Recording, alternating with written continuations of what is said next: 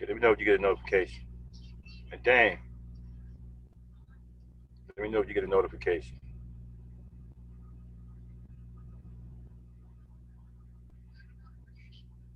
Okay. Okay. All right, John. I'm about to drop the link in a minute. Give me a second. I gotta go live over here manually. Okay, it already went live. Shit. All right. Let me drop the link.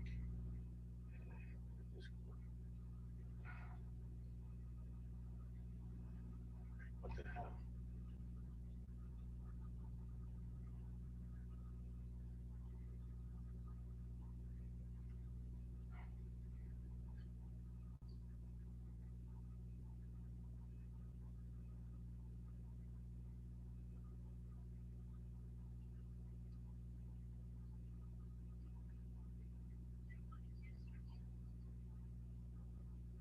Dang, dang, dang, dang, dang. They can hear you on the stream.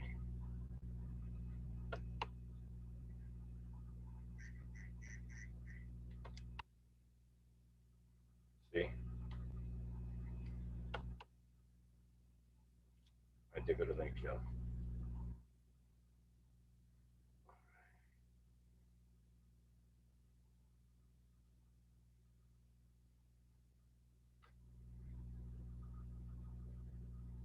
There we go.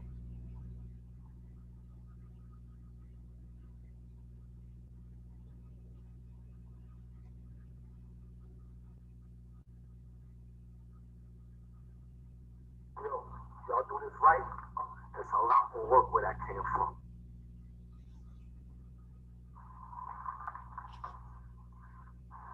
No doubt.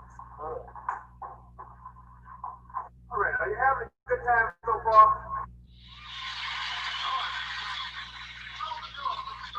All night tonight. I'm leaving fools like heroin in your nose. I'm leaving fools like heroin in your nose. I'm leaving fools like heroin in your nose. I'm leaving fools like heroin in your nose. I realize the gun swinging back. In every spot that I'm at, I'm representing Jersey, spitting rhymes like a clock. Into the Cape Fear where MCs be shell shocked. I got the stash in my dash with the stock and the ooh-wah. The product you get a charge from the sound of the bus. I was made to crush. I'm wetting rappers till they bust. Elite, mega deep, 20 sleep, in the final that's how I'm bouncing for the 9 fifths, son. We don't promote no masquerade, cause we was players from day one. We start trends, we make hits. We'll be on some real live shit. Like heroin. I'll leave fools like heroin. I'll leave fools like heroin. Fools like heroin. Tinted windows cause I'm moving with heat. I got a mean ass board in my shotgun seat. Up any day of the week. That nigga Larry be making rappers retreat. You know Jake is on my tail. I blew up your block. I let the haze like black hair. I use the M16 to blast clowns off the planet in cold blood. Counterpart, the K to the death, wicked beat. Game locked, sold, bricks on hold, like a pimp on the stroll. The caps in the sugar-coated rap, yo.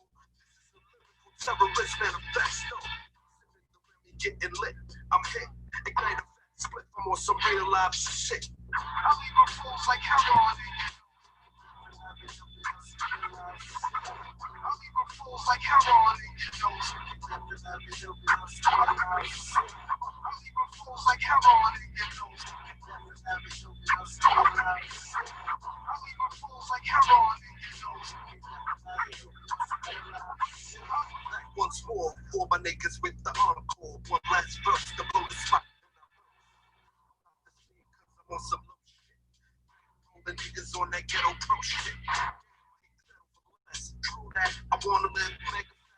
Benz like a diplomat. Lazarus around my neck, engineering shit with Corleone respect.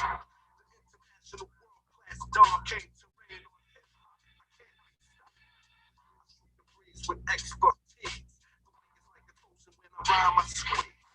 The criminologist kicking criminology. The way I'm shaking you is like a bank robbery. So yo, get on the floor, get face down. Take these slugs to your head so I can bust your fucking crown. What you get for playing slick? Kick that Bin Laden on some real life shit.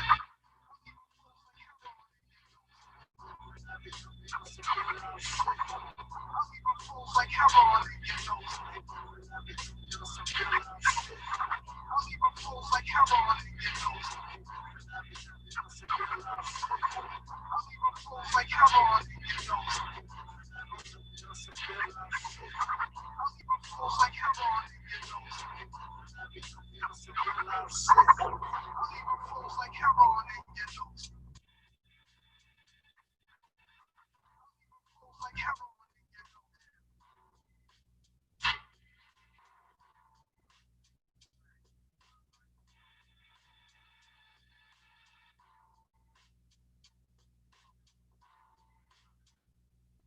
All right, all right, all right. What's up, gangsters? Shout out to everybody showing up.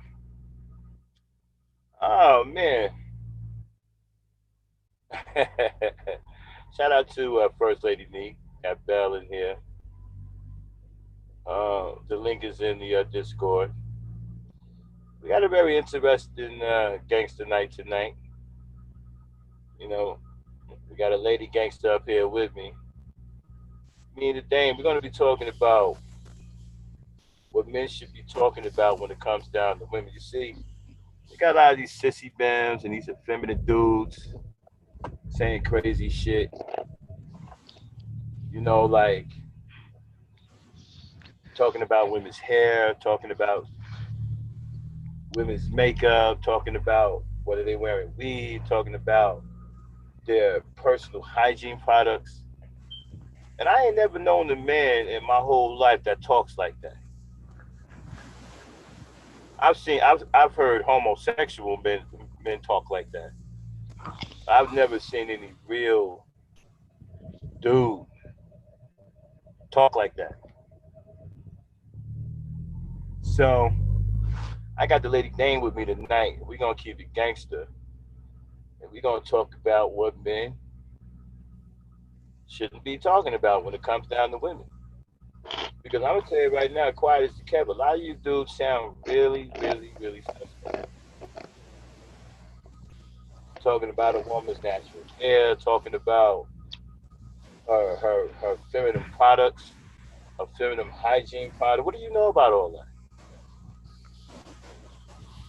So anyway, dang. Yeah. No, No, no. I think you're right. A lot of guys shouldn't be talking about stuff they don't know, they don't use. Just appreciate what she does. If you don't like it, keep on stepping. Don't generalize that all women should be doing a certain thing a certain way. You don't know what women has to go through to do those certain things and fix the certain way. All right, well, let's Yeah. start So with the hair. Yeah, you done? yeah. I stop for a 2nd. All right, so all right, let's get into the hair thing. Okay, that seems to be big, right? What seems to be bothering women the most? They're talking about the hair. Now, what is all of this hoopla about the hair? What exactly is are they saying? Because I have five sisters. Okay, so I've seen a lot of stuff. Okay, but a lot of stuff I saw, I really don't even know what the hell it is, even to the day.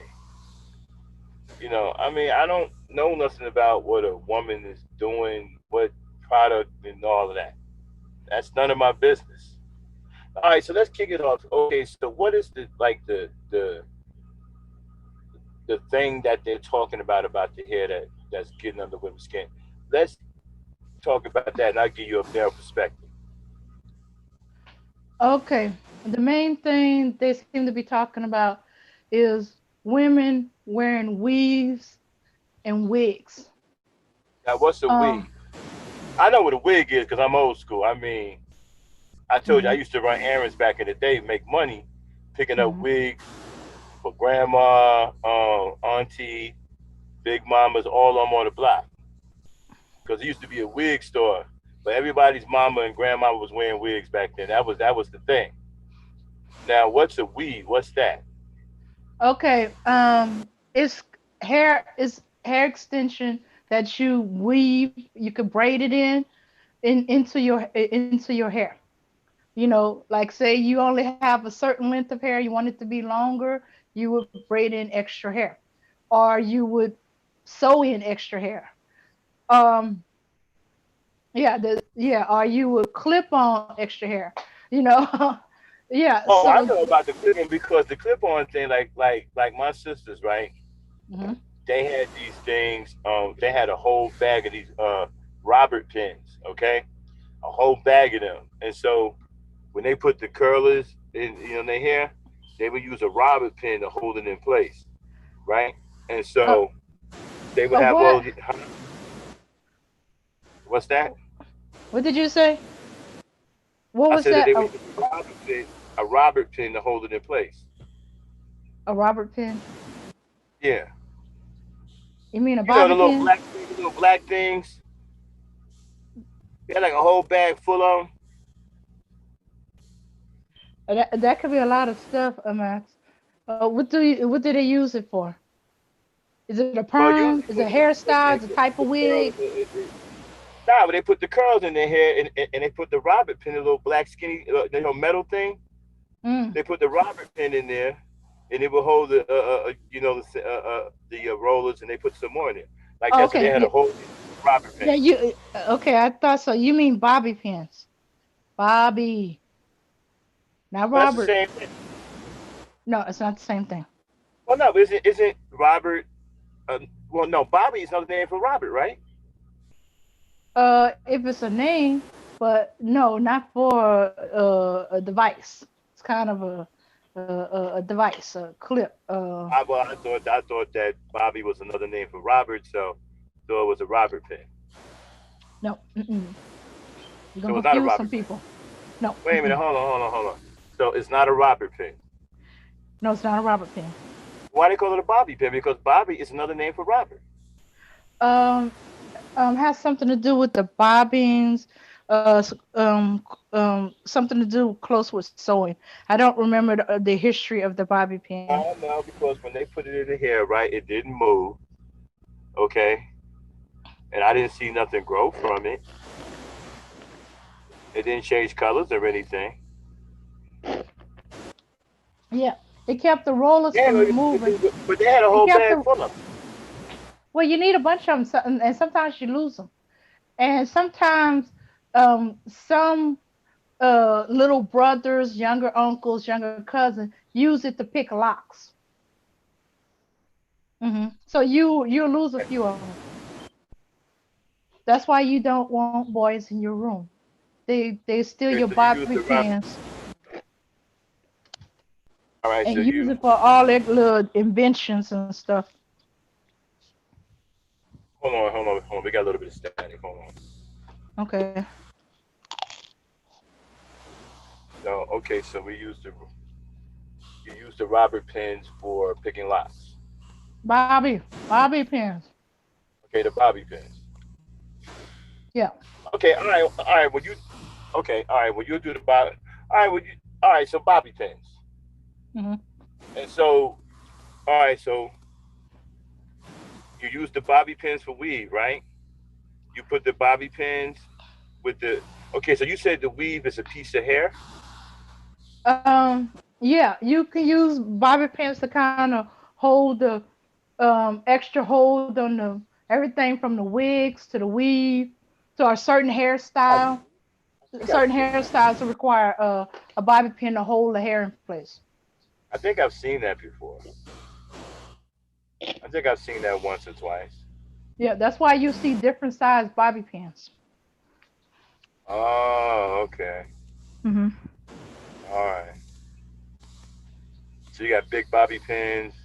Okay, so if you got big weave, okay, so if you got big weave, you need big bobby pins, and if you got little No, weave, you need no. The purpose of it in a weave, you trying well the used to be that you would try not to appear to be wearing a wig or a weave or something like that. You try to fool some people. why not? I But mean, if you now, got big, why don't you know? But wait a minute, if you got big weave, why would you want somebody to see the big bobby pin? I mean, that's the whole purpose of buying the big bobby pin, right? Because you want people to see uh, the big weave. no, no. Bobby pins, the big ones are used to hold rollers in place. Yeah. Well, yeah, So that's what it I'm don't. saying. Because okay, I Mhm, had now rollers I know about because I had five mhm, sisters. mhm. There was rollers everywhere. Now I know what those are. Those pink things, those pink sponge things with the pink plastic clip, right? And then Yeah. you put your hair in it, and then you put some Yeah. grease on it, right? And then That's you one roll type. it and put the bobby pin in it. That's one type. No, we're talking about the hard plastic ones that don't have no little clip on it. That's what you need the bobby pins for. Well, no, they had the ones with the sponges. Like it had the thing Okay, inside. okay. There's more But than wait a one minute, type of. hold on for a second. Hold on for a second. So, all right, so it looked like a okay, it looked like a little hinge, right? And Uh it had a huh. thing in the middle. And so if they opened it up, they put the sponge in the middle, and then they left Mhm. it open, right? And then they put the hair in there and rolled the hair up, and then clipped that thing back, and they put a bobby pin on it. Wasn't a big bobby pins, a little bobby pin. Well, they had different kinds of bobby pins. They had big ones and little ones. I don't know if they had any medium bobby pins, but I know they had big ones and little ones. Okay. All right. Um. Yeah. Different type of rollers. But yeah. Yeah. The sponge was when you want tight curls. Um. And sometimes your hair would slide. So to keep Wait a the minute, wait a minute. roller. I well, hold. Wait a minute. I seen that. I seen that. I Mhm. seen tight curls before. Mhm. Mhm. That's them little tiny ones, right? Mhm. Mhm. Now, how do they do that? Because you can't. Okay, now the ones I seen look like they were laying down in a wave, right? How did they get that like that? Like you can't put no bobby pin in there or no roller. You use the hard It kind of rollers. it looked like a beehive, right? But it was just how they got the like the beehive waves, but these curls like the beehive wave, but they were bigger. They were Oh, bigger. okay. Okay, okay, okay. That okay. Now But that it looked like require it looked like they was rolling it, right? But you didn't see any mhm. rollers in it. Okay. That's the curling iron, hot irons. Oh, oh, okay. So the curling, I seen that. Mhm. You So that's how they make probably the big waves. So wait a minute, that's how they make those big waves. the yeah, kind of. Yeah, they will curl the whole If they length of the using hair. wait a minute, if they're using the curling iron, why they call them finger waves? Oh, oh, that's a different thing.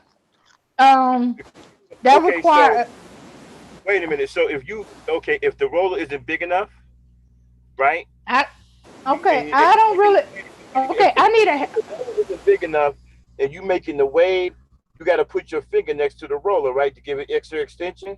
That's how you make them bigger like that. okay. No, you use it's usually when you're processing your hair, you use these small plastic rollers with little hinges on them or little clips on them. Okay, okay, They're so about the size and length of your fingers, all right, and you roll okay, the so hair all close together with not that. using okay. Well, you're not using your finger.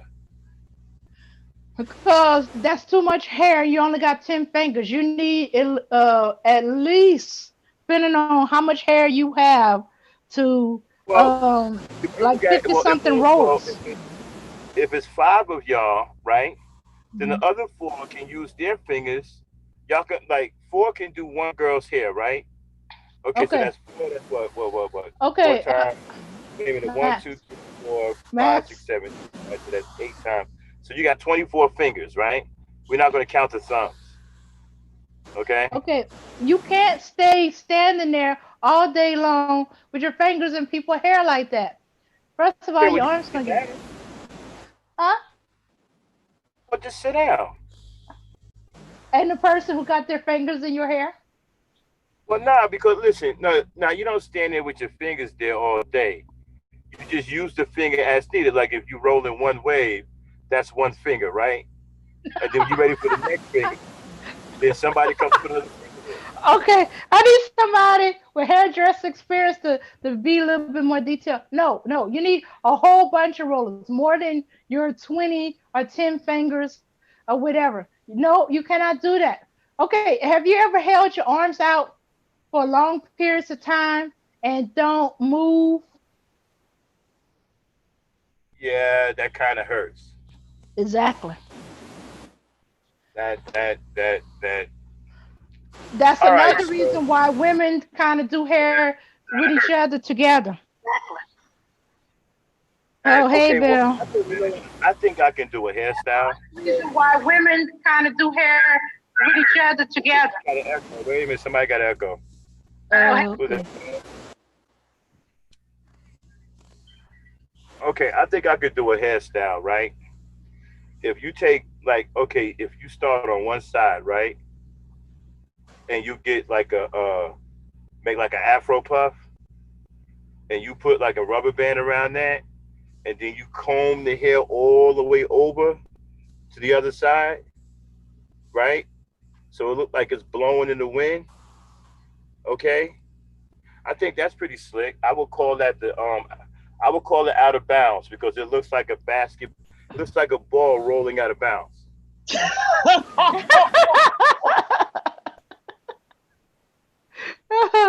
Oh, okay. Oh, all right. I need a beautician here because there's some details I don't remember because I didn't do all them styles. Uh, um, yeah, different type of rollers for different type of hairstyles or Yeah, I can. curls or whatever. But I need a lot of those other ones, not the not the bobby pins, right? The ones that got all of the colors in them that look like butterflies, and they come in all Uh, kinds of colors. the only one I think of that look like butterflies are clips. You're just talking about Ah, barrettes. ah, barrettes, that's what they are. Barrettes. Oh, Now you give me a bunch. Now you give me a bag full of barrettes and a brush and a pick, and I will do work, yo, on your hair. I No guarantee. thanks. I will use every. ma, I ma, guarantee. I will no. use every. I will use every barrette in that bag. There won't be one barrette left. Mm. Max, the only one that might appreciate that is a little girl. And even then, she'll probably be doing it because you're giving her your attention Wait a while minute, you're but doing her hold on. hair. Wait. It looks pretty though because all of the barrettes got different colors. I thought women like pretty stuff. So the more colors you put in there, the prettier it look, right? That's what we call our hair for. If Well, we no, you want ain't got to to, do that. Why color your hair when you can put the barrettes in there? because that's for little girls. We're women. So Not to so mention, wait a minute, you, wait. So you you can't saying go to grown? work like that. So you saying grown women don't wear barrettes? Not like you talking about. They might do one for emphasis or a certain look, but you talking about a head full of barrettes. Sound like they're gonna be more barrettes than hair. Well, yeah. Well, you got to have the colors because women like pretty colors. Well, that's what I'm Okay. thinking. I've never Yeah, done but hair before. Huh? yeah, but no, that'll make that'll make it seem like she's trying to be a little girl, and a little girl that went berserk with the barrettes. Oh, okay. So what Yeah, about that hairstyle? You thought?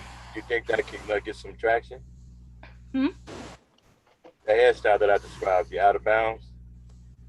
You Didn't think get Salt some and Pepper traction? already do something like that in the 80s? Well, nah, but not nah, because they didn't have the like the wind effect. The hair kind of came down. So if the hair stays straight out, it looks like the wind blew it, and that gives the impression in the Afro puff on the other side. That's the basketball, and then the hair flying to the side like that. That's the basketball going out of bounds. No thanks. I'll pass on that uh-uh. one. No, no, Max. Besides, woman don't want two different types of hair in her head at the same time. You know, Afro puff and straight hair. That means she got either halfway through her straightening, or she did half her head halfway through her processing. You don't want to go through Okay, that kind so of torture twice. all right, so a weave is like is something that you can take out and you can put in, right? No, yeah. Well, no, Yeah. it's not. It's hair, Mhm. right? Yeah. You can use a bobby pin, you can use a barrette, and you can use a hair roller. And you can sew it in a Yeah. weave You can throw it in. Oh, and you can use a curling iron, right? if it's real hair. My Yeah, sister, listen, Yeah, my if it's sister, real hair. my sister used a straightening comb. Yeah. Okay, y'all use a straightening comb now? Well, only the old school ones use a Uh straightening huh. comb. Now They used to the put the comb like younger on the generation stove. use a flat iron. Yeah, they would put the straightening comb on the stove and let it get hot, then pick Hmm. it up, let it cool off, and then straighten each other's hair with it. Yeah. Well, now you got the plug-in ones, the electric ones, where you just plug them in. Oh, they plug in now? yeah, Yeah, but but you don't. Not too many use that. Now they're using flat irons. right. What's Yeah. that? Is that the thing that Um. makes waffles? No, wait a minute. Yeah, I saw that. It looks like it makes waffles, right? I seen that. uh. Well, yeah. If you like really small, thin waffles, yeah. Yeah. I seen it. It looked like it make waffles and whatnot. It tastes like your hair Mm. or your hair grease. Well, yeah. I mean, look. Well, that would be right because women like pretty things. If they want their hair to look like waffles, that could be like a cool design, right? Mm. A waffle design. They I have can see those that. irons I can that see look. They that. have those irons that That do like a wave iron, like a what do you call like a I remember those back in the. It was like a the crimp. crinkly looking Yeah, the crimper irons. the crimper irons. Crinkle. Yeah, Hmm. That's the yeah. Wait It a minute. make your Wait. hair. Did It you could say either a make your hair look crinkle? wavy. Wait a minute. Did you say a crinkle iron? yeah. What's that? Yeah. What is it? Crimping iron. Crimping. Oh, a crimping iron. Yeah. I don't know what that is. Don't worry about it. You don't need to know. I have no idea. Yep. I'm cool with the waffle thing. Depending on your style, you're looking at extra hour. Okay. Now, let me ask a question. Okay, Hmm. my sisters when they wash their hair, right? It took like all day. I mean, Hmm. like they can get like 6, 7 in the morning and be finishing up like 7 at night. It done went through like 4 or 5 towels. Now, what's that all about? I mean, Well, my wife does. What's with all these towels and different types of like bottles and things? well, well. If her hair is natural, she's going through, or even if it's not natural, she's going through free pooling, washing, conditioning it, and what's that? I keep missing something. Oh, and oiling the scalp and hair and stuff like that.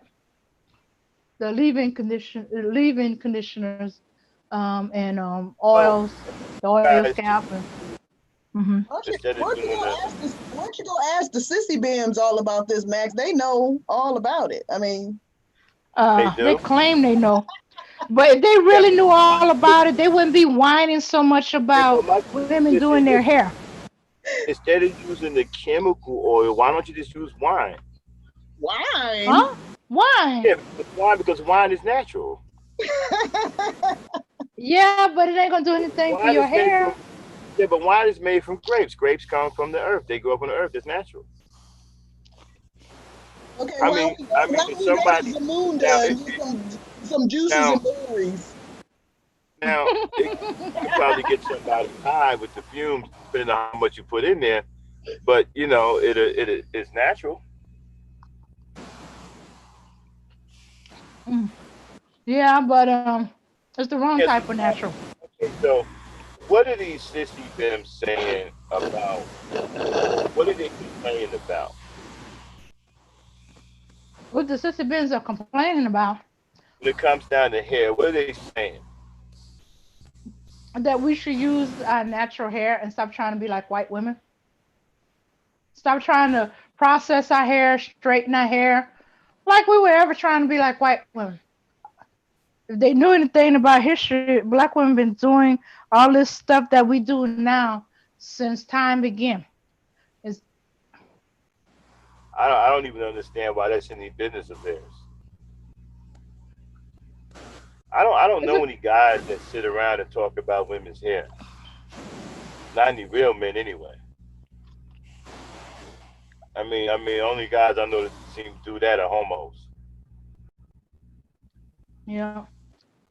I don't know the first. I'm over here trying to have a conversation, and it's difficult. I don't know what's going on. Like, y'all hit me with something I never even heard of before. What's a crip iron? It's for I a never certain heard of that. You hairstyle. know what that is? Like, what kind of iron is that? And it's hard to explain. You have to see a picture of it. Hmm. That's pretty wild, man. Yeah. But I do know about the bobby pins. I know about the curlers. I know about the straightening comb. Like I said, I have five sisters, so I've seen some of this stuff.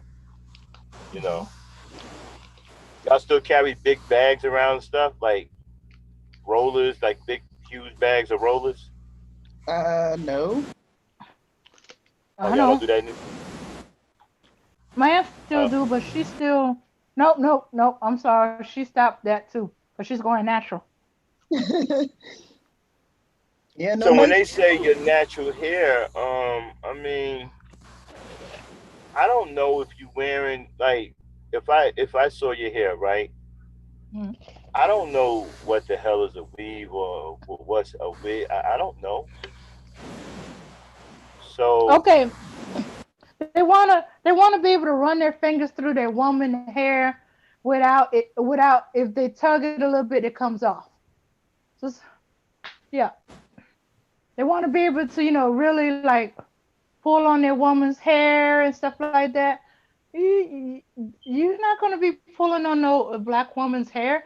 First of all, she probably got that thing pinned down and it hurts. wait a minute, why you wanna? Okay, hold on. Hmm. Fucking a caveman. What you mean you want to pull on your woman's hair? Like, what do you mean by like what? Just pull on it? Like, It's some type of sexual thing. I think it's some type of control, or sometimes the woman like it. I don't know. And that's not my thing. That's why I keep my hair short.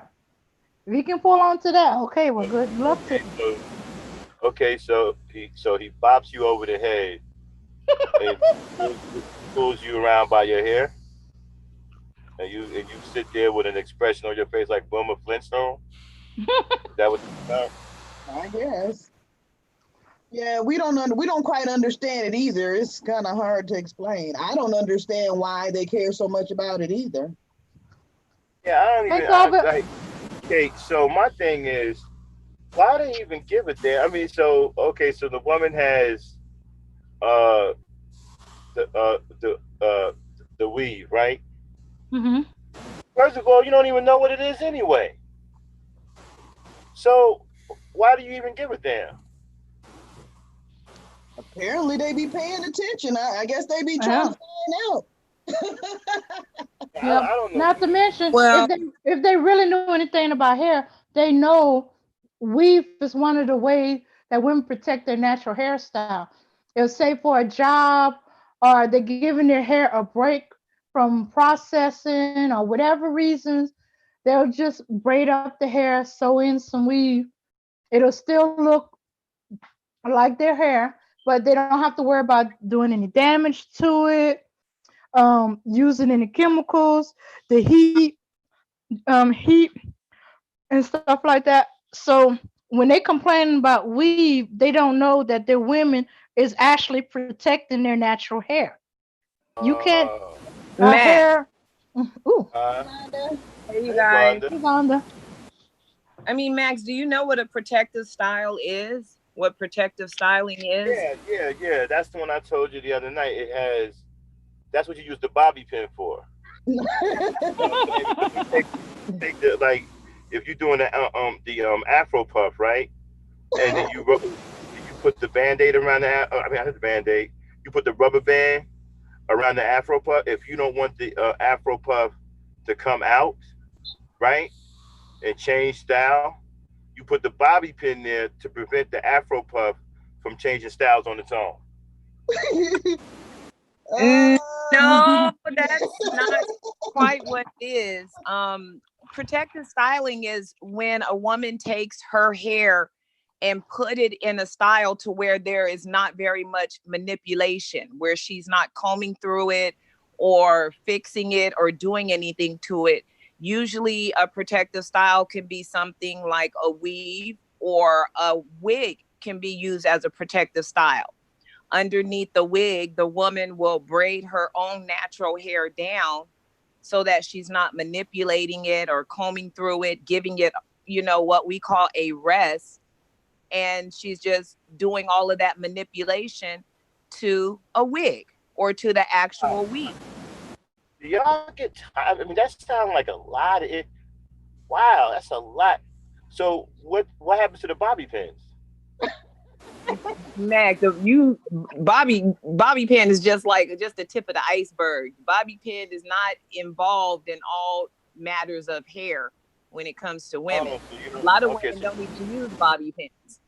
so you don't use the bobby pins anymore, Some aka do. Robert, Some do.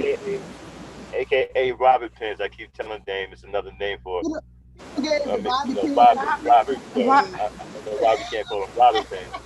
You gonna But confuse some poor dude out there. no, His I'm woman just gonna be telling looking you. at him like I'm he's telling crazy. you, Bobby is another name for Robert. I don't understand why we can't use Robert pins and be talking about. All right, well, anyway, listen. So, man, that sounds like a lot. It sounds like women do a whole thing. I mean, that's a lot of working parts going on there. Do y'all be like tired at the end of the day? Y'all be ready There to is lay a down? lot of work Oh. that goes involved. I mean, Hmm. do you know typically how long it takes for, I'm just going to say on average, the average Black woman to wash her hair? When she say it's wash Oh day, yeah, you, yeah, you yeah, think it's yeah. a My couple hours? sisters, uh-huh. And then they get mad like you couldn't even okay, like once they doing it, you couldn't even call them on the phone. They get pissed off. Like they don't even want to talk. After they've been doing it here all day, they got like this attitude. So they don't even want to be bothered. Like they don't want to talk. You can't ask them nothing. One of my sister's boyfriends called up while she was doing it. He cussed them out. Well, Okay. I don't do all that. I'm usually like more with the wash and go kind of thing because I don't want to spend all day like a lot of people do trying to do all this stuff to their hair. I don't do. I probably maybe I should, but I don't do protective styles. I don't do anything like that. I do the wash, condition, maybe put some kind of cream on it or something to define my curls, and I go. That's Yeah. all I do. But I Yeah. know a lot of women do a lot more, and it is time consuming. Yeah. Especially if you got longer hair. So Yeah. for Yeah. you guys who women got a lot of hair, that's a lot of time and work. And And if it she's by differs herself from doing woman it, to woman. it's definitely gonna be all day. Yeah, it differs from woman to woman. It's based on the thickness and density, the length, the texture. I mean, there are different textures of hair. Do you know your textures of hair, Max? Um, I know you have coarse hair, Yeah. you have thin hair, you have thick hair. And that's just about it. And then you also have to realize too that sometimes women want their hair to look a certain way. And when you're dealing with natural hair, and you're trying to do a twist out or a braid out, it just may not come out right, and you're Yeah, but doing a lot of fixing. if listen, if I was to see your natural hair and you had a weave in it, I wouldn't be able to tell the difference. It would just look the same. It was just like hair to me. And how Yeah. these guys stick that out? Like, do they stick out like that? I mean, is it like can No, they somebody looking see your for it. weave? They looking for it. Oh, there's They some looking bad for it. weaves out there. Let's not get it twisted. There Yeah. are some bad weaves Well, out there. yeah. It does exist. It Hmm. just like there's some bad natural hair out there. I mean, there's Right. bad hair everywhere. But it just seems it's so funny that there's always so much attention put on what the black woman does to her hair.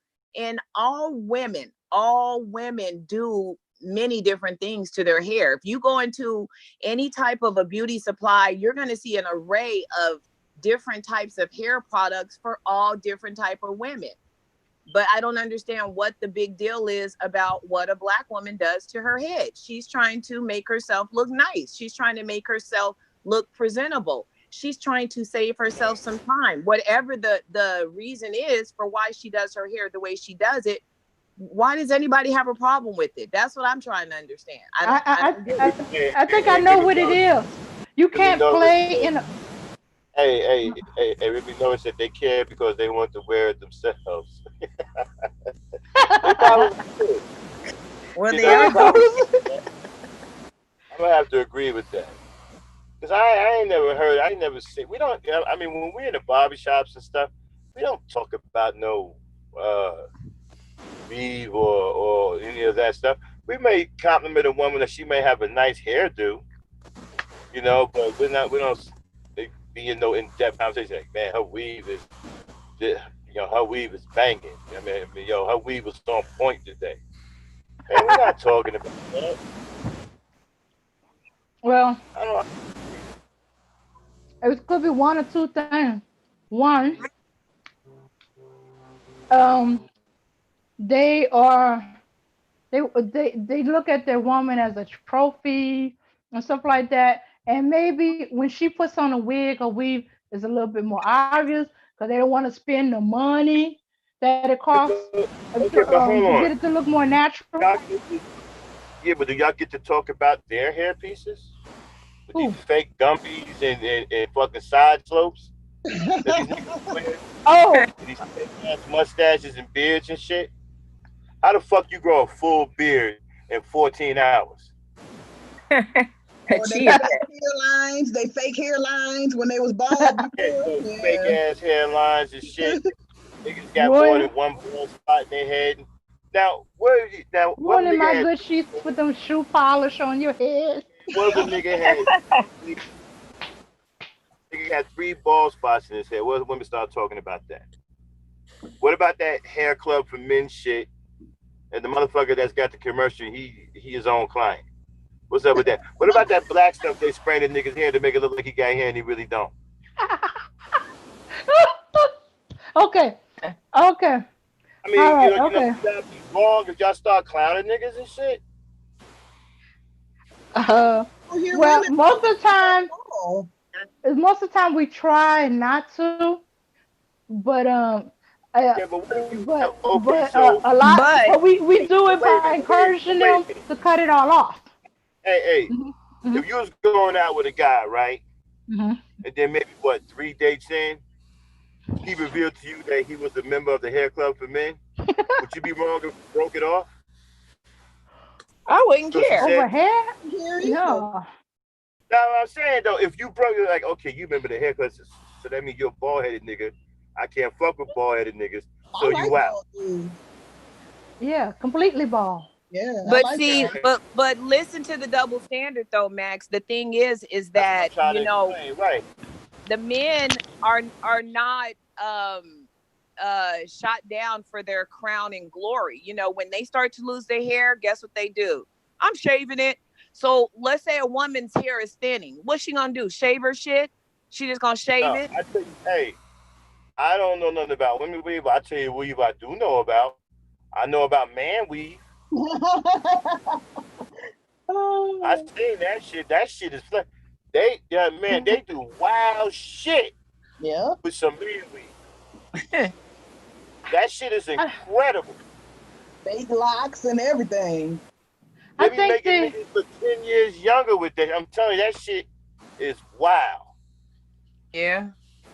do. That makes me think that they just jealous. They want they and now that they finally getting their own weave, maybe they'll shut up about the woman's Hey weave. man, Nope. They just this talk one about it dude, even hey more. man, this one dude went in there and had hair missing from all kinds of parts of his head, right? And it looked like it looked like a bunch of firecrackers blew up in his head and shit, right? When they got done with that nigga had a flat top like Grace Jones, for real. Oh, And Nigga, it's and the shit that they can do with beards is fucking amazing.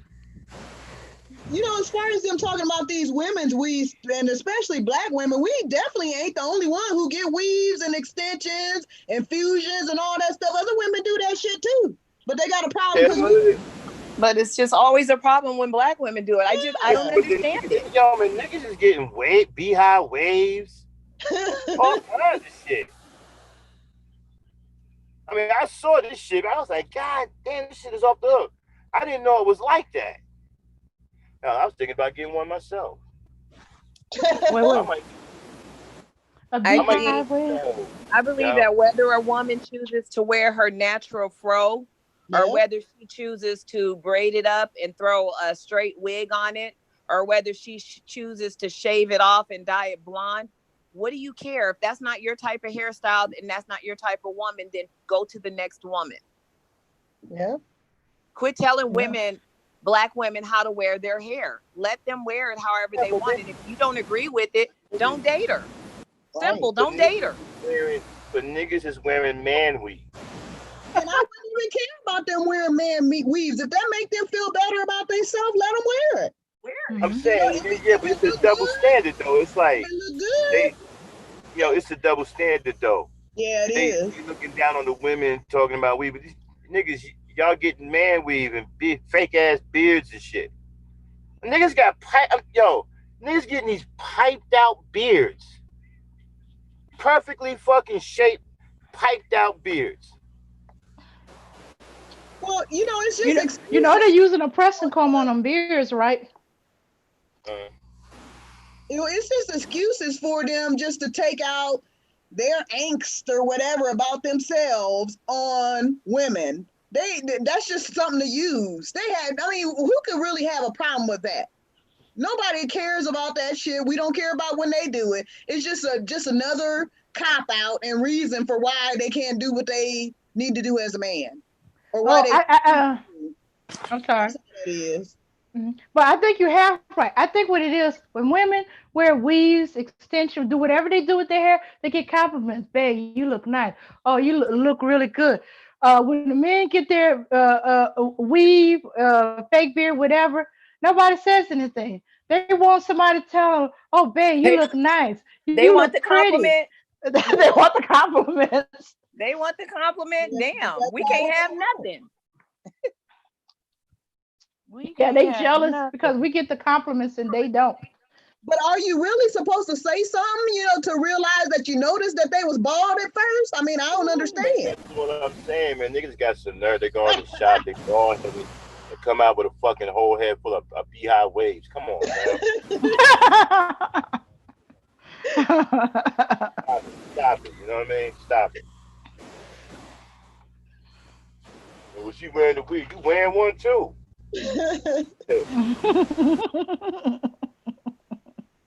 Got they patchy ass beard filled in and everything. Mm-hmm. Patchy. Yeah, looking like Patches. fucking Patches. a goddamn some fucking Arab in the goddamn desert with these big ass fucking bushy beards and shit.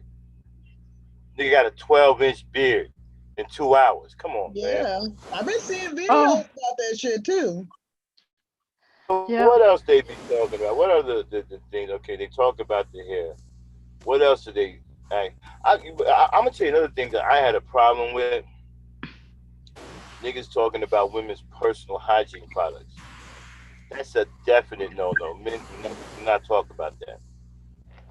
Uh, The most What? we Okay, what the business? most we may know is that y'all use secret or some. I think that's the only one I knew about.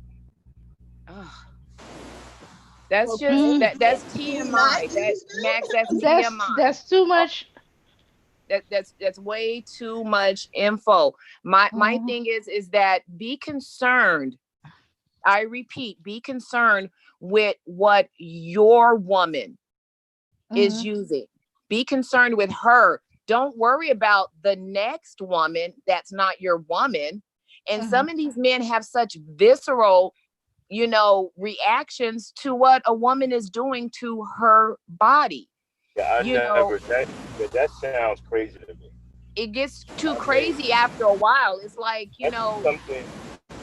I mean, women like it's like what's the problem? our mother was the epitome of cleanliness. You know what I'm saying? Like I don't even know how you even having that conversation, bro. I I guess ain't you're never supposed to heard be that from walking nobody but these around. I guess you're supposed to fucking. be walking around smelling like Badusi. You know what I mean? Yeah, but no, That's some no stanky mess, homos, man. I'm Bill. telling you, hey man, you guys are homos, man. Guys are homos. I'm telling y'all, they homos. Real men don't get down like that. Uh, As long as the woman coming around and she clean, she smell, they don't give a fuck about what she wearing. no. No. Yeah, it's I like you. mean, I, if I, you're if you're I dealing ain't with never. a woman, if you're dealing with a woman who smells presentable, she looks presentable, you're not looking for a woman that looks like a streetwalker. She doesn't look like a streetwalker. I mean, Mm-hmm. chill with all the particulars. Let's just Well, a cut lot it of them down. don't. Well, a lot of them smell good too. I mean, I heard that they smell good. I don't know myself. I just heard from other people. But Mm. That's yeah, nah, man. Like I said, guys, we don't talk like that, man. We be in the barber shop, either talking about sports. Now, you may hear the B word thrown around, but that's the way men talk when they're by themselves. right. And we may be talking about, yeah, man, I was with this chick. We was getting something to drink. Her friend, wanted something too, and then I was trying to like play both of them, and I ended up losing her. I mean, they talk about shit like that. Don't Mm-hmm. nobody be in there be on some, yo, man, her weed, yo, man, she used to be kind of deodorant, and I don't like the way her lipstick smell, and one of her Lord. eyelashes fell out in the suit. I mean, niggas don't talk like that. Her eyebrows went lined, they went on fleek. Yeah, man. Yeah.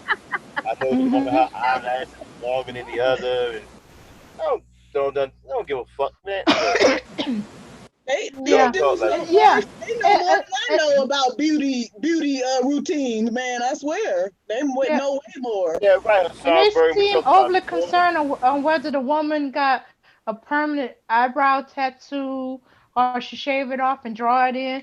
Like, do you really care what she does with her eyebrows and stuff like that?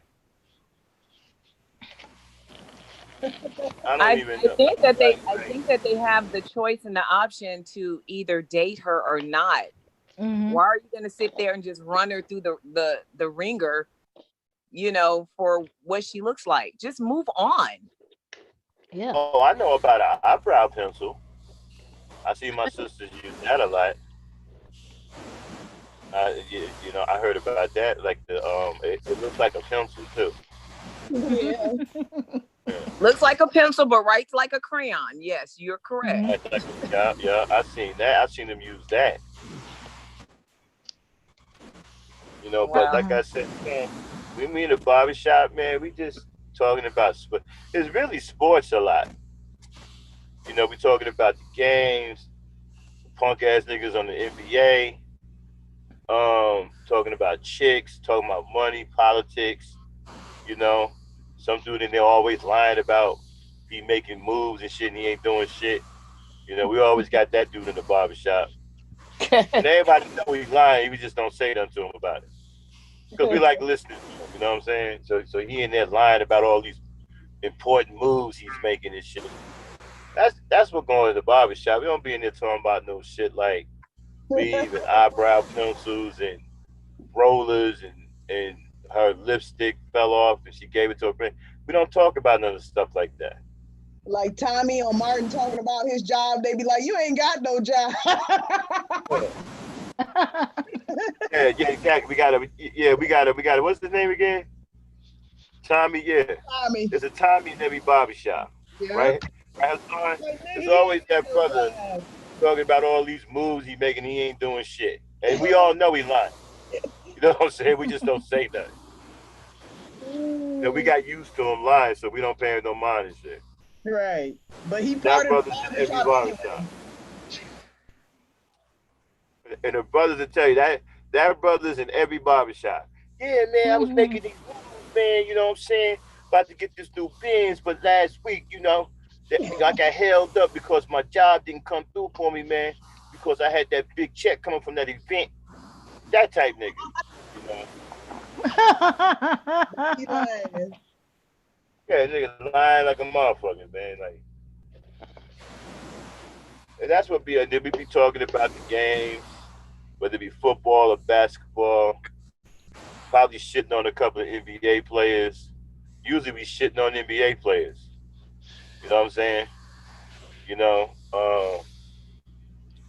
shitting on some NBA coaches and shit. And then we talk about some chick. Yeah, I was hollering at this chick last night. She fine as wine. You know what I'm saying? I got that number. You got that number? Yeah. Yo, man, I'm trying to hit that. Oh, okay, okay. That's the way we talk. You mean y'all don't be discussing lace fronts and all that stuff? What's a lace front? What's that? It is a Oh, type wait a of minute. wig, Max. Wait a minute. I know what that is. That's a skirt, right? That's a skirt. Yeah, No, it's a type of if a girl wig. got a skirt on, I mean, I've seen skirts. And the lace one, and the lace skirt, that's the one that look like that white tablecloth with all those designs in it that you can kind of like see through. No, Right. Yeah. Okay. So yeah, I know about the skirt. no, it's not, Max. Max, it's not a skirt.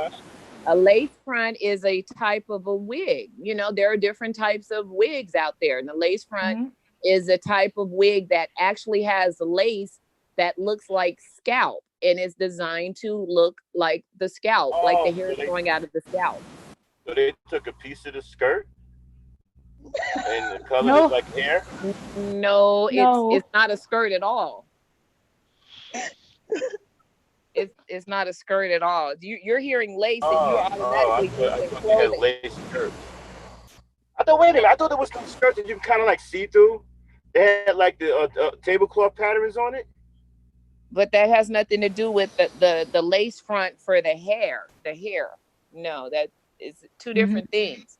Yeah. Oh, okay. All right. So, okay, my bad then. I don't know what that is. And we wouldn't I thought expect I you did. I to. thought it was a skirt. We Yeah, wouldn't expect you to. yeah, we wouldn't expect you to know. Mhm. I have no idea what that is. What If does it you look know, like? It's hard to describe. You Is would it have to something see you can it. see? mm, Well, when I've it's never. finished, you can't see the lace part. It just only looks like a regular wig. um, Yeah, the Briggs, only that one nigga, I've right? seen look like a He can nip. make it big moves, but nigga making big moves, but got to be home by 8 o'clock because his mama don't want his mama gonna lock the door. He gonna be locked out. You know what I'm saying? That niggas in every barbershop. Niggas making all these moves. You know. Um, okay, so now y'all got me on that one, man. I don't know what a lace front is. I thought I did. I thought it was a skirt, but apparently not. So Nope, nope. But they I know just what that. told you. Now you Wait a know, minute. Matt. Wait a minute. Wait a minute. They know what that is. Who? The sissy The sissy bands. band? Yeah, Oh they yeah, know they what know it what that is. is. They talk about it because it's one of the most expensive wigs. That them niggas is homos, man. Not to mention now they got a lace wig for men, Yeah, right, toupee, man. Right. a lace Lingerie. Right. wig. See, that's what made me think it was a skirt. You know what I'm saying? So all See, this now you time know you what thought I'm the talking sissy about. The bands were fucking wearing skirts. lingerie. Yeah, that's what I was thinking about. Yeah, they Hmm. know what all that is. Yep. Yep. Man, And them them niggas is niggas homos, probably got man. them one and probably voguing in front of their damn mirror in their mama house. Stop it. You said Bogan. Get out of here, Belle. You are a fool. Strike a pose. I Yep. ever caught my man Bogan in the mirror. It's like him and all his junk is getting out. That's crazy. Bogan. Now, what is Oh, that? that is such a gay anthem. Wait a minute, what is that? You don't remember when that song with Madonna came out? Vogue. Strike a pose. Vogue. Vogue, Vogue, I don't fuck with Becky, listen man. to the music. I don't listen to no Becky. Doing the duck lips and everything. You know they probably in there from the front of the Oh, Wait a minute, stop. hold on. Not the duck lips. Hold. Hmm. You said duck lips? mirror. Yeah, Wait, hold. What's when they duck purse lips? their What's lips that? up to try to make them look big. Women do that. Wow. Women do that. Wow. Well, wait a minute, hold on. Niggas is doing that? Yeah, I've seen it in some in pictures. I've seen it. Hmm. Wow. I'd be like, what are you trying to do? Wow. If you want I that had kind of attention, you need to go to prison.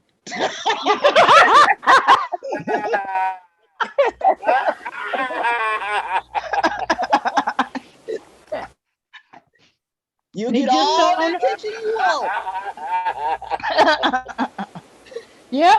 You wanna That's crazy as hell, man. They got Oh, Jangalang and everybody up in there. Jangalang, jangalang, man, jangalang. that's crazy as Yep. hell. So wait a minute. So where they doing the duck lip thing? Who? Okay, They be taking selfies and doing that shit.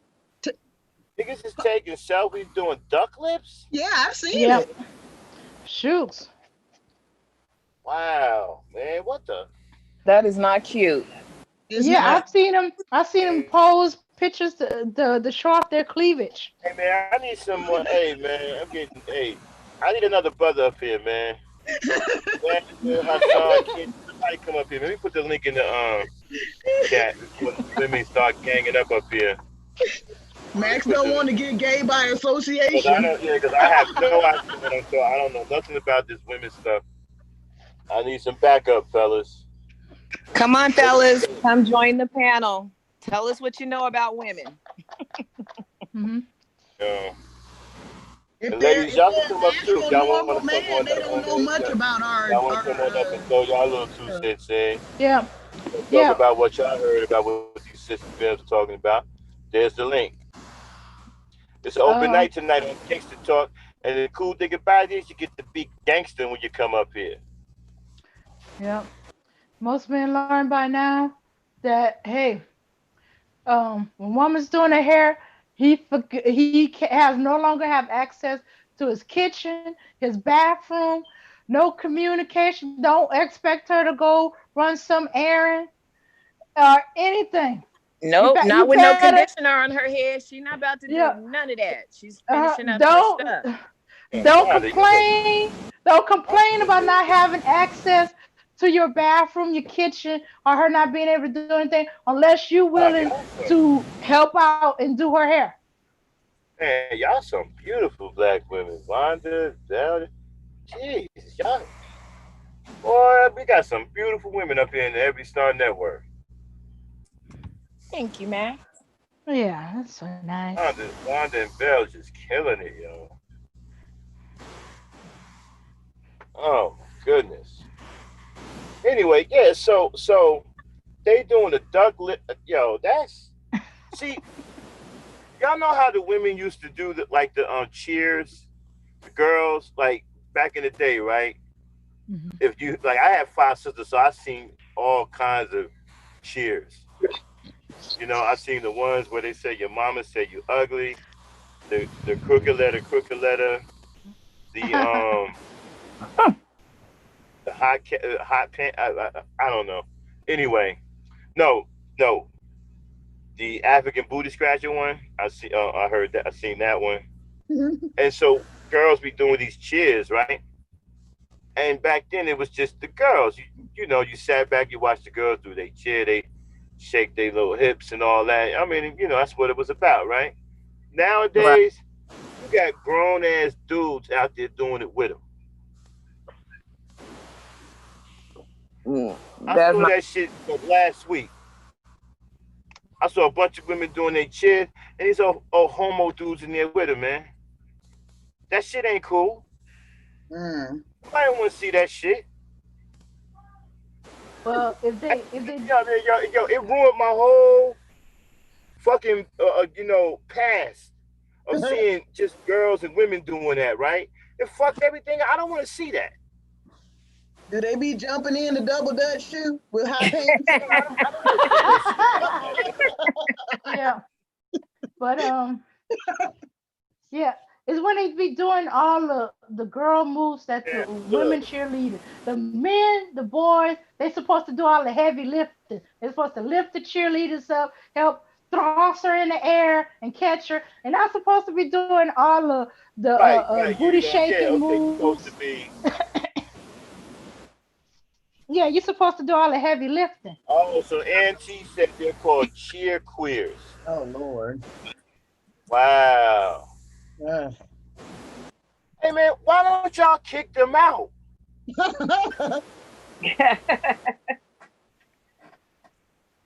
You know, like, look, man, we all females here, man. We ain't doing no cheer queer thing today. Y'all Yeah. got to go. Hmm.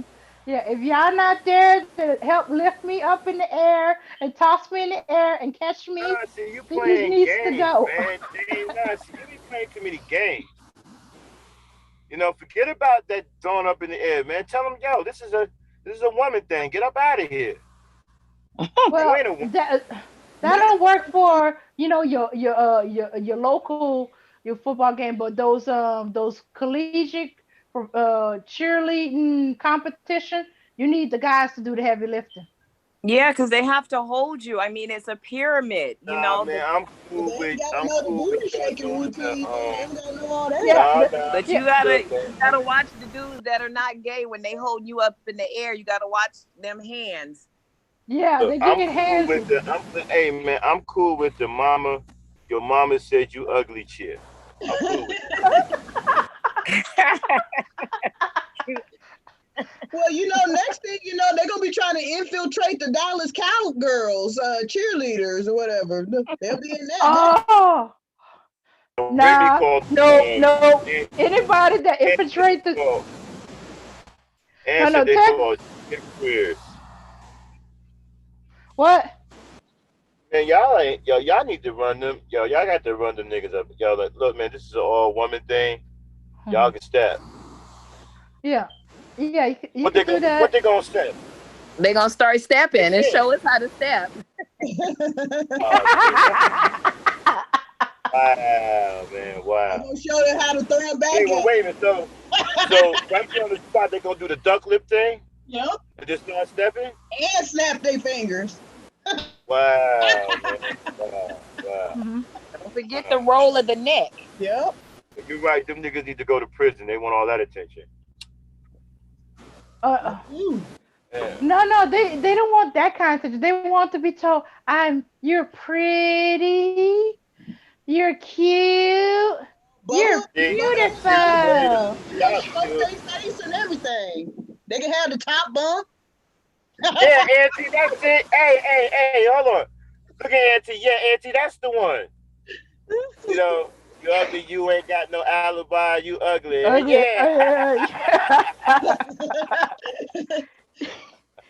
That's the UGLY. one. You That ain't was a got no good one. alibi. Yeah, Oh yeah. my goodness. Yeah, my Hey. sisters in the that real well, boy. Yo, they used to get out there and get that shit off. It'd be them and the girls from down the block.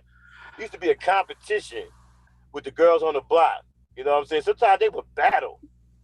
It'd be a Yep. 3-on-3 time, sometimes a 4-on-4 and a 5-on-5. Yep.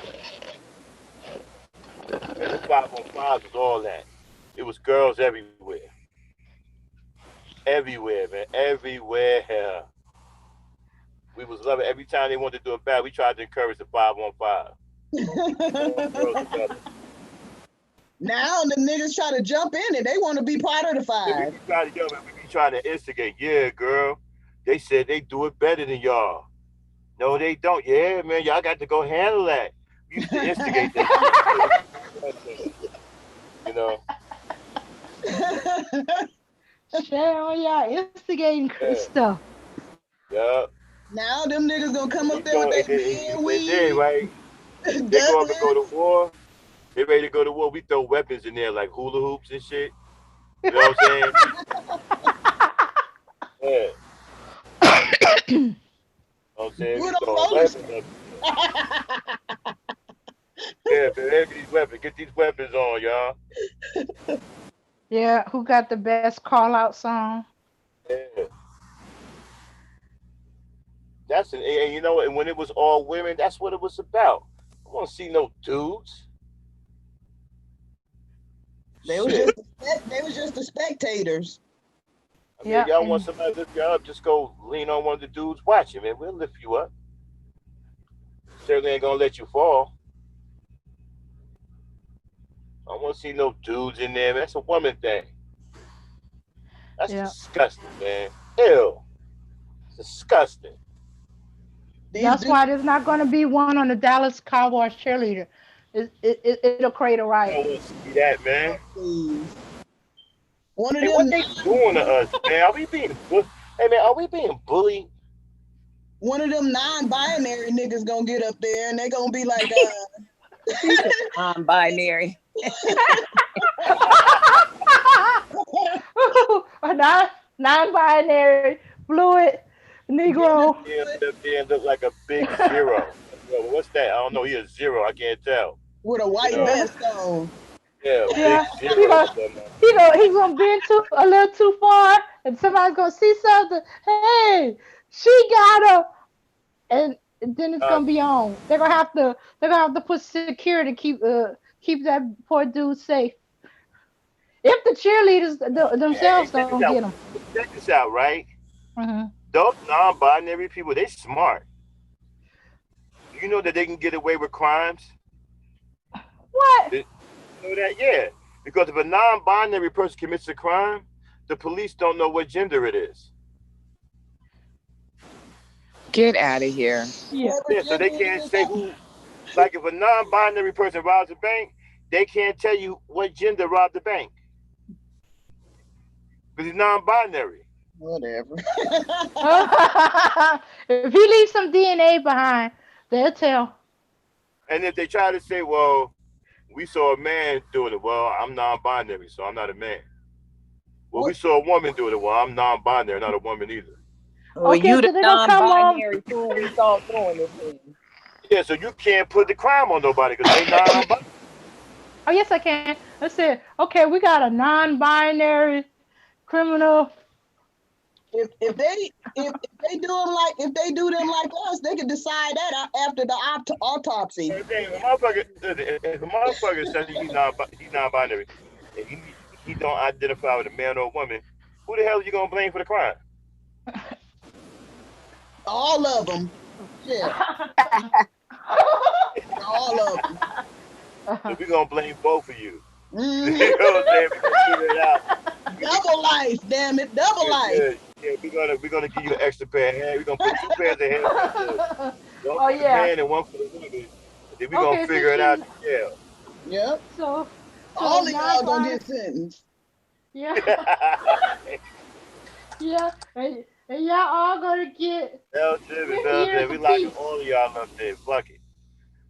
You know what I'm saying? We locking the woman, the man, and you binary motherfucker, you getting it too. Mhm.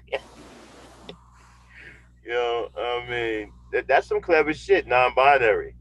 They can commit crimes and don't get blamed for it. Whatever. If they smart, they won't. I mean, when Janelle Monae came out and said she wants to be known as non-binary, did anybody care? I know I did. No. Mm-mm. Because they still know And she a woman. besides, I didn't play. I didn't believe it. She played too many women's roles. She can be. I mean, She who can call gives a herself damn thing? non-binary. Oh yeah, when they played in the Harriet Tubman movie, that old bullshit. Oh, She and don't played. forget she played in the Help. I haven't seen that I mean, Harriet not the Tubman. Help, not the Help. I mean what's that movie with the black female Oh, they mathematician had. Hey man, they missing had master Harriet program? Tubman. Hidden Hey man, numbers, hidden figures. they had Harriet Uh, Tubman low down in there. She was gangster as hell. She was just fucked up, but she was gangster though. She was loped out, man. well, She how had that. She can had that hat broke to the side and shit. She was on some gangster shit. Hmm. that's just a look. The way they were acting, she was in love with her owner. Oh, Lord. She didn't have the heart to kill him. Ah, that's not the Harry Taubman Uh, I know. when she came back to get him, she found out that he had cheated on her with another, and she left him and her behind. What? That's some bullshit. Why they don't do some shit like that, man? Yeah. Uh, They had They wanted some dudes drama. that That they. wasn't what it was really like. Nah, I mean, what was But really bullshit, right? Was they brought some dude, some black dude in there, supposed to have been a bounty hunter, supposed to chase down slaves.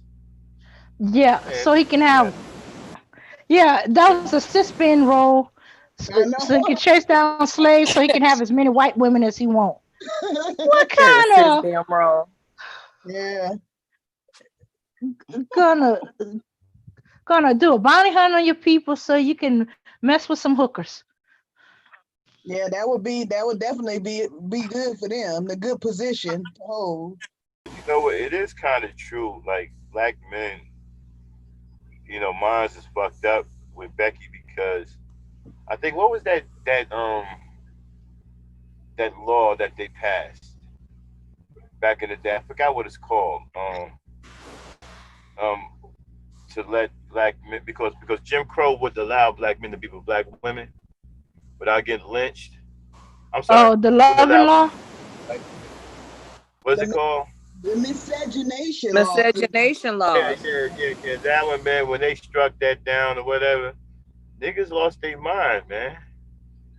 It's like there was this mad rush to go out and get these Beckys. I I don't mean, know why. they just Well, fucking love. no, because they were still lynching Negroes over that. No, Talking about they went for the next best thing.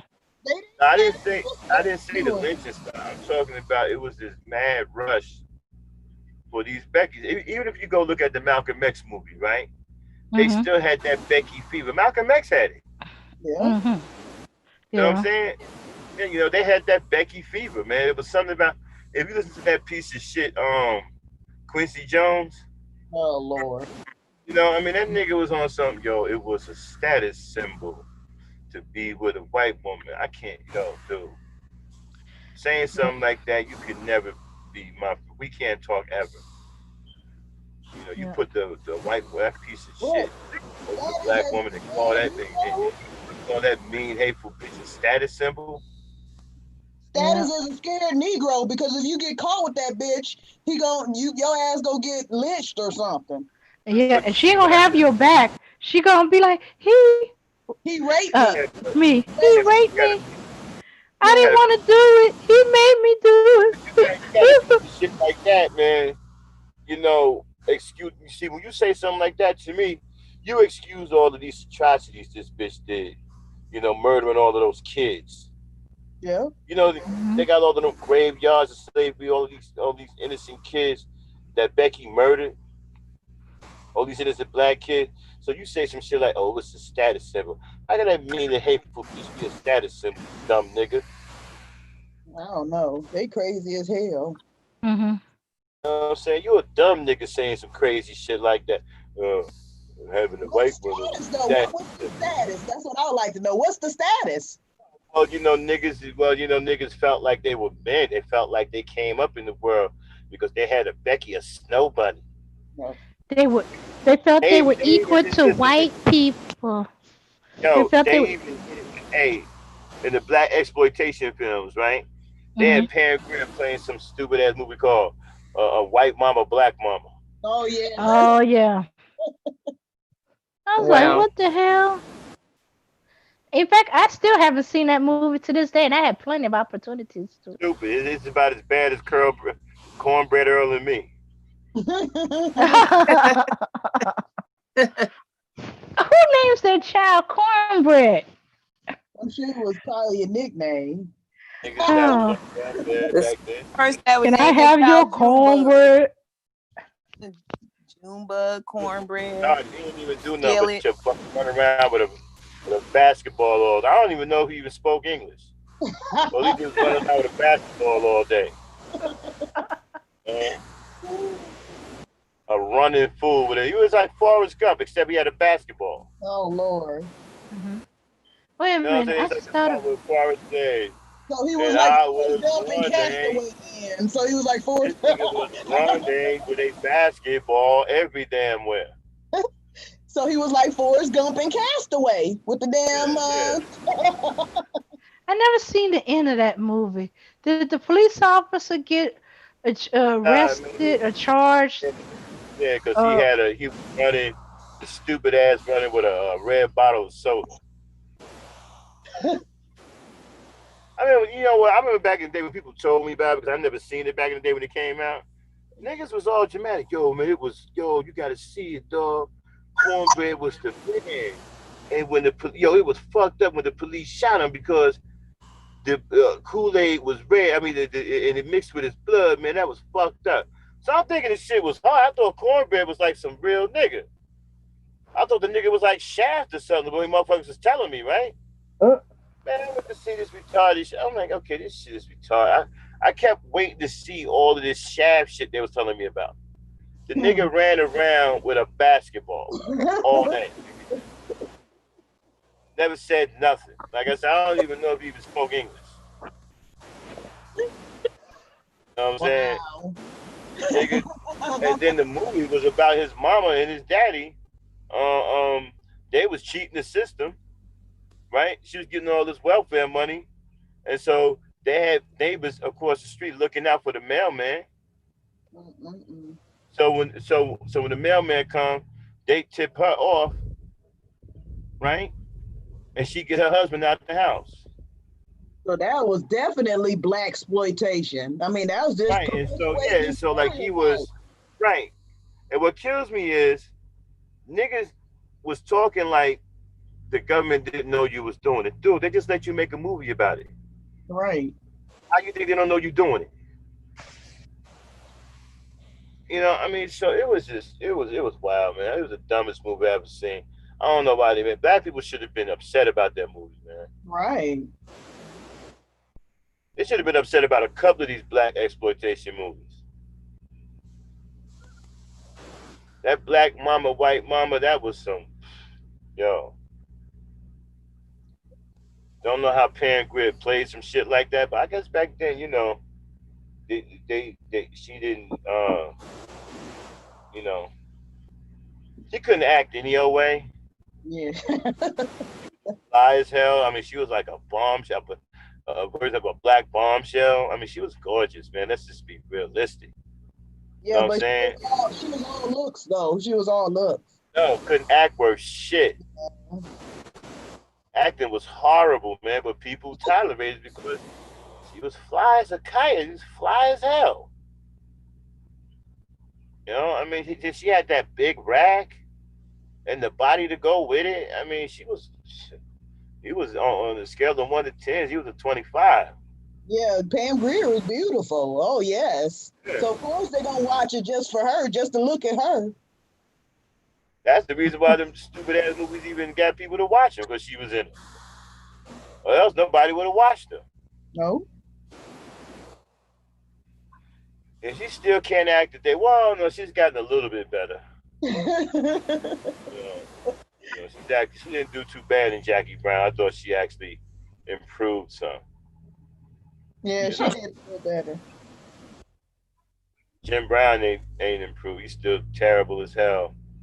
Um, he really shouldn't do any more movies, man. He should have did the ones he did, but uh,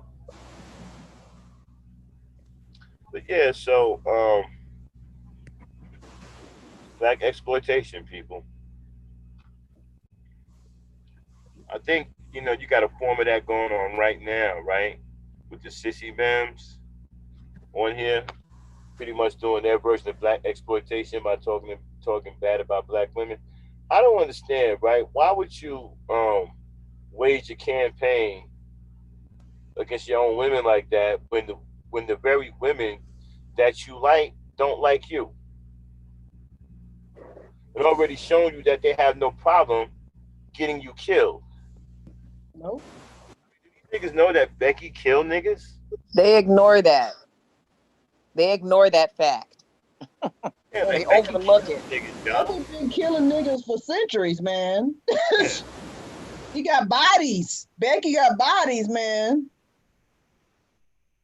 Hey, For Kenny real. Conjo got a question, y'all. I gotta go on mute for a minute. I'll be right back. Kenny got a question for you, Vonda. I'll be right back, y'all. I gotta go on mute for a minute. Kenny got a question. It's like what we got planned for ladies' night Saturday. Well, for ladies' night, it's basically going to be a Father's Day type of show. We haven't exactly narrowed down exactly what we're going to do. We're working on that, but we're going to do a little something for the fathers, and we're going to show our appreciation for the fathers we know and the black men that we know and love as fathers. Oh, that's gonna make me cry, man, because my dad passed away in 2010. Oh my God, I love my dad. I was the one that looked the most alike like him. And man, you never forget them and you never stop missing them. Oh my Belle, I'm gonna tell you right now, my dad passed away in 2014, and it God. still hurts. I still Yes, cry it for my does. dad. I still I cry. still do too. And we were looking at trying to come up with music, and Dame played a song, and I just burst into tears just listening to that song. I'm like, okay, that's a real tearjerker for me. So yeah, you are absolutely correct. It's going to be touching for me because I love my dad. I was a daddy's girl, and that's just what it was. My dad would do anything for me, anything. And I miss my dad. Yeah, I me miss too. Oh my gosh. I try not to even think about that day because as I miss my dad so much, in the first couple years after he passed, because he lived with me the last like 6 or 7 years of his life, and he was with me. And sometimes I felt like I would just turn around and say, hey daddy, and he ain't there. Oh my God, that sucks so much. Sucks Yeah. so much. Oh I I still talk to my dad sometimes too, but I try not to. It's just gonna make me cry more. But I yeah. just be like, goodness. But yes, that's what we're going to do. We are going to touch on fathers and have a couple of guest panelists come up and speak. Hopefully I don't bawl too much and Right. tear it up. But that's where I got the respect that I have for black men is from my father, Yeah. you know, and the men in my family. So yes, Yeah. it's gonna be a great show. It's going to be a great show. And make sure you guys join us on Ladies Night, Saturday, 10 p.m. for our Father's Day special. Okay. Yep. It's gonna be awesome. We might be balling, but still. Yeah, it's gonna be pretty good. You guys got Alfonso McGriff coming through. Cerulean Okay. gonna be coming through. Um, so it plans to be pretty hot. Yeah, I'm, welcoming, all fathers to come through, ladies night is, typically a night for just the ladies, but what the ladies want to do is we want to honor the men. We want to honor the fathers. And, this will be, one of the few shows where, men can come through and, they can come through and speak. It's not just about us. This is what we want to do, for the men. We want to honor the men, the fathers, you know, who made us who we are today as women. And that's what we're going to do. Yeah, man. That's what's up. You already know how I feel about my pops. I got a lot from my father, man. I got a lot of my father in me. So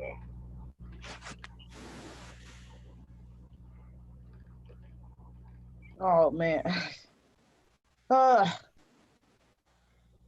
yeah, I have to yeah, try to compose myself because I love my dad to death. And Girl, my don't favorite even person. don't even get me started. Uh, And get me started. I'm gonna try to save it and hold it and keep it together.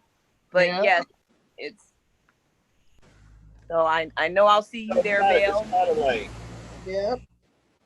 it's like we're opposite. You know what I'm saying?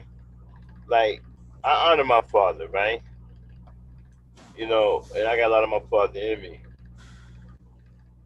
But to feel the way y'all would feel, I would feel that way about my mother. You know what I mean? So Yeah. y'all just the opposite. Yeah, Well, that's what they say is mothers and sons, fathers and yeah, daughters. So I yeah, mean, yeah, yeah. it's just how it is. I guess I don't know. Yeah. If you have them in It's your not life, that we don't. you're Yeah, it's like not that we that. don't care about our father. It's more like an honor thing. You know what I mean? It's Right. like you know, it's hard to explain. But no, I understand what you're saying, Max, because it's not that I don't love my mother. I love my mother to death, but I have a respect and a honor for him. I mean, Yeah, for her, and it's right. with my dad, there's that little girl, that's my daddy type love that I had for him, Right. you know. Um, Shout out to Mr. DJ Music in the building. What's up, my brother? Yeah, hey, DJ Music, come on by on tomorrow night for Ladies Night if you got a chance. They're going to be doing a Father's Day special tomorrow night. So, if you want to come on through, be glad to have you. I'm sorry, Rhonda, go ahead. Peace, Mr. DJ Music. Hi, Mr. DJ Music. Thanks for coming through. Yes. So it's going to be a great show. I can't wait to do it. It's going to be nice. Yeah, me and Everybody in the chat, if you're wondering if you've been through the Every Star Network lately and you're wondering why our numbers are down, it's because we are being shadow banned. Okay? YouTube is trying to keep us from speaking our truth and saying the things we say. They're trying to pretty much socially oppress us, right, Vonda? They're trying to yes. oppress us. Yeah, you know. So keep checking the videos out, keep subscribing. That's the only way you can fight back against shadow banning. Check your notifications. I mean, the notifications don't always go out, but check your notifications and just Yeah, man, stay you on freak. top Yeah, of it. yeah, yeah. I feel the same way, and it's not like we don't feel anything for our pops, but it's our mothers for us. You know what I mean? You know, man, I can't even stand. Yo, I can't even take Mother's Day sometimes. Sometimes I go. It's on Mother's Day. I be so heavy hearted, man. I don't even show up that day. I just stay somewhere with the door closed. I don't even want to be bothered. Heart be that heavy sometimes. I'll just disappear on Mother's Day and show up the following day. Heart just be too heavy sometimes, bro. Well, that just goes to show you, how important, both parents are. Yeah, I grew up with my mother and my father, And there are things that my father taught me that my mother could have never taught me. But then there are things about being a woman that I learned from my mother that my father couldn't even imagine teaching me. So you get that balance of two involved parents, and they both mean a lot to the children, you know. And I wonder what I would be like had my father not been there, or what I would be like had my mother not been there. Well, I think too, like, the parent you gravitate toward. I stepped away from for a minute, so I don't know if you said this already, Vonda, but the parent that you gravitate for toward, of the opposite sex is preparing you for when you're an adult, because you gotta figure out what type of person, that person that you loved as a child is going to affect the kind of person you choose as an adult. Yeah. So when you love your mom and you see somebody that your mom is a good person, she loves you, she does everything for you. A man is going to look for a woman who's like that. That's what he knows. Right. So, and the same thing with the woman. If your dad was loving and cared for you and protected you, and he was in your life and always there for you, you're going to look for that kind of man later on. So that's why it's so important that they're there. True. That is very true. That is Yeah. very true. Yeah, and as for me, I'm closest. Well, my closeness is with my grandfather. Uh, I was closest with him, and I was able to ask him things that, you wouldn't think that he would answer. Be like, "Child, mind your business" type questions, or and he would tell me the honest truth. He didn't hide his um his um his imperfections. Most, we see perfectly. No, I love him regardless, imperfection or no, or not. And yeah, and I was there when he died, and it was devastating. I stayed numb. I was numb from the entire time, and the only time they got anything out of me is when I got fed up because I couldn't sleep. um I was just constantly moving. I was trying to remember everything he ever told me he wanted for his funeral and stuff like that. I was there to say what his wishes were regarding everything from medical to whether to go in a nursing home, which was a big no, which we always make sure he never had to worry about that. But yeah, and I understood him well, and even when we fuss, he still loved me. I still loved him, and even when I saw him at his lowest, I was still his granddaughter. I was still the favorite. Nah. Over the years, I had other cousins that became his favorite, but it didn't take away from me. I was the first. I was the oldest. I had him the longest. Mm-hmm. Yeah. So I be rubbing it in. Especially when me and my cousin got in a disagreement with the call. I was like, he's Big Daddy. No, no, no. He's Pop Pop. He's Grandpa. You call him what you want. In this house, he's Big Daddy. Like, he mine. You can say what you want to say. Exactly. He was mine first, so You know what? Hey, let me ask y'all something. Uh-huh. Have y'all noticed things, right, since they started to open everything back up, right? Y'all notice people are acting really weird? Like Oh yeah. like super They've what? been nice. driving. They've been driving I mean, crazy. yeah, people are driving crazy. I mean, extra crazy. Oh yeah. Now, I They was race. driving Practice, yesterday. I What guess. was it? I think the day before yesterday, I was coming down to Pennsylvania here and coming out of Florida, right? I seen four people chasing each other, like, but at different times in different states. One What? car chasing another car. Yeah, just doing Yeah, they're crazy racing shit each like other. that. Right, and then some dude got himself and the two people in his car killed because he driving stupid in Maryland yesterday. Oh no. Hmm. Yeah, he flipped his car into the trees, and they were dead when the police got there. So, Oh and no. That's terrible. according Wow. to witnesses, they said he just started driving crazy. Maybe Mm. it's It's like people. I don't cabin fever or something. I don't know. They got crazy for some feel like reason. doing like Yeah. weird shit. You know, like showing up in awkward places, all loud and shit. You know what I'm saying? Yeah. You want to know the thing that's And starting if to I really have another irritate Becky roll me? up to me playing rap music, I'm gonna knock her out. No, Yeah, what? yeah, yeah. What's up with that? They riding around with booming systems. It's like going back to the damn fucking 80s and shit. But Except they the coming white their people. things late with their They riding shit. around in booming systems. Like, what the hell's going on? Yo, there's some really weird No, shit about it. what I'm getting tired of is I'm getting tired of these high and mighty people who act like they are the only one who's going through a pandemic.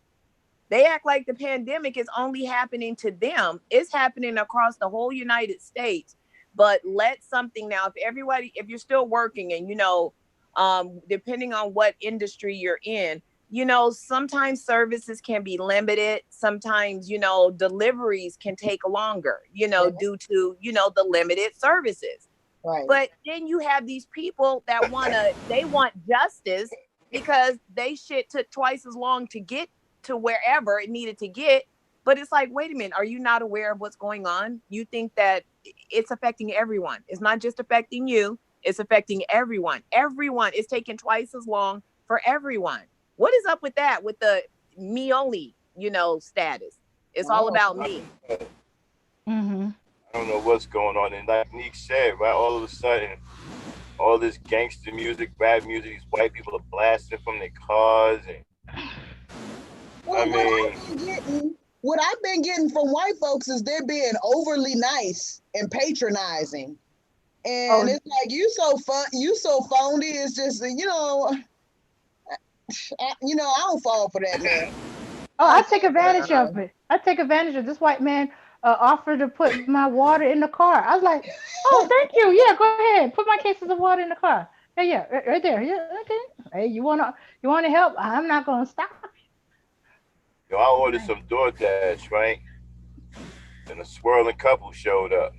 Oh Lord. Oh, So I would tell Nigga, you throw right? your ass back The down nigga the looked all ground. dirty.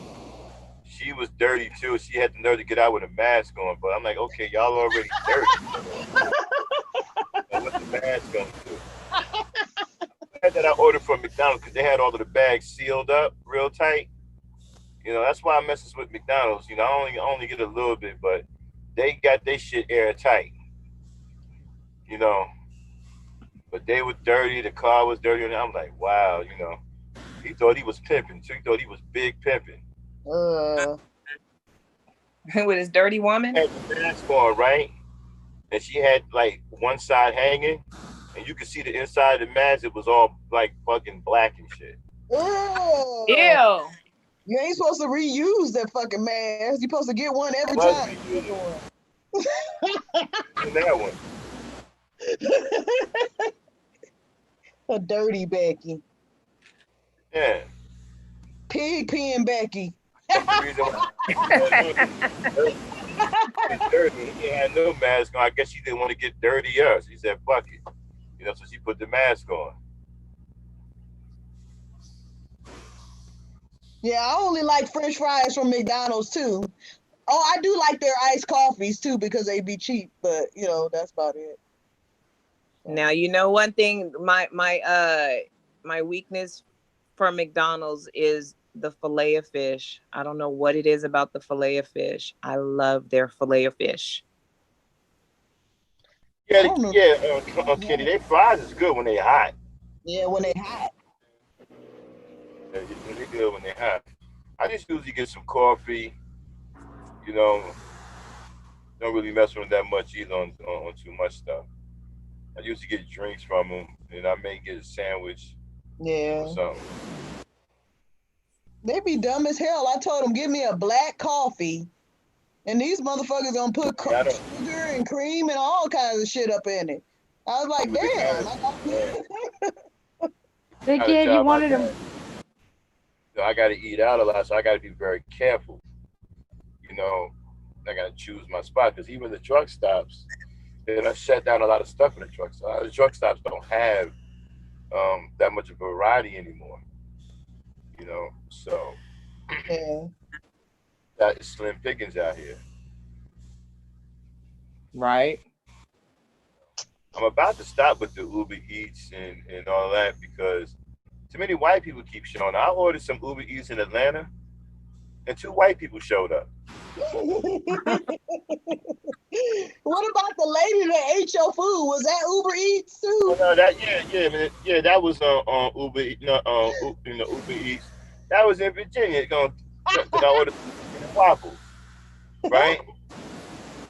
I called her because she was taking too long, and she called me back and she said, "Oh well, I hope it's okay. I hope you don't mind, but the food was smelling so good. I ate two pieces of your chicken. You still want me to bring it?" I'm like, what? What? And, Oh, it had the audacity to ask me, but I still want her to bring it. He was very honest. That was trifling. Would you have noticed the two pieces of chicken missing? Yeah, I would You have notice them noticed. bags unsealed. And then I saw her picture on her Uber Eats. It was an old white lady named Pam with gray oh, hair. So she can oh keep it man, moving I and know keep I would have that. called them up and be like, "This hungry ass bitch don't ate my Yeah, I got my, chicken up." yeah, I reported. I got my money back. Everything reported and everything. Uh, uh, yeah, that was one bad I would have. I said with Max, she probably Hey, how you ordering gonna? some food for herself. I'm saying that how you gonna eat somebody's chicken, man? Especially a black person's chicken. Like, I'm black. You gonna eat two pieces of my chicken? she was I mean, you trying could to. have had the waffles as long as She you was left my chicken alone. she was trying to incite a race war.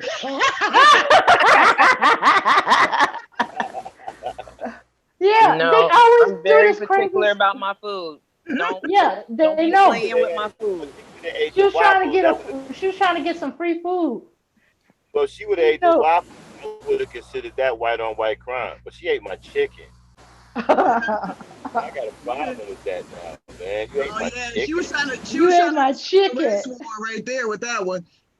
Like you fucking with my chicken. I'm black, yo. You fucking with my chicken. She did it Like, because you were black.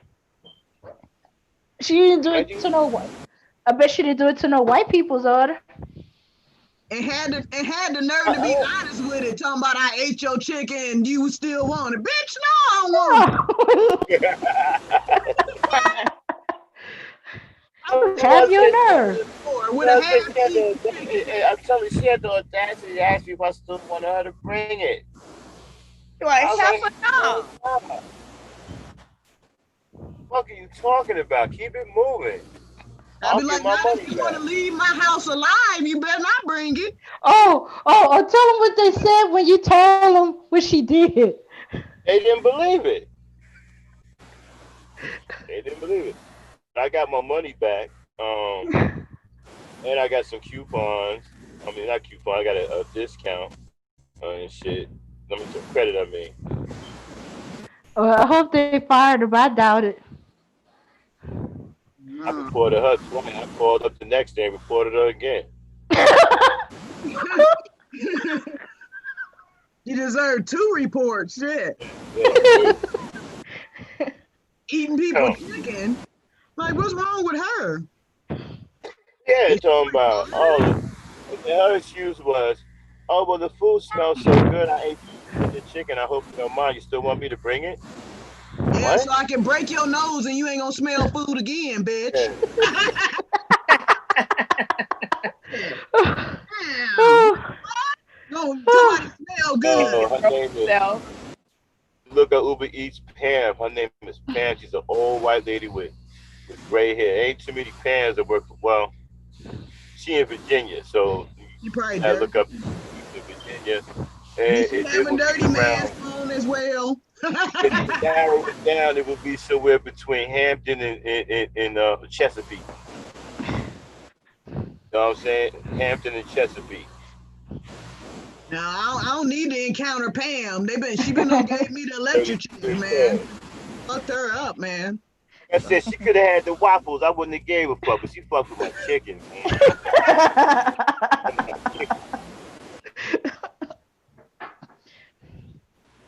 Yep. So that proves that chicken is irresistible to white folks as well. Every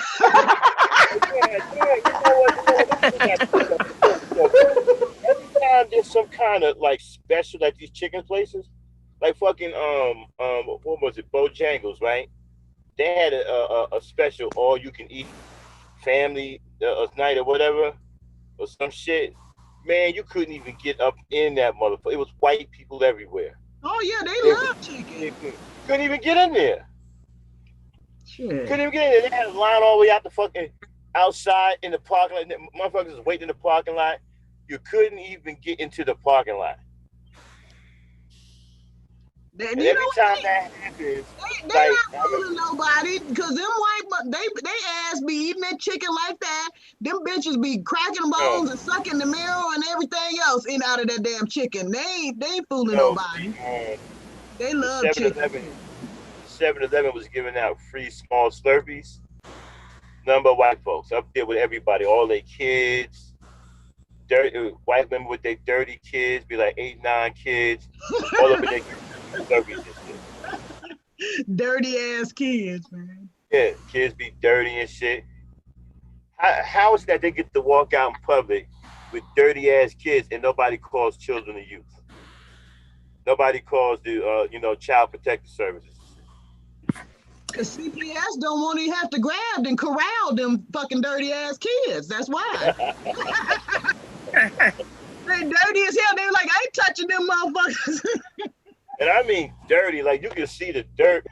Like the girl got like blonde hair, is all brown with shit in it. She got dark marks on her face, like she's been rolling her face around in dust.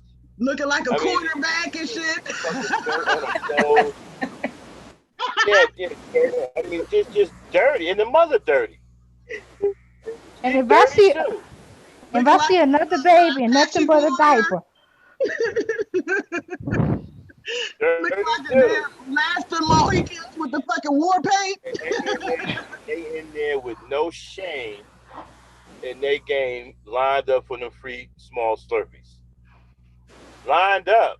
Oh yeah, they all about getting something for Yo, free. she yelling at her kids, talking about get in line, get in line. I'm like, damn, she on some what? Yo, she on some sergeant shit, Right. man. Yeah. And then you got the other white dudes running. Oh, that's so cute. Oh, that's white man waiting their turn to get a free small Slurpee. You know, And she up there like major pain, and they talking about that's cute.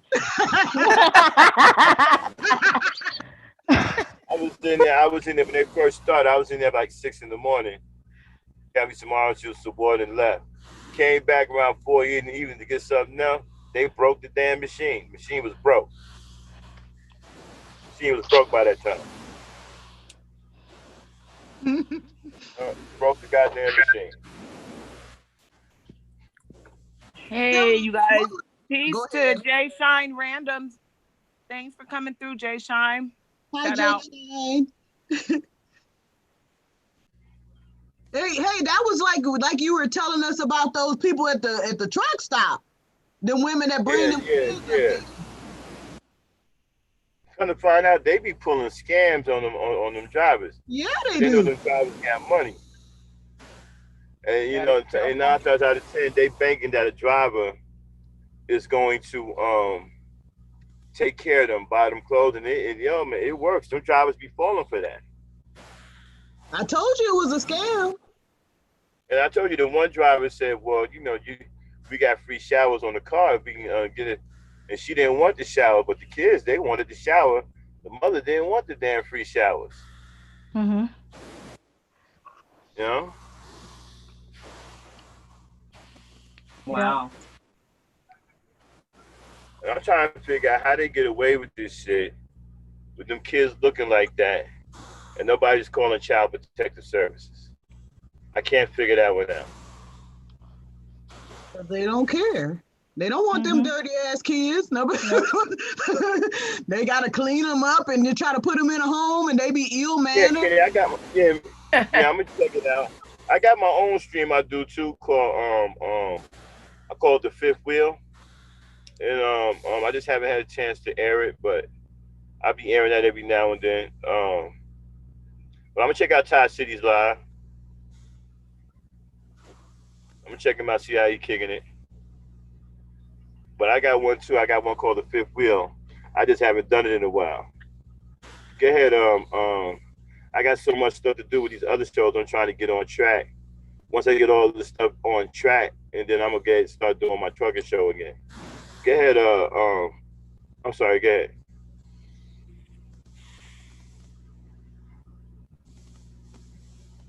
Yeah, I'm gonna come over there. I'm gonna come holler at Tri City.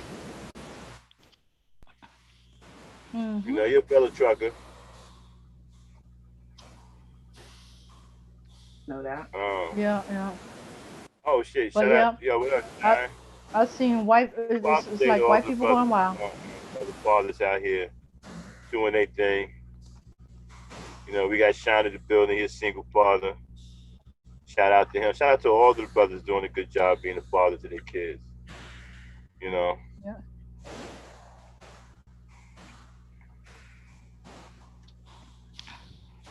Oh, yeah, Shine, Let's what's up? see. What's up, man? Yo, Shine, come through tomorrow, man. We're doing a Father's Day special, man. A tribute to the fathers. For you know, on Ladies' Night, the ladies, you know, they got something really nice planned for Father's Day. So it's gonna be cool. All fathers are welcome. And Shine, try do me a favor, try to keep it cool, cause Alfonso gonna be there too, bro. You know what I'm saying? So try to keep it together, man. And it might be balling women, so So. Yeah, yeah, Mm, yeah. So try to keep it together, man. He gonna be there too. yeah. Yeah, so he's doing a Father's Day special tomorrow. How long y'all plan on going, ladies? 4 hours? However long, I guess when we stop, I don't know. That's Yeah, final. I don't know, we'll just Vonda. let it.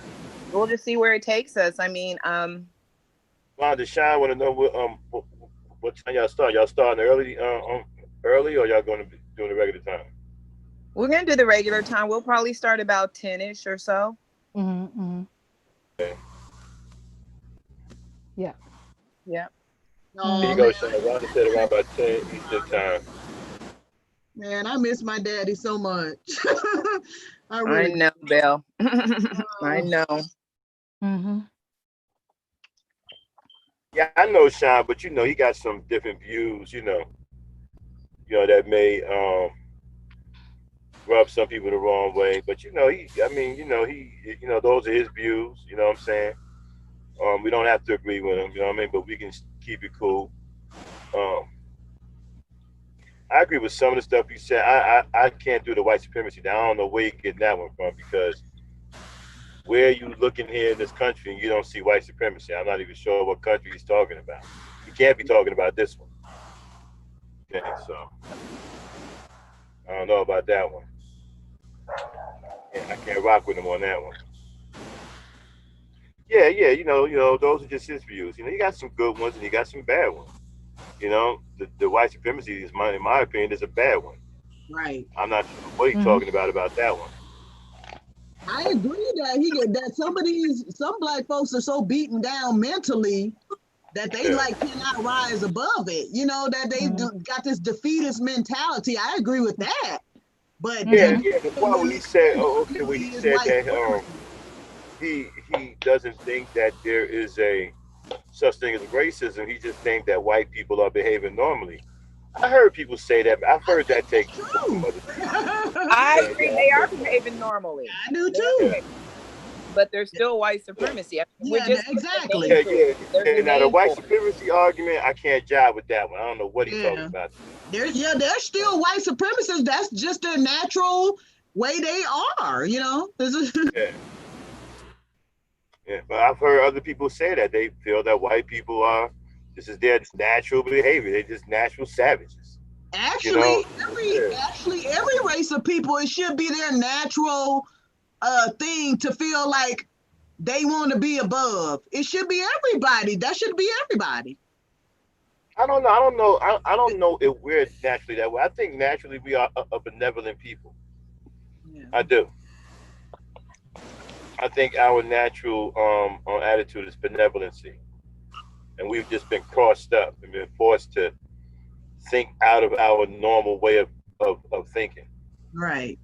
Yeah, Our but psyche, In yeah, everybody's nature to have survival instincts though, to mhm. do whatever it takes for to survive.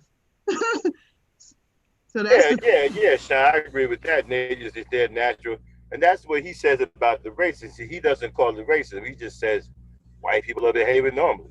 You yeah, know, it is racism. and It yeah, is. and you know, I can understand that. But when you say that there's no white supremacy, what country are you talking about? Yeah. Because you can't be talking about this one because they run everything over here. I don't know what you're talking about. Well, I guess maybe he means that they believe themselves to be supreme. I can understand a lot of people not jiving with that. We don't believe they're supreme, but they Well, believe. Exactly. it's a Mhm. personal. If you're gonna, right, if you're gonna look at it from a personal standpoint and say, well, okay, well, no man is gonna be supreme over me. Okay, I get that, Mm-hmm. but to say that there's no white supremacy in this country, Yeah. that's a bit of a stretch. Mhm.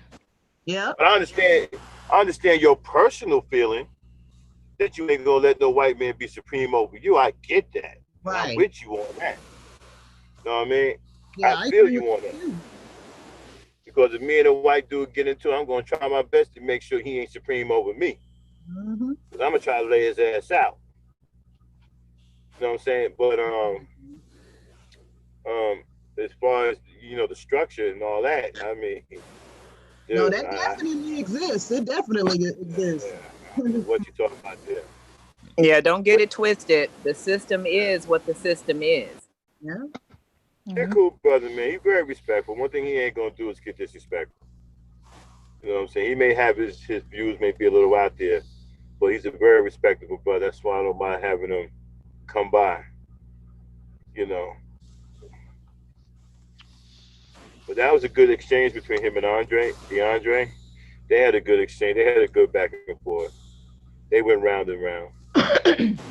Yeah, it was all right. It was all right. I think what he was trying to say is don't let what white people do affect you to the point that you're You don't just do nothing. Right, yeah, exactly. mhm, And Yeah. that's yeah. what has happened, you know. Matter of fact, let me see if I can get him in here real quick. Hold on, let me text him. Like you were Mhm. saying, Bill, about being such a defeatist. Like, oh, woe is me. There's nothing that we can do. They've defeated us. They beat us, you know. Mhm. Exactly. And we shouldn't take that type of mentality. Yeah, well, maybe in a roundabout way, kind of that's what he was alluding to, but Mhm. it just came, maybe somebody perceived it the wrong way. But I kind of understand, if you really kind of think and listen, that's what he was trying to say. That I'm not going to let anybody tell me I'm less than, or I can't do this, or I can't do that. That's all in your mind. Maybe that's what he's trying to say. But we definitely know that this system exists. It has existed. And if we don't do anything, it will continue to exist. So, I mean, Mhm. it just, maybe the way that it came out was not quite right, but I understand what he was trying to convey. Mhm. Yeah. Yeah. I also got the impression that he was saying, okay, don't be surprised because it seemed to be a constant that some people are surprised the racist things that white people do. That's natural. You Oh, can't I'm never surprised. control them. You can only control yourself. And don't let your upset about what they do distract you from your purpose Right. and stuff like that. Because all this little bitty stuff that's been going on, it's kind of distracting our focus off of what we want, what we plan, what things we want to implement it, and we got to get out our own head about reacting to white men racism. Well, I'm so fed up with a lot of black people because I'm like, why are you surprised? I was talking to my daughter about that. The way I view it, I don't care who I deal with, but the best practice is to view them all as racist until you learn otherwise. That way, you're never surprised. Hello. That way, Yeah. you're never surprised. So I'm always looking for something to happen, or for them to say something racist or to, do something racist. That way, you're not surprised, you're not caught off guard, you're expecting it. And if they don't, you're pleasantly surprised. So, and then on top of that, right. I am very aware of, my experiences and where I come from. And I know their experiences are not like mine. Exactly. Especially if you know the person, they didn't come from where you come from. They have no idea, what your life is about. So my thing is I can't rest on, oh, well, I've known, Cindy since, second grade, Cindy's cool. Yeah, Cindy got a whole different background than what Vonda has. And I'm very clear, very aware of that. And I don't mix the two. She doesn't come from where I come from, Yep. So I mean, just how they assume black people are always guilty until we're proven innocent. Assume they're guilty until you learn otherwise. That's the best way to live. I'm sorry, it's just the way I do. I'm never surprised. Then you won't be all hurt when they do the things they do. Exactly. Yeah. So if you're gonna, like, for instance, if you're gonna swear or know that if you get into a fight, your girlfriend could call the police and said you hit me or you attacked me or I'm scared of you, and the police is gonna arrest you.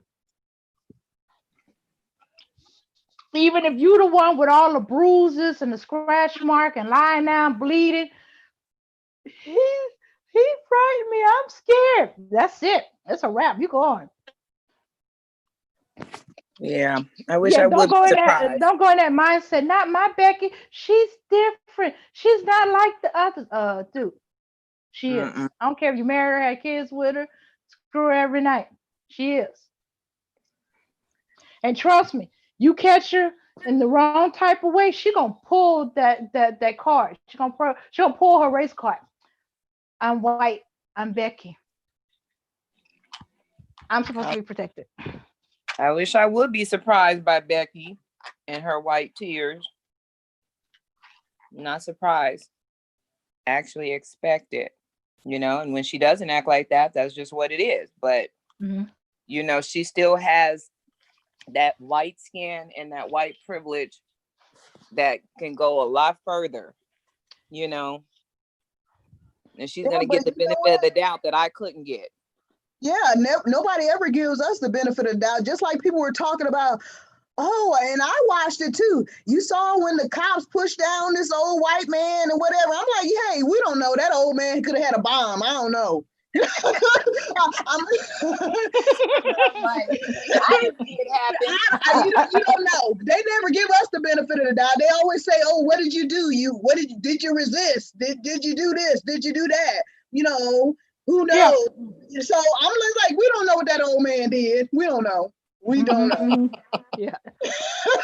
Yeah, we don't know what that was in his hand. Yep. Shit, he could have had a plastic explosive. I don't know what he had. So maybe they was within their rights. I don't know. Well, hell, he got off lucky. All he did was get his head busted. Black men get choked out to death or get shot up with 58 bullets. So I mean, well, damn, go put some stitches on it and shut up. For real, better put a butterfly bandage on that and move on about your business. Right? Yeah. You're gonna be still alive, Yeah, he's still alive. Okay, so he's in the hospital. He's old. He's frail. I'm sorry, I don't have no tears. You breathed on him wrong. I'm crying too many tears for Trayvon and George. And he said he's gonna stop through for a minute. Come meet you, ladies. So he's on his way. All right. Okay. Ooh, oh my goodness! I'm on daiquiri number 3, and this one is stronger than any other. Dang, what you doing? Did you go to daiquiri drive-through? What you doing? Yeah, Yeah, I She went to was daiquiri drive-through. earlier about the sissy bims and the hair and weave, so she had to bring some libations. Whoa, whoa, whoa. Is it Ooh, an they were actual heavy-handed with the drive-through? margarita. Frankie, is it an actual drive-through? Yeah, that Yeah, she was telling me. I she. I want to I want to go there. And I come What It's visit is like Dame. it's like all I gotta do is get out my parking lot, go around through this little quick alley, cross the real quick highway, and it's right there. Actually, it's really, really close. well, And I'm like, I It's could have been going to the daiquiri shack. well, when I missed that because when I lived down in Florida, we actually had like it was like a drive-through liquor store we could go to, man. I missed Uh that. huh. Yeah. Well, the daiquiri shack in my town is a drive-through bar. The daiquiri Oh. shack in the town next to me is a drive-through liquor store. Oh yeah, yeah. Hmm. Don't I gotta was get laughing. I was nothing. laughing. My uncle, when he moved to say, he was telling his friend, "Oh yeah, we got drive-through daiquiri shacks." And he said, "You," they said, "Y'all encourage people to drink and drive." And I said, "Tell them if they don't know how to hold their liquor, they don't have to drink it while they're driving. Just put it in I the seat used to until they get drink while home." I drove. I'm not gonna lie. I used to drink. I used to have two large daiquiris, about the size of the Sonic 44 ounces. Oh Yeah, about that. Lord, Oh my goodness. Before I was going to the club, on my way to the Frankie club, I was had getting two of drunk. these big old monsters on my way to the club that turned out to be run by a cousin of mine. I didn't know that was a cousin until I told my grandfather about it. Said, "Oh yeah, I know her. She's our cousin."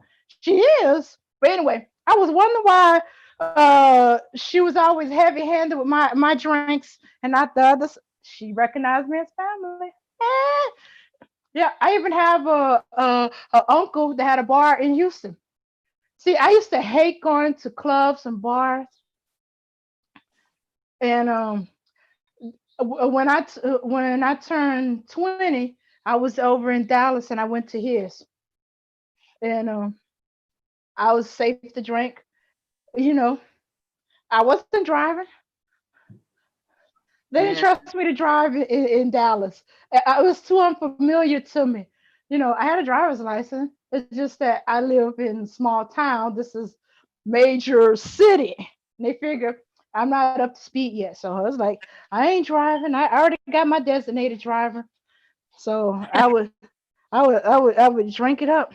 well, that's good because I used to be the drunkest person and be the damn designated driver. And Ah, I'll drive from somewhere 40, 50 miles away and don't even remember fucking driving from back there, but made it home. oh, Yeah, oh, man. I always remember my driving. Yeah, the closest thing I was tipsy. I was always the designated driver, but I follow the rules. Make sure you have a big solid meal before you go out to drink, so you don't get as drunk. That's 101. You Yep. cannot go out and drink on an empty stomach or you're not going to But make it. but my friend invited me to go to. They were having strippers at this club, male strippers. My first experience. It sounded exciting, but I had to work, and we were so busy. I didn't get the chance to have my dinner break. So I had my food, but I didn't get a chance to eat it because I had to hurry up, and she was gonna fix my hair, and I Hey was changing everybody, clothes. gotta find some good shout out to Mr. McGriff. What's going on, brother? Thanks for coming through. Hey, Mr. Hey, Got the ladies night here on the panel. We put the link in the chat for you. Yeah, we just talking about just just about everything. oh my goodness. Yeah. Well, quick story. I didn't get a chance to really eat, so I got drunk a little faster.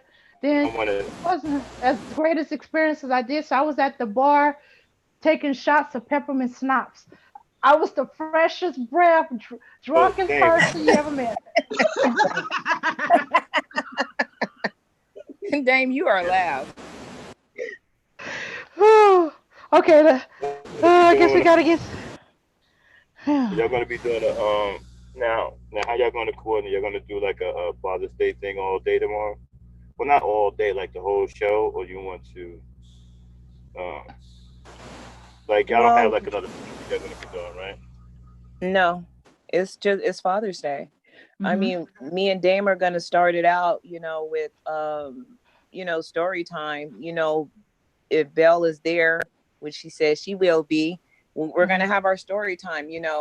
I mean, we are three women who have our experiences with the men who raised us, and we wanna pay homage to those men and others like them, and we want to talk about our experiences with the black men who raised us and who we were around coming up, and we would like for the other fathers, who want to join the panel to come on and, talk about whatever it is, as a father that you would like to talk about. We may even have some questions for you. It's like I Okay. was saying before. I think it's like it's a different feel for guys. Because like you said, for me, it's my mother. Some guys, I don't know. Like it's not like you don't love your father or whatever, right? It's just it's more like an honor thing. At least that it Well, is for me. well, I You was know, thinking about if they fathers, they talk about what it meant to them to be fathers, or that, uh, they when they first became fathers, what it was like for them, you know.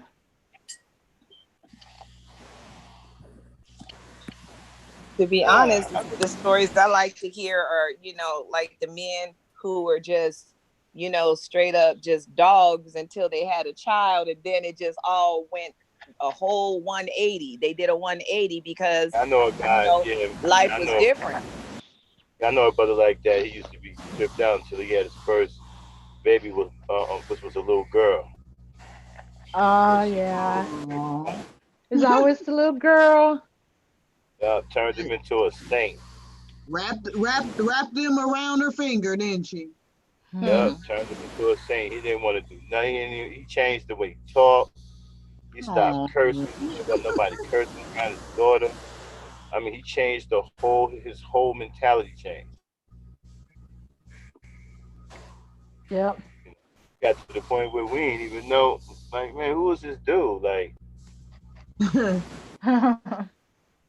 I mean, he changed that much. I think that happened to a couple of people. I think that happened to a couple of people, man. I think Yep. some men do go through that because you got this precious little girl. You don't want her growing up with some bad influence. I think actually that's the thing that's probably supposed to happen. Your kids are supposed to change you or Change them. tame you somewhat, you know? Yeah, It's supposed to happen. absolutely. Right. So he, Absolutely. Yep. yeah, he changed. As soon as he had that baby girl, and all that street stuff went out the window, man. He stopped hanging out. Hmm. He started Aww. focusing on work. Next thing, every time he turned around, he was in the house. He wasn't trying to hang out. He was, being a father. I know a couple of good dads. I know a super dad, who's a rare dad. And then I know a bunch of good, like really good dads. I only got one friend who's a deadbeat dad. Mm. Uh, but my boy Sharon, he a super dad, and then I got a couple other cats who are just really good fathers, really, really into their kids.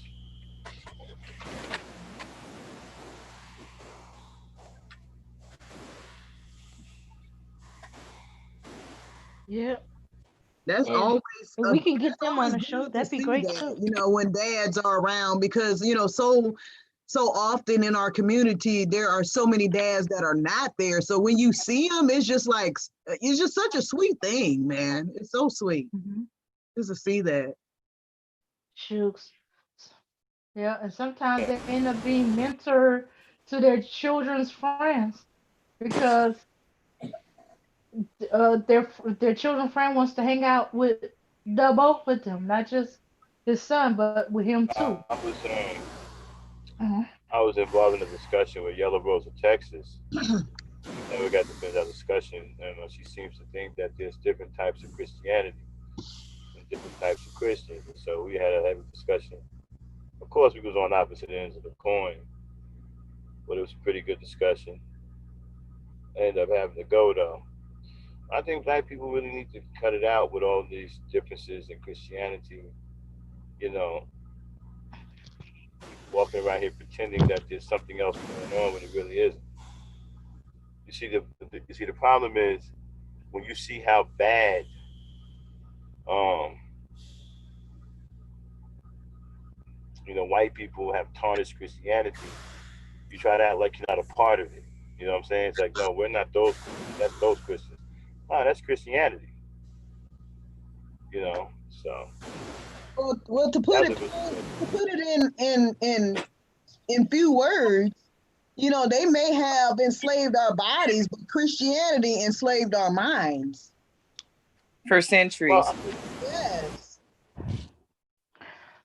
Well, I think what it is, they twisted it to use to twist our minds. Yeah, we got some Cause psychological. hmm We yeah, got bad psychological problems, man. Yeah, it was used for that, but it still served its purpose. It doesn't mean what the original intent or what it was intended for other people, but what they used it to do to us was totally mhm. different, and Right. it still remains to this day. I think it does. Well, yeah, you know, a All lot that of it turn the works other cheek still. and to love your enemies, like Max was talking about. That's stuff that they teach or tell us to follow, but don't practice. Mhm. So, Oh, you know, they don't practice that at all. They don't practice none of no, that stuff. no, They tell you to do. They don't forgive anybody. What person have they forgiven? They don't forgive nobody. nobody. They forgive them when they wipe them out. Oh, I Exactly. missed them. They forgive them like after they dropped a bomb on them, like Hiroshima. you know, oh, you forgiven now since y'all wiped out and radiated. You know, so uh, crazy. Yeah, yeah, and they made sure that they could never do it again. Cause if it wasn't for uh the bomb, I don't think they would have did so well for World War II. And you got Yeah, that'll scare any motherfucker. You got a damn bomb that blow up and do a mushroom cloud on you. Would you be scared too? I'd be like, okay, we putting weapons down. Fuck this shit. The mm, radiation alone. you know, yeah. fuck this. Yeah, I'll Yeah, fucking Yeah, Europe was real bad. You right, Yellow Rose, Texas. They had feces and dead people on the street. I mean, they were white folks was nasty. Oh man, y'all got to talk about the dark age. One day we got to do a show about the dark ages. the Black The Death. stuff that, yeah, the stuff that went on over there. Oh Cause I yeah, a think lot I of the shit mean, went I over there, think but I think still the Moors Africans taught them all allowed they. those infidels to let white folks enslave them. So I mean, yeah, a lot of crazy shit went on over there, but they still allowed these degenerates to come over and enslave their population. So there's I that. think so. Okay, ladies, getting ready to shut it down. I got to get some sleep. Y'all want Uh, anybody want to say something before we get out of here? okay, guys, don't worry too much about what women do with their hair, do with their faces, do what they Okay, do. hold on. Let me see. Period. Hold on. I don't see you. Oh, wait a minute. Dame is the host. That's fine. Hold on. Let me take the host. Oh, you into my hostism? Okay, Yeah, do you see Alfonso there, Dame? hold on. No, I can't get into the back room. Let me wait. Let me try something. Let me Okay, participants. Okay, I see them now. All right, I'm putting them in. I couldn't see him. Okay. Okay, so I There you can go. do it on my phone. Hello, Fonz. Hold on, he's still connected. I can't even see what happened to my Hello, Fonz. Yeah, hello. Peace, McGriff, brother. what's going on, my How brother? are I was just kind of sitting here waiting. It just kept saying the host will let you in soon. I'm Oh, sorry, man. sorry about I that. had You guys talking. I was just kind of yeah. sitting here waiting. It just kept saying the host will let you in soon. Sorry about that, man. We had a little mix up here. Well, Mr. McGriff, these are the ladies on the panel. They are the ones who run Ladies Night. You got the lead host, Vonda Harris. You hello? have her Oh, co-host, Thanks, and you have a sort of a get in where she fits in, Miss Belle Morton. And ladies, this is Alfonso McGriff. Hi, nice to meet you. Hello, Or- Alphonse. Hello. Yeah, Okay. doing this evening. I have no complaints. I was just chilling. Okay. We was kind of speculating on your last chat before I got us all distracted by other things. Okay. I'm asking if I'm correct in thinking that what you was trying to say was uh we shouldn't let the way white people act affect us because be surprised because racism is naturally white people, and we shouldn't be surprised when they do the stuff they do and let it affect us to the point where we either get immobilized, we think nothing is going to change, or um we or we get so angry we get distracted from what our focus and what our intent was to do. Am I correct? Was that what you was trying to? That's what you were saying.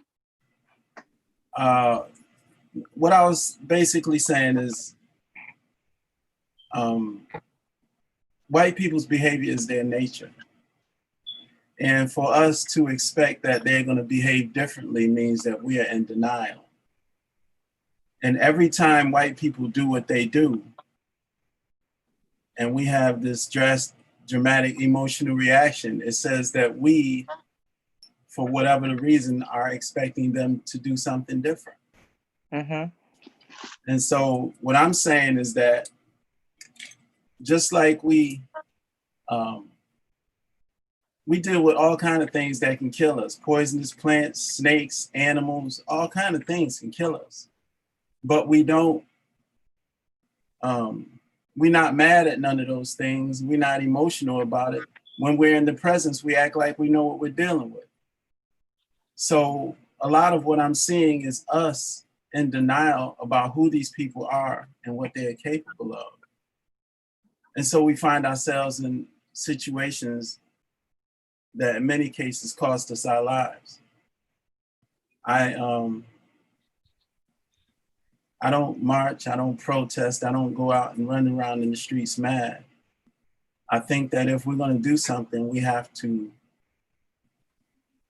come up with a plan or a strategy, have an objective, execute the plan, and get on with life. Because life is much bigger than white people and race and all of the rest of the stuff. Life is huge, but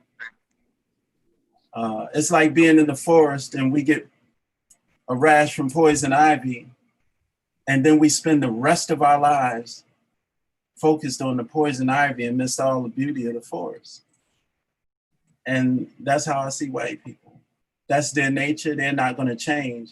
So we have to behave in our own best interest so that when we deal with them, we don't keep in being victims of our interaction with them.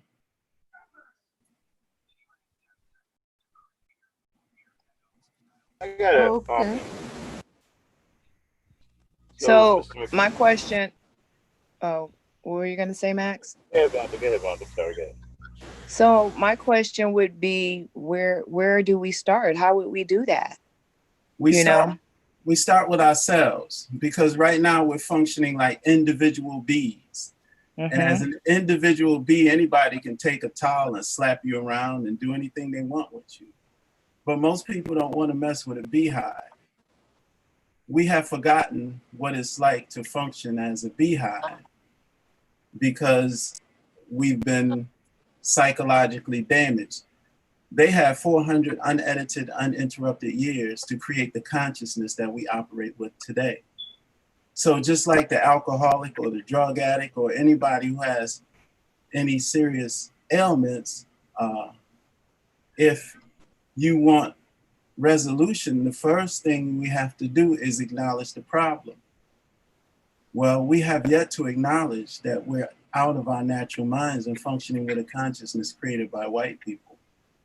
Because the civil rights movement taught us that as long as we can be equal to white people and do what they have and send our kids to school where their kids go to school and live where they live and have the things they have, then that meant we were free. But it's impossible to be free and function as a free person if our consciousness is still enslaved.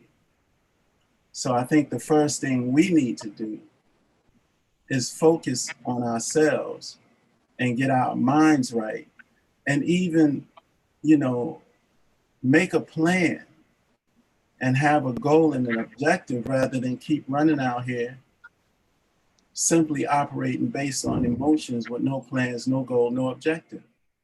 60 years ago, they marched for the exact same reasons we march today. Police brutality and racist behavior. And 60 years later, They still we're running doing out in the streets doing the same thing. Right. So that says something is wrong with us. Because if we're marching today for the exact same thing and running out in the street for the exact same thing today, it means 60 years ago, as good as their intentions were, marching didn't work. It couldn't have worked if we're doing the same thing 60 years later for the same reason. And then if you keep doing the same thing over and over again, expecting different results, that's not sexy. Insanity. Insanity. So that's what we're doing, and it has become normal for us.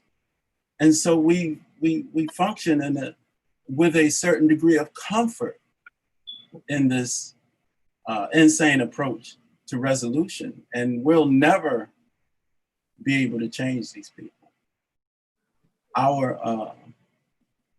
Our goal should be for us to focus on us and work on us. There's a universal law that says he who is most comfortable is the least likely to change. Right. And the other part of that says he who is doing the most complaining has to do the most changing. Yeah. Let me ask you, Mr. McGregor, how do you feel?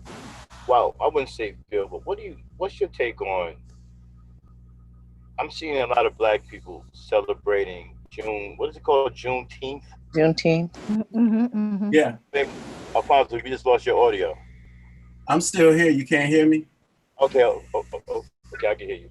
Yeah, it's called what? June? What is it? Juneteenth? Yeah. Yeah, a lot of Black people are walking around celebrating. I've been hearing different excerpts on shows about Black people. They got their diet on, doing this, and Black people were emancipated, and they were, all kinds of things. It seems like there seem to be only Black people celebrating. I don't see anyone else saying anything about it. It's just Black people. Oh, white folks just learned about it today, so. Yeah.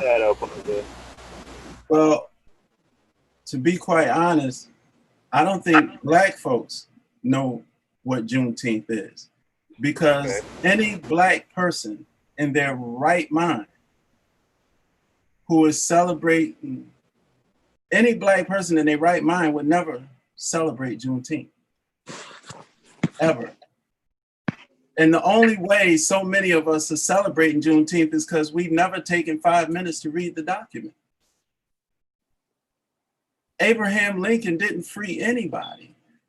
It was in the middle of the Civil War when he wrote that document. The document was a 100-day document. The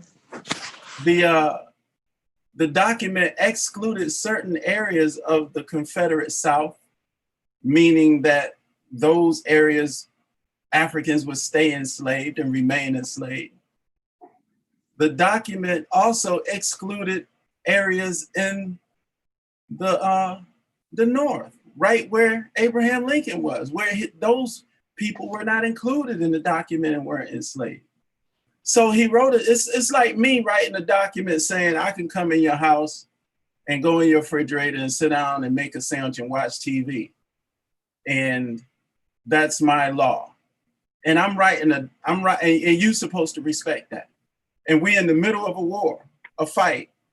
But I'm gonna write a document talking about how I have a right to go in your house. What I'm saying is the document was bogus right from the outset. And then when you talk about when the document was executed January 1st, 1863. January 1st, 1863. In Texas, we allegedly found out we were free 2.5 years later. The question is, how did you find out almost 900 days later when the document is not even valid anymore? It means nothing. It didn't free anybody. It didn't free the enslaved Africans in the North or the South. What it did was present a lie that said those Africans who were in the Confederate South, if you ran to the North and fought with us, then you could fight for your freedom. But you know what happened? After that war was over, the 13th Amendment came and they hit us with the black laws. We never were respected with the idea of free. The document is bogus. Juneteenth is right up there with Columbus Day. Right up there with Columbus Day. It's a bogus celebration. It's a bogus holiday. And Black people who celebrate it could not possibly have read the document and still participate in that celebration. We're just going by what somebody told us. Abraham Lincoln freed nobody. Nobody, not in the North or the South. And if we were freed, think about this, if we were actually freed on January 1st, 1863, then why did we need the 13th Amendment? That's the one that's modified, right? With the 13th. prison? Yeah, well, yeah, but I mean, I'm just saying the 13th Amendment is what supposedly actually freed us, except for the part where if you in jail, they can re-enslave you. But, right. Yeah. But what I'm saying is, why would the 13th Amendment be needed if we were already freed in 1863? True. That's a good question. So it's 100% bogus. And what I said is, if we want to celebrate Juneteenth, then define Juneteenth for ourselves in a way that means something to us. And then let's celebrate it in a way that serves our best interest. But to run around here basically demonstrating that we did not read the document reveals our own ignorance. White people don't give a damn about a Juneteenth. Not only that, but if they read it, they know how silly we look participating in the celebration. Black people who celebrate couldn't have read the document. It's not possible. And like I said, it only takes 5 minutes. It's not even a long document. How can you free us if you saying, well, in this part y'all free, but in this part y'all not. But right in my own backyard, the document don't count for y'all. How are we free? It's just bogus. This is why I don't vote, because why aren't Black politicians challenging the 13th Amendment? That part in there where you're free except for prison, right? Well, they pretty much have turned prison, well, they weaponized prison against us. They weaponized it against our children. And they've turned our public schools into a school to prison pipeline. And so they get as many Black people in jail as possible. And so when they're incarcerated, they have no rights, so they treat them like a slave. So it's kind of like they just put them all back in slavery. I don't see any politicians challenging. I don't see any politicians saying anything about that. They seem to be perfectly fine with that, and the fact that black people are the ones that go to jail the most and have the most trumped up charges are likely to be in jail for a crime that they didn't commit. You To me, know, it's like, I'm sorry, go ahead. if we focused on getting our minds together rather than constantly trying to get everybody to make adjustments for our comfort, we would be so much better off. If we focused on our mind and our consciousness, we wouldn't have to worry about that loophole in the 13th Amendment, because there would be far fewer of us becoming victims of that loophole. Mm-hmm. My thought process is such that we have to focus on ourselves at some point, and we have not done so. We weren't born to struggle for our whole lives. We weren't born supposed to be fighting our whole lives. We were born to live. And as long as we don't get our own thought process and consciousness and mindset together, we'll just be running around here fighting for our whole lives. And it's just such a waste of life. There's so much to life that we can enjoy and experience. But these people got us caught up in fighting and struggling and arguing and being mad all day. We got 5 senses: and imagination and any number of other senses that connect us to other dimensions. And these 5 senses connect us to life. We sit around being angry, wasting these 5 senses. Our sight can just take us to beautiful places. We can see wonderful things. Our taste, sense of smell, the same thing. Our sense of touch, taste, all of these 5 senses are what allows us to explore life. But we never maximize and explore the use of these 5 senses or our imagination, because we so busy just fighting, trying to make people adjust for our comfort. And there's nobody that can adjust for our comfort better than we can adjust for ourselves. Nobody will adjust for our comfort better than how we can make adjustments for ourselves in our own comfort. May I interject for a second, please? You say that you talk about this loophole, in the 13th Amendment, that if we got our mind right, we wouldn't be a victim of it or whatever, what have you. Now, what about the people that do have their mind right and are, professional people, doctors, lawyers that are doing what they should be doing, and they might have their mind right, and they still are faced with trumped up charges and are forced into the system where they have to be bound by this amendment? What about those people's? What advice would you give to those people? Because they are doing the things they need to be doing, and they're not thinking about white supremacy or all that stuff or racism or anything like that, but they still fall victim to the system.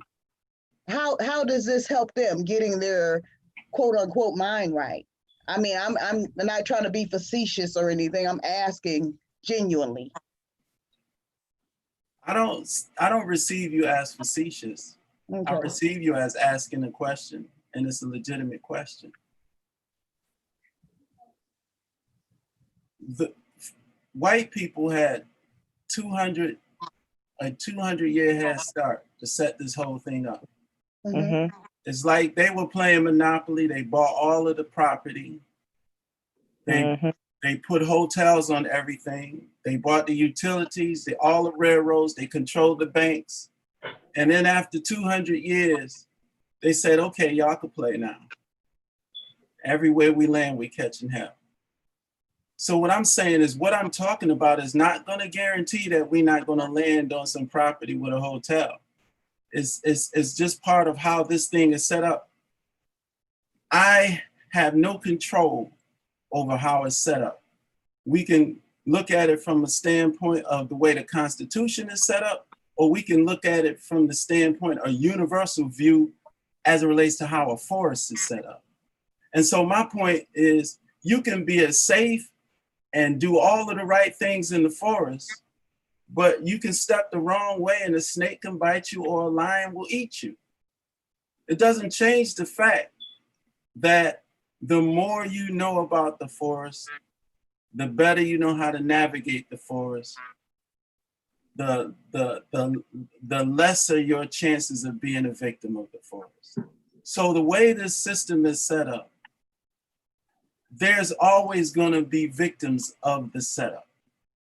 And what I'm talking about is how can we decrease the amount of us who continue to be victims of the setup. There's not going to be a time where there are those of us who won't be victims of the setup.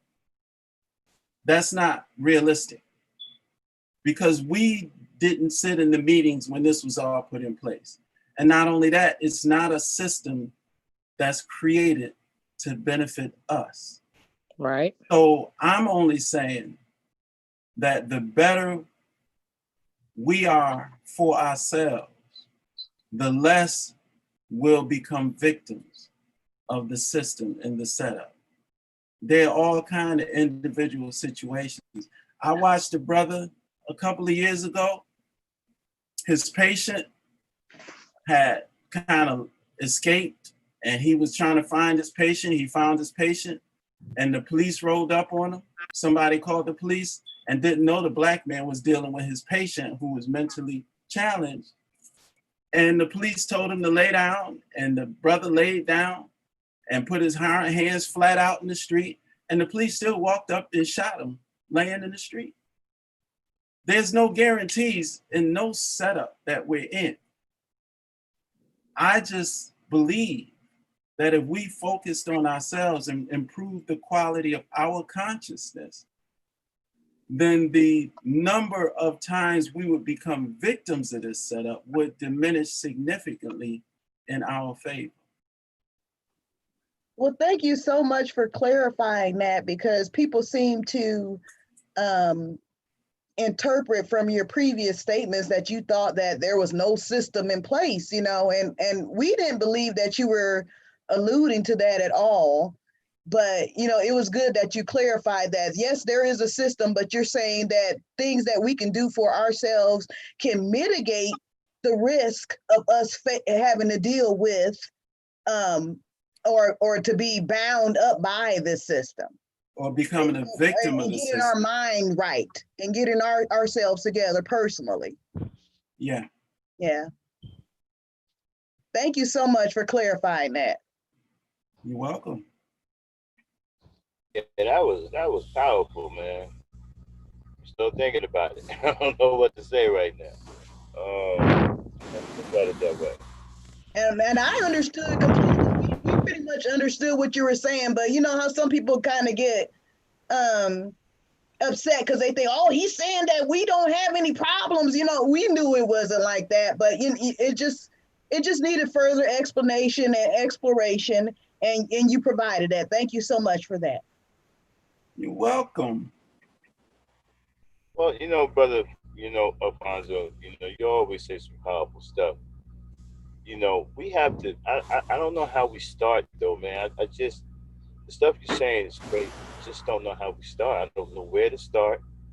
You have a conversation with a couple of brothers and sisters, and you say, "Hey, let's start doing this," and we may start doing that, but then somehow we get distracted and we don't follow through, and then it goes dead in the water.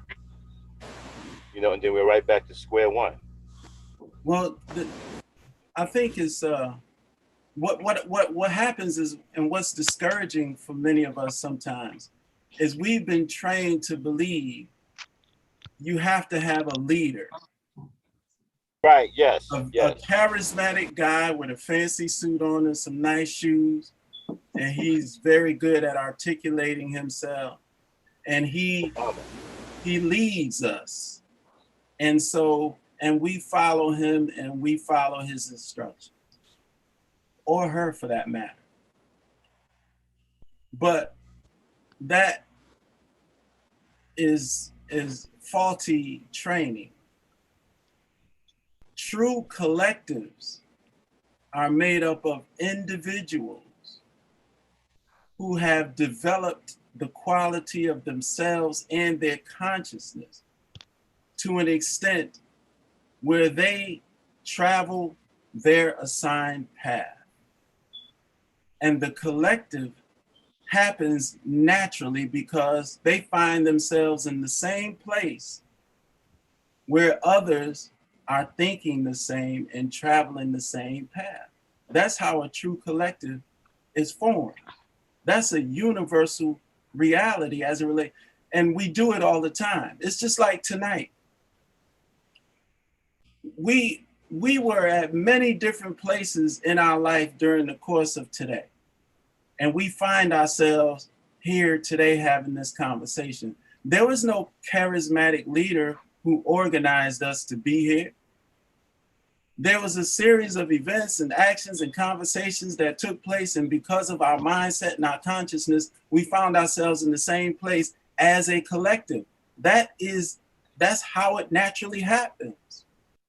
And so, but we get discouraged when we're doing our thing and traveling our universal assignment, and we look to the left and to the right, and we feel like it's futile because nobody else is on the same path.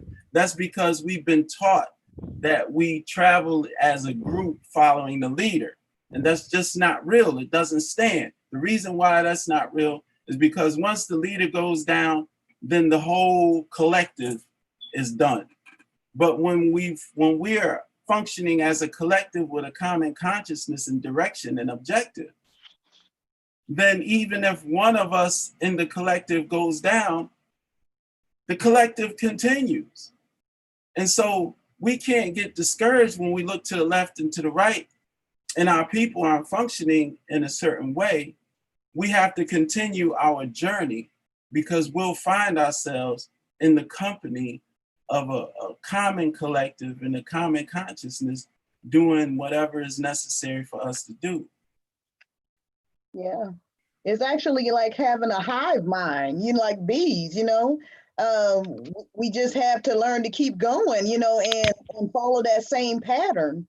And I agree with you. We need to be able to do that. Other cultural groups and ethnic groups are able to do that, regardless of what's going on, or what kind of obstacles they face. We need to be able to function as a collective and without a leader. When that queen dies, that hive moves on. And they still are able to maintain and to function, until another queen is whatever is developed. So I mean, we just have to we do really have to get our minds right. I really agree with you on that. All right, everybody. I just want to hold on 1 second. Welcome to the panel, Commander Cerulean Gray, leader of the Gray Regime. What's up, Commander? Well, greetings, esteemed Maximus and the esteemed Ebony Stars. And it was we have Brother Alfonso, we have Vonda, we have Dame, and we have Bell here tonight. We're just having a nice build, my brother. I find this conversation interesting, Max, because can you name me a group of people throughout history that have never had a leader? See, if you could operate in any society from classical to contemporary, we'd see evidence of a leaderless society. One of the interesting things about the question you just asked, and which what I was getting ready to mention anyway, is when we compare ourselves to other people and other societies and the behavior of other ethnic groups, we're comparing ourselves to people who are not functioning with a consciousness created by somebody else. They're functioning. Can I Wait. just finish my point, please? They're functioning with a consciousness that was built and developed by that collective, in many cases, over a consistent hundreds of years. Black people in America, in particular, we're functioning, according to me, this is not necessarily the everybody's truth, but based on my own limited understanding of things, Black people in America, we're functioning with a consciousness created by white people over a 400-year period, unedited, uninterrupted 400-year generation to generation period, and we have not addressed that. So when we compare ourselves to how other groups are doing things, we immediately lose track because none of these groups that we name have been enslaved for 400 years.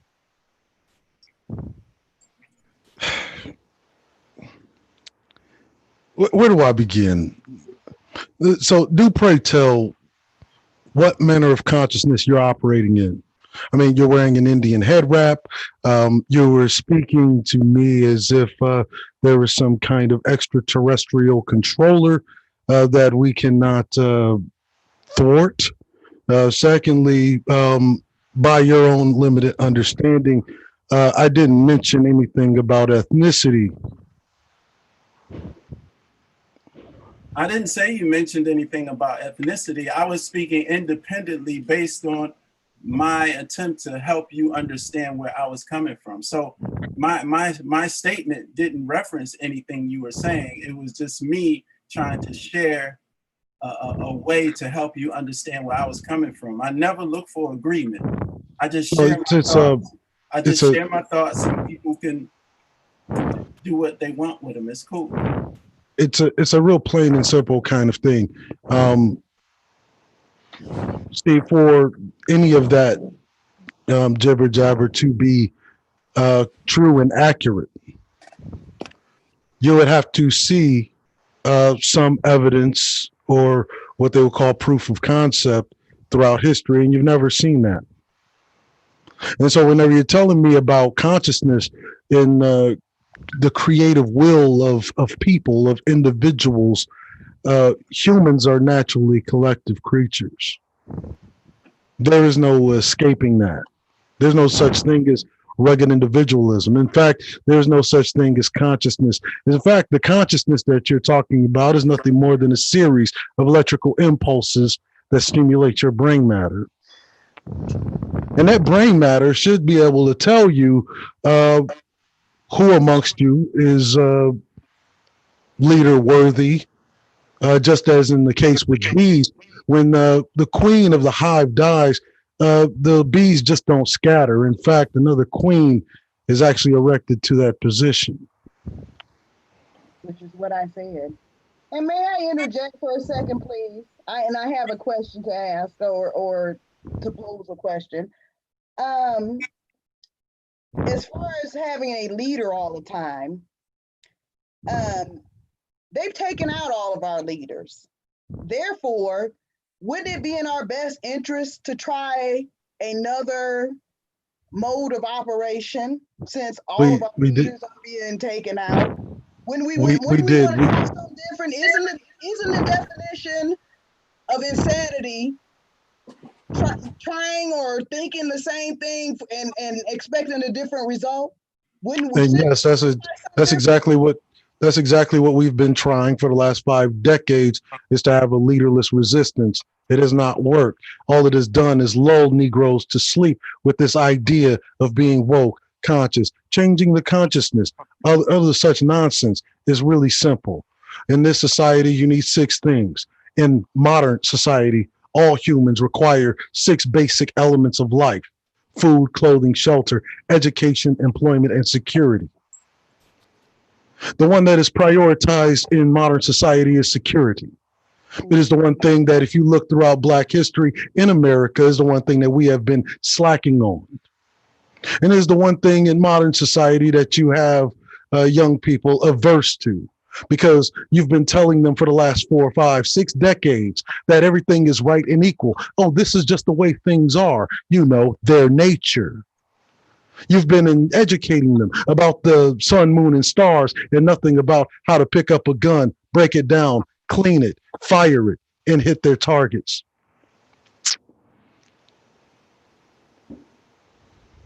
So who is the leader in this scenario? The leader is the person who gives a fuck enough to want to go and organize the people. To obviously, you who see the problem is responsible for the leadership. You who can recognize it, vocalize it, and understand where we are strong and where we are weak, assign duty, delegate positions to people in order to protect your flank, to protect your obliques, your north, your south, your east, and your west. Regardless of the fact that they understand they're going to be targeted. Yes, in fact, it was the great Stokely Carmichael said that to know that you are a revolutionary is to know that you are already dead. You are practically a dead man walking. See, it takes a strong man to know that you're a dead man walking and still make that sacrifice. That's the one thing that we're missing in Black society today. It has not a goddamn thing to do with consciousness, it has everything to do with what we're willing to sacrifice. And you know what happens? Your enemy knows that you're not willing to sacrifice anything. And so he bludgeons you to death live on TV, knowing that he'll get off. Well, you're not willing to sacrifice anything in retaliation or to even take what is dutifully yours. Hence my question, though, is why that you would try, people would try the same thing that has not worked. Oh, you have not tried the same thing. See, the same thing that we keep on trying is to have leaderless resistances. The same thing that we keep on trying is to make everything all inclusive whenever it comes to Black folk. Consciousness, because anybody can be conscious. I mean, you see white boys walking around with dreadlocks in their hair talking about they're woke. So it's not a matter of consciousness. Well, I'm not even talking about consciousness. I'm talking about the fact that. But I don't think he meant that kind of consciousness, though. I don't think he meant it in that way. I think he's talking more about a natural thought pattern about ourselves. Oh yes. Well, what do you, Max? Let me ask you this: what do you think happens to the next generation when you keep telling them that they are free, that they live in a fair and equal society, despite the fact all of the evidence that surrounds them speaks to the opposite? I don't believe he said right, we have to counter that, though. He was just talking about the Emancipation Proclamation being a 100-day-old document, and that nigga didn't free anyone. But we still have Negroes running around telling other Negroes that nigga freed slaves. So we have to counter stuff like that. Well, here's my response to that. The Balfour Agreement is over 100 years old now. Yet you have never heard anyone tell a Jew as of yet, oh, the Balfour Agreement is 100 years old. You got what you wanted. Why are you still crying? Why are you still worried about the white man's nature? Who gave you the Balfour Agreement? I think what it is with a lot of us is that a lot of us are operating on a great amount of ignorance. There's a lot of things that we celebrate that we don't know why we're celebrating. We're celebrating it because that's what the majority does. Indeed. Let's take for instance the caste system of India. Right? The caste system of India, you have the Brahmins up top, and then you have your untouchables at the bottom. Then I would have to ask Mr. Alfonso here, which caste system do you fit in? Considering the fact that you're wearing the head wrap of Indian priests. See, an Indian priest, someone like a Dalai Lama, They don't have high opinions of the oppressed of Indian society because the untouchables, well, the darker in society you are, the more untouchable you become, and yet you're here wearing that very disgusting thing on your head because, you know, when you wear things on your head is what you venerate. And so I can see why you would have such opinions that, you know, this is just a matter of nature and consciousness, you know, because that's what the Dalai Lama thought too. Oh, niggas are worthless. They ain't working hard enough. Yeah, you need to work on yourself. No, we didn't manufacture ourselves. The American government manufactured us. And that's just the reality. That's just the reality that we continue to live in and that we continue to try to get past. Oh, we're operating from a different consciousness. Okay, so when you're in the state of Rome, you must act as the Romans do. Because the Romans are playing by a different game, and that is might makes right. And unless you erect a system, a structure within your own group in which you can exercise that same might to oppose said system in which you are trying to topple, you're going to be stuck in the same position unless you put boot to ass. I have. Hold on a second, Commander. I don't know what's going on, but why is this brother being attacked? It seems like. Oh, I'm not attacking him, Max. Attacking, man, because he has a difference of opinion. I don't think he should be. I mean, he's not up here espousing negative things about black people. I mean, he has a different opinion about how he sees things. I'm not understanding the attacks. I'm confused. Max, I'm not attacking him. See, because if we're going to go into consciousness, what I am attacking is the consciousness, the mindset. Because I think black folk have had enough of this consciousness. You're not going to consciousness your way out of white supremacy. You don't consciousness your way out of oppression. I don't think black people. Tell that to the rape victim that's getting torn out the frame behind a dumpster by one of these animals. Tell her you should have consciousness your way out of rape. Tell the child who has to deal with abuse daily, you should have consciousness your way. See, the reason why you got abused is because you're conscious. Your consciousness ain't right. See, it doesn't really make any sense. We've been trying to tell black folk this for the last 4, 5, 6 decades. This is the insanity that does not work. You know what you haven't been telling them for the last 4, 5, 6 decades? You know what you haven't been telling them? You haven't been telling them to put boot to ass. What you've been telling them is to go along and get along, which is what the consciousness argument basically is. I'm not attacking them. I'm attacking the mindset. I don't actually know this brother. He very well may be a good man in actual life. But basically, it's nothing more than Southern Baptist Negro babble that is redressed as some kind of conscious community doctrine of going along to get along under the auspices of consciousness. Now, let's do a little short history lesson. 1865. Blacks were a majority of the labor. I mean, in fact, had a virtual monopoly on agricultural labor. And in fact, between the years of 1865 and 1963, that was the largest accumulation of black wealth in this country. Now, if that was the largest accumulation of black wealth, you could clearly say that their consciousness was there. Why did all of those things get destroyed? Because one thing we did not prioritize was defense. Mm-hmm. And that defense implies that you got to put boot to ass.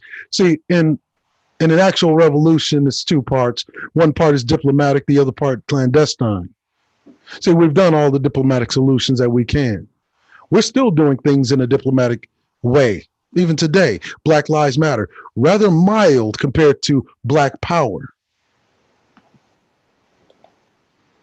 And then what happened was you had the CIA inject a bunch of this Afrocentric nonsense under the auspices of consciousness To do what? To defang the Negro, to defang Black power. So you could tell me that white supremacy doesn't exist and racism doesn't exist and all this other stuff, but then I have to ask you, okay, what currency are you using? You're seeing the evidence of it every time you pull a dollar out of your pocket. You know that thing you measure yourself by? Those white supremacy bucks that we go to work for, die for, kill each other for. Oh, we're operating from a European consciousness, you know, because the European controls that dollar and how it circulates. We're living in a mouse utopia experiment. And what has happened now is that the scientists of said experiment have started pulling back all of those goodies that you enjoyed whenever you thought that money was free flowing because you had credit. And now the mice, they start killing themselves inside of the experiment. They start killing each other. I don't know if you've ever heard of John B. Calhoun or the Mouse Utopia experiment. But what happened was he created this elaborate set of habitats for mice, and he provided everything for them: their food, their comfort, their activities, their water, and those things were free flowing. And while it was free flowing, what happened was the population of mice overexpanded. In fact, there was more mice than there was food. And then what happened was, to aggressively depopulate the mice, John B. Calhoun starts taking away or restricting much of the food that was available, much of the water that was available, much of the comfort and activities that were available. Now they have to fight for their daily scrap. Now, normally, whenever that food was there, the mice would be very communal. You know, they were conscious. And they shared. It was a leaderless society because everything was provided for them. Because, you know, God, i.e. the scientist that was providing all of their comforts and necessities, made sure those things were free flowing. When he starts restricting those things, they start killing each other inside of the experiment in order to get access to those things, which they now notice is now scarce. Did you want him to respond to any of this? We're talking about consciousness. We're talking about consciousness. I'm talking about something that is nature. I'm talking about a basic instinct that all humans have. We keep trying to explain this thing away. 4 decades, 5 decades, 6 decades, we've been talking about consciousness. I don't. Okay. So, I mean, But do you guys believe that we need, some level of both, some consciousness and some sort of defense and security of ourselves? Because like you were saying, at one point we were, very self-sufficient. We did own our own banks and we owned our own homes. And we're so far from that now. How do we get back to that? Is it through consciousness or is it through defense and security, fighting? How do we get back to that? Or could it be a combination of both? How do we get back to that? Well, you know what? I think sometimes it's misconstrued when people say consciousness. I think when people sometimes talk about consciousness, it's just about getting your mind right, getting your mind on the right path. Because if you're mentally enslaved, how is boots in the ass going to help if your mind is still not right? I think that's what, he's kind of, touching on. I'm not saying anything you're saying is not correct, Cerulean. Here's what we know of. Here's is not right. How does boots in the ass work if you don't have that mental connection there yet? Here's what we know of animals, right? You put a tiger in a circus, make him jump through a fiery hoop. When that tiger comes to the realization that he is oppressed, he will strike the ring master. Mm-hmm. You see, Mhm. But that That, realization is him getting his mind right before he strikes the ringmaster. or him Right, coming off of the drugs, or him right. coming off of the drugs. Right now, black folk is stuck in one drug. That one drug is called morality, consciousness. Let me, all right, let me hear the brother. Well, no, I don't think it's Hold on, that hold on, needed. hold on, hold on. Now, let the brother respond. Y'all been going on for a while. Brother McGriff, you want to respond to any of that? Well, can you hear me? Yes. Mhm. Yes.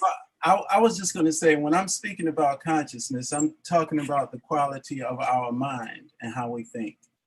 Because from what I understand, again, based on my own limited understanding of things, how we think determines our actions.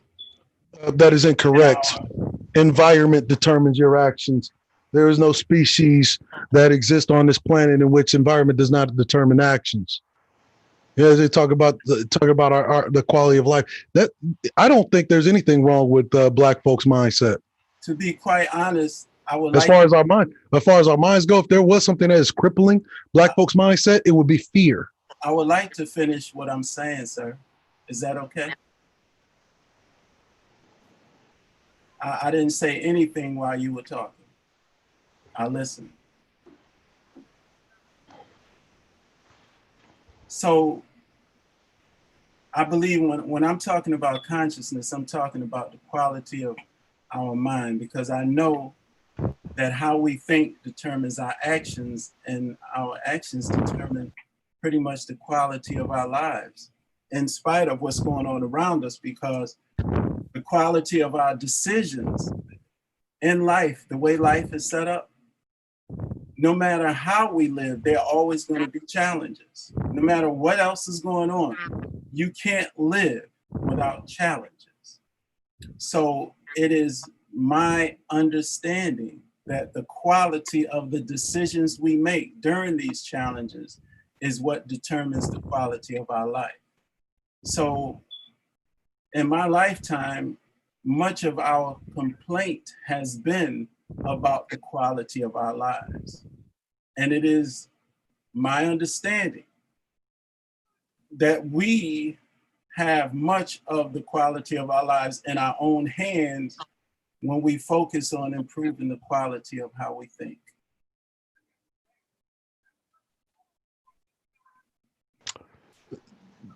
That sounds like a lot of feel-good penitentiary talk that they use to pacify prisoners. That's really all it is. Like we talk about the quality of our lives. You live in America. You live in a modern world. The quality of your lives is controlled by a dollar figure. Quality of your life is controlled by your political influence. See, this is the problem that I had with the conscious community when I left. Is you got a lot of these dudes, they come out of prison with all of this, feel good Negro spiritual stuff. If there's one thing that's crippling the black mind, it is fear. Oh, you're gonna get us in trouble talking like that. Master don't like that. Yeah, What you I gotta talking about? agree with that. Yeah, I agree. Don't live in you can have all the consciousness you want. You're still broke and your family gotta eat. It's an immoral thing to let your family starve. And I don't really care how black folk come by the food that they get, whether it be means of legality or illegal. Cerulean, though, why can't these things intersect though? Because don't you have to become conscious of the things around you so that you can get angry and not be afraid? I live in St. Paul, the Twin Cities. Okay. 20 minutes west of me is where George Floyd got killed, got murdered. Mm-hmm. Okay. What stopped that black man that was actually on the camera talking?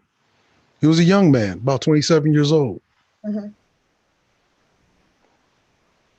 Now, mind you, this community that he's in, where this is being filmed, is mostly white. And that's where they stuff a lot of the immigrants. The store he got killed in front of was owned by an Arab immigrant. What stopped him from diving on that officer and preventing George Floyd from being murdered? It was fear, it wasn't consciousness. Mhm. So you can have all of the consciousness you want. We've had consciousness for the last 40 years. But the thing that has kept us immobile was fear. But what I'm asking is developing your consciousness and your sense of self and your pride in your people. Wouldn't that allow you to get rid of the fear? No, environment is always the thing that makes people overcome fear when they have no other choice. And that's exactly what happened here in the Twin Cities, where the camel had its back broke, George Floyd being used as a straw to break it. And people got tired, said enough is enough. See, there's no better teacher of consciousness than desperation, anger. Oh, but you need emotions for that. You see. Now, the outcome of which should garner more political influence, should garner more financial tangibles. See, the consciousness is what comes after the action. You see, that's how we learn things. You know, take, for instance, riding a bicycle. For the first time, you don't know how to ride a bike. You don't have your consciousness together. You want to know how you haven't had your consciousness together? Because you ain't pedaled enough.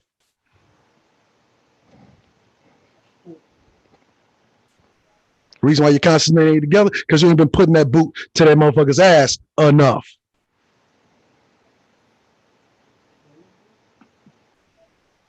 So you're saying that, when our brave brothers step in and dive in and get shot on behalf of their fellow brothers and sisters, after we lose those lives, that's when we gain consciousness.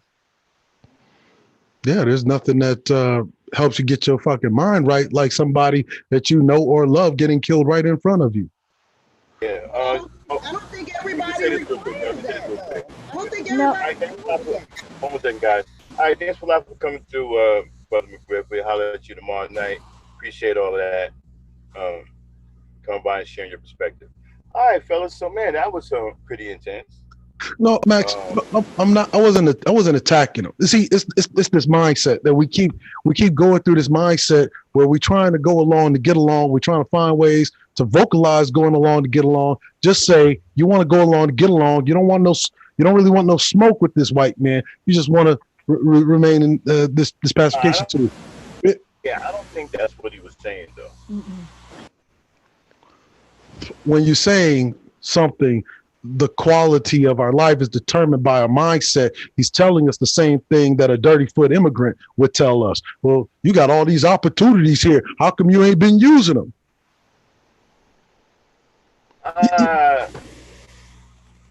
It's the same argument, Max. I don't think he was talking about. I think he was focusing more on us, focusing on ourselves, and building a collective with ourselves. I don't think he was talking about. I didn't. At least I didn't question that. That's what he was saying. You know how you focus. You know how you focus on yourself, Max. This is true for any other. This is true for any other animal in nature. In order for any other animal in nature to properly develop and focus solely on itself, it has to remove its primary predators out of the way. I mean, that's just reality. Listen, you know what? I agree with you. fear is a big problem for a lot of black people. It is. I mean, we see that on social media every day. You know, you can hear the fear in a lot of these brothers and sisters. Not the sister. Hell, the sisters seem to have more heart than a lot of the brothers. So Of I'm gonna have course. to agree. Yeah, I agree with you Of on that. course they do, because you got to Yeah, understand that women, especially black women, are inseparably tied to the environment. So when we talk yeah, about all of these things that are affecting us in American society, who do you think feels it first? It's the right. women. Well, right. But what I think he was trying to get at, I think he was trying to say that we need to start building a thought pattern on our own. You know, trying to, I mean, try to create a consciousness that we operate from freely, rather than, We have um, Max. We have that. If that's what he's talking about, then he's talking about culture. We already have that. right. Yeah, culture. That's what I got out of it. I got more of a cultural thing than go along. I really didn't get the go along thing, but the culture, yeah, yeah, that's a good that's a good way of setting it up, Cerulean. I go with that. I think he was doing more of a cultural thing, you know. And I do think I've said before, black people need to become more involved in our culture. Everybody else is. Everybody else is exploiting the hell out of our culture. We already have that culture. Is what we have is too many rogue actors that like to implant, Right. right wing conservative, so-called conservative, which is really nothing more than the parroting of white supremacist rhetoric. Oh, we don't have to do anything. You have to get your mind first. It's kind of like the way when George Floyd got murdered, right? You had Negroes instead of rallying around that appropriately as they should, especially for black men. No, what you had was people out there explaining away white murder, Mm-hmm. state sanctioned murder, explaining away. So, and then have the audacity, and it's nothing more than a gaslighting technique, telling you that this person wasn't as good as see, why is he, see, understand something. These people think white people are God. And in order for George Floyd to have some sense of humanity, not just as a black man, but as an American citizen, in which in America we have the right to due process. Right. Right. Well, what Alfonso was saying, I think, from what he was saying is we keep looking for them to, like accept us. And we Right.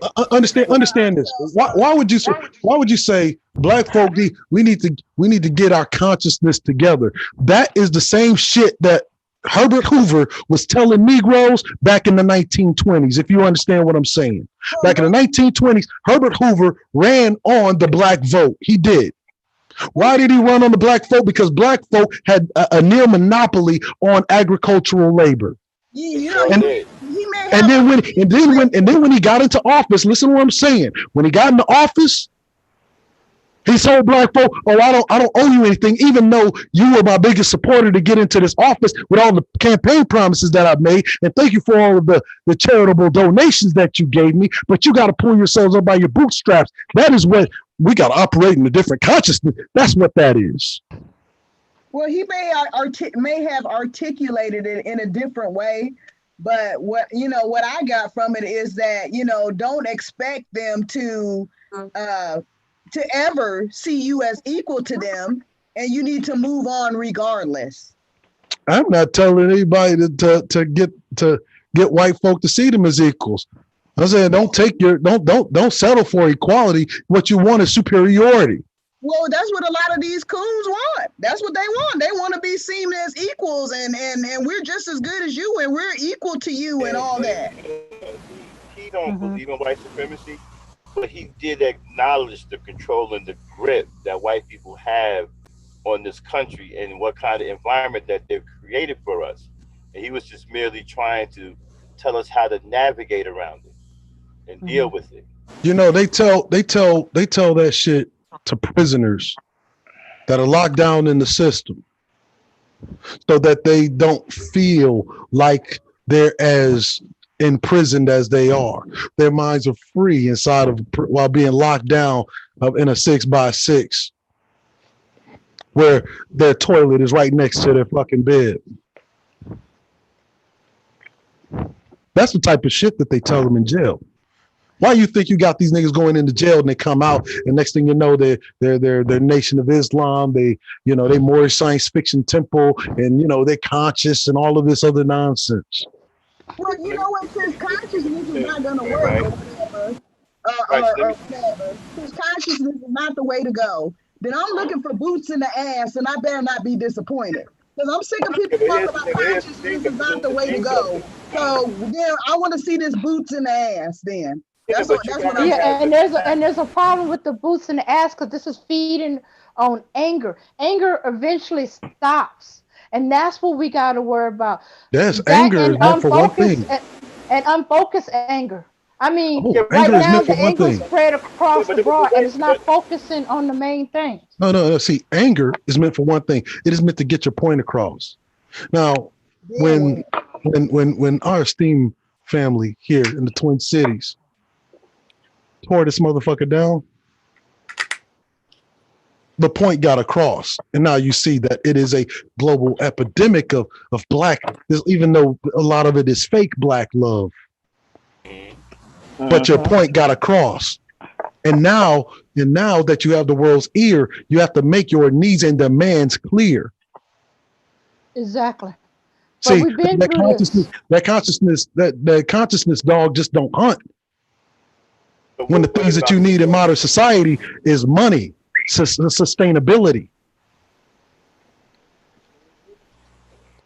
Mm-hmm. We have the most conscious black folk in the world prior to 1964 Civil Rights Act. They were the most conscious, politically aware. How about more boots in the ass? That's what we've been talking about. I mean, won't that work? I think they're kind of missing. I don't think he's talking about it like in a conscious community way. I think he's trying to. If we focus on ourselves, right, then maybe we can remove the fear. Because really, you're right. I agree with you. Fear is crippling black people. Yeah. And if anybody can't see that, you just don't want to see it. Okay, but if you're not willing to get together, and put your minds together to fight this thing, okay, then what type of mentality is that? What kind of consciousness is that? What I said like 10 minutes ago. Yeah, so I put it like this, because we had consciousness. We got some well-to-do brothers. We got some well-to-do brothers, right? Consciousness would appear to be together, right?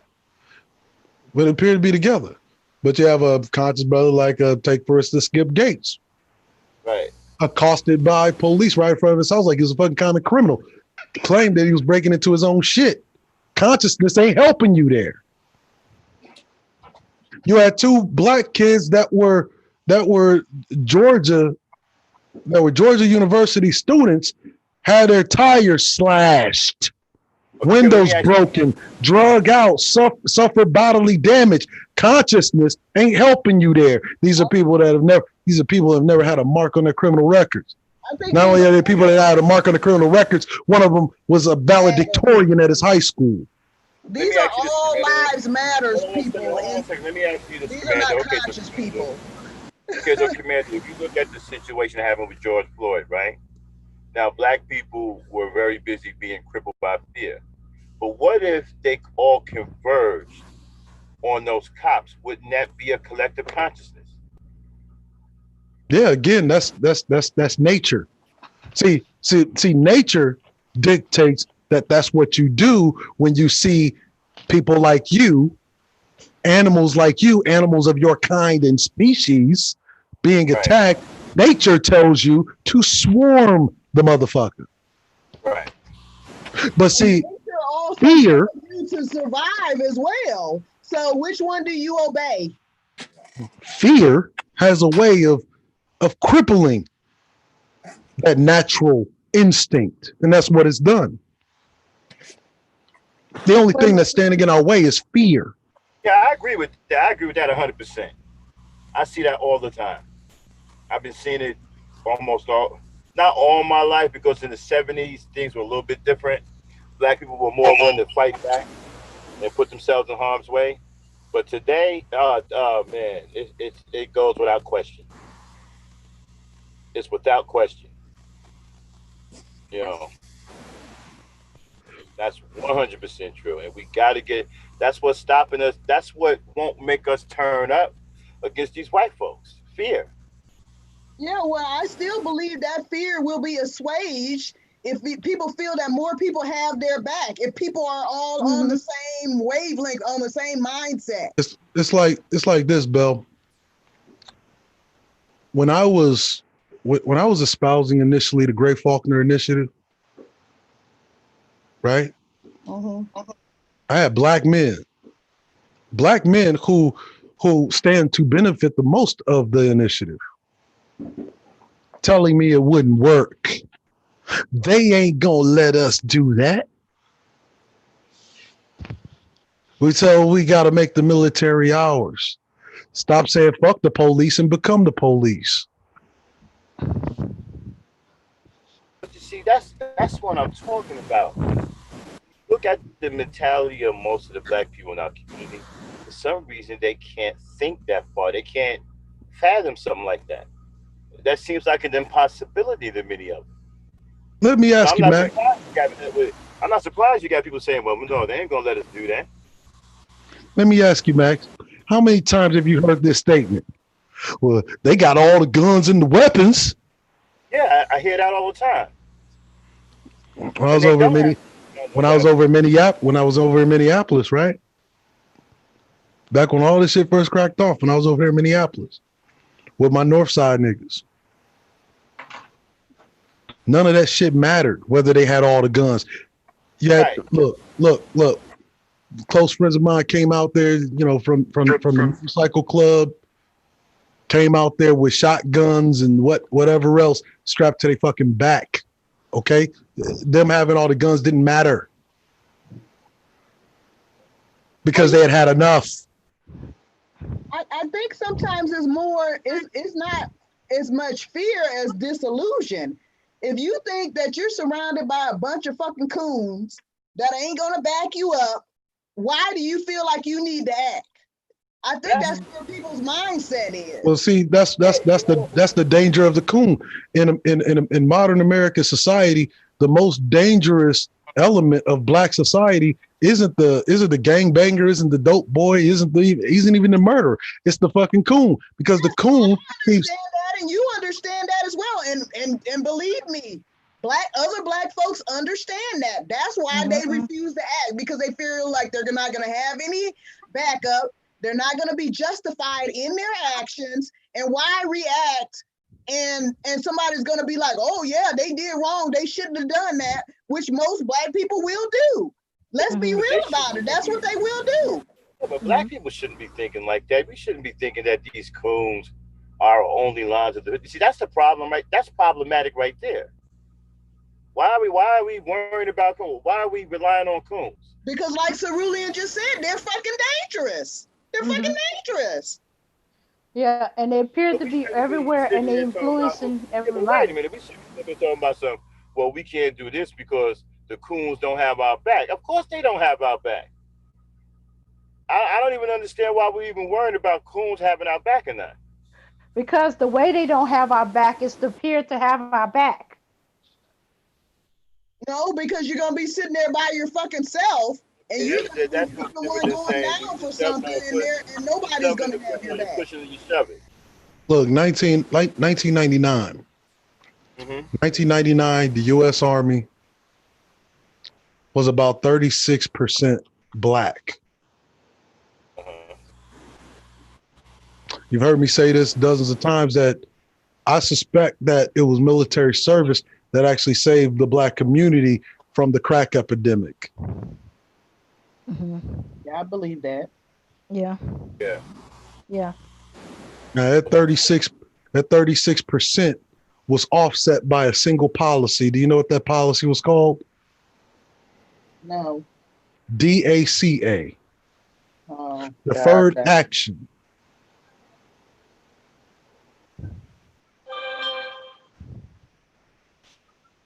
otherwise known as the Dreamers Act of 2001. Mhm. Wait a minute, I thought Obama signed that an executive order for that in 2012. That bill was signed in 2001 by George Bush Jr. So why they give Obama credit for it? 'Cause he upheld it. Yeah, And reinstated it. Yeah. but wait a minute, he did an executive order on that. Hmm.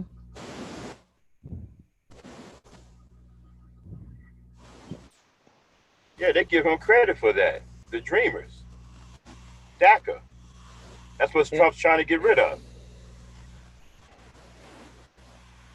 Yeah, they give him credit for letting it continue because they want to get rid of it. No, what happened was that the bill was only to be set aside for a period of about 10 years. Mm-hmm. Right. And Okay, it so had that'll to be be, 2008. and at 10 years, it could be re-amended or it could be dissolved. And what he did was he re-amended it by executive order. Executive order and took the credit.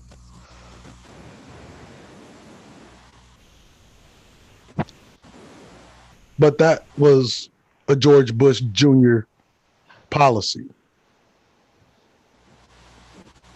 See, when I hear things like, well, they got all the weapons and they got all this, that, third.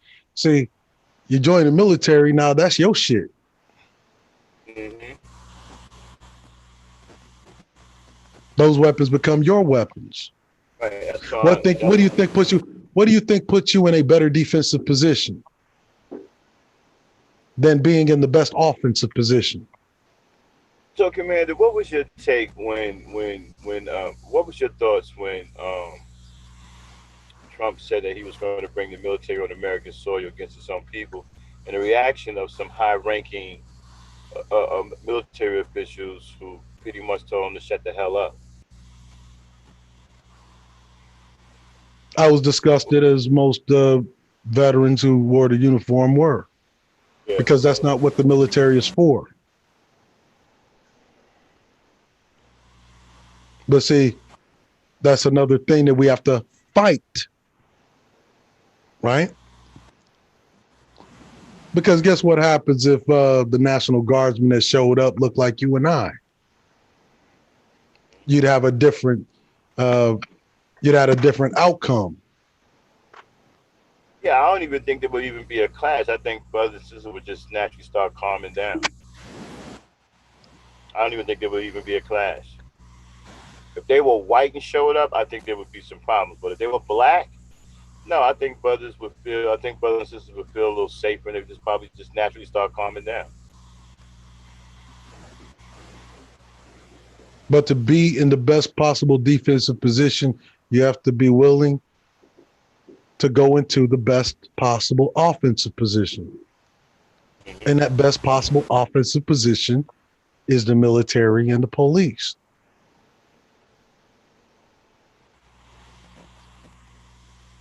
See, that's how you stop problems. But see, we in the black community, that's one thing that I know of us, is that we're not big on prevention. We're not really that big on prevention. No, because we've been taught to damn tear up every damn thing. We don't even give prevention any kind of thought. No, we've been taught to be reactive instead of Yeah, proactive. reactive and self hatred, all kinds of You know how fucked you up shit. stop a you know how you stop a police killing before it happens?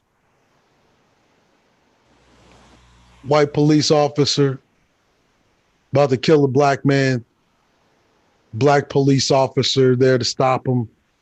But see, because there's too few black police officers, what happens is that they end up getting swung up into the culture because the culture is so ingrained with white supremacist ideals. Hmm.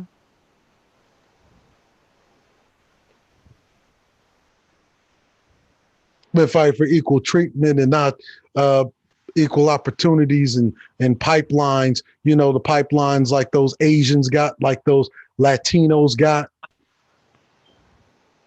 You know, because that's what they're doing. They're using shit that you fought for, but you don't use. The reason why you don't use them is because somebody else has told you it was a fucking handout, even though that's what they're getting. Mm-hmm. And then because black folks so goddamn simple minded, they get to believe in that shit and say, well, we don't need the government to fix us. The government is who made us. Hell, black is a fucking government identity. The fact that we still go by that identity, it is evidence that there's white supremacy. Because if they were made white, who the fuck made us black? Well, the same institution that made them white. Mm-hmm. Yeah. I would never go and say there's not white supremacy. I would say that they perceive themselves to be supreme. Well, unless we You get know, a, but I wouldn't say it doesn't exist, that they don't have that idea in their heads. That they're unless we come up with a new identity. Black is what it is. I mean, we're black, man. You know, whether they, to me, okay, it no longer matters that they identify as. I mean, we're black. We done built a culture out of being black. Yes. What happened was forced identitarian classification made us black. Right, we're black. And what happens whenever, we've all played chess, right? We've all played chess, right? Yeah. And so you have those that are on the white side of the board, they're playing to win. You have those of us many of us that are on the black side of the board, we're playing to be equal. We're playing to draw.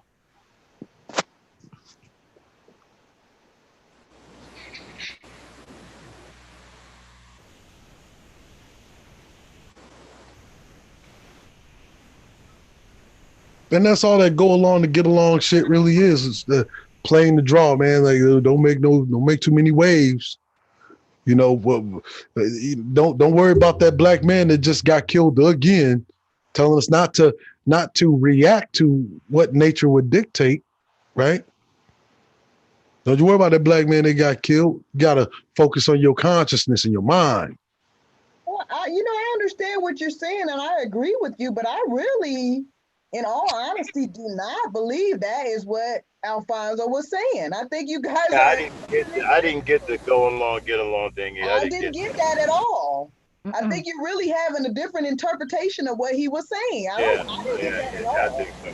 I think you came in probably on the tail end, probably didn't really hear all of it. No, actually, I was listening the whole time, Max. Yeah, I really didn't get. Max. I was listening for Max. I was listening for almost 40 minutes before I hopped on the panel. Oh, okay. But yeah, I didn't get that command. I didn't get to go along, get along. He may have had a different view, but it's like this, right? Because I know you're gonna say that I wasn't getting that from that at all, and I know because whenever people throw subliminals at us, and they don't even know that. They don't even know. This is what I know, and I listened to enough of it to know that this is a brother that doesn't know what the hell he's talking about. He just heard that shit somewhere. It sounded good, and he decided to come onto the internet and espouse that crap. And it's really just nothing more than Southern Baptist preacherism that's telling us to go along to get along, because that's how subliminal messages work. Yeah, I know what subliminal messages are, but I just didn't. Yeah. I figured he was on the similar wavelength. We got to get past our fear. We got black people need to get past their fear. They letting the fear hold them back.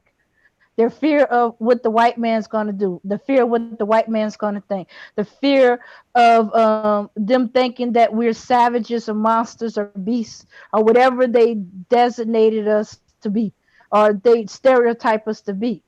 And if we do not work on ourselves to get past that fear, nothing we do is going to get done. That's what I was picking from him. You know how we work on ourselves is by eliminating the threats that surround us. Well, that's what he was talking about. Well, if you face the threat while you still fearful, you're going to freeze up and the threat will eat you up. Yeah, you get so fearful that you say things like focus on our consciousness and not on our defense. Well, our actions too, right? Like are some of us or most of us still sitting around waiting to see what white people are going to give us? I mean, there's evidence of that in these protests. Exactly. Yeah. Uh, yeah. Well, Some of them you peaceful know us, protests. Max. You know the opinion of the regime. We ain't waiting for shit. Yeah, well, yeah, yeah. You see, yeah. I'm not count. I'm not talking about y'all. I'm knowing. Yeah, I'm talking about just regular black folk, man. Um, we gotta. Yeah, I don't know, We man. I don't gotta think what get. he's. No, I'm sorry. may But not you agree with know, everything, but I don't. I can't dismiss everything he said. what you're I think what you're trying to say, Max, is though even though we may agree on things, you don't need to alienate other black people who are pretty much on the same page as you are. They might have different feelings and viewpoints on things, but alienating them is, is getting rid of some of our people that might be allies. They might move to the other side because they feel like they are alienated. Well, if they moved to the other side, then they were never our allies. Well, yeah, well, I'm just They were never saying, our, well, it's still people right. do that. Yeah. See, I don't. People like that to me. I don't. If you go and join our enemy, stay gone. You're dead to me now.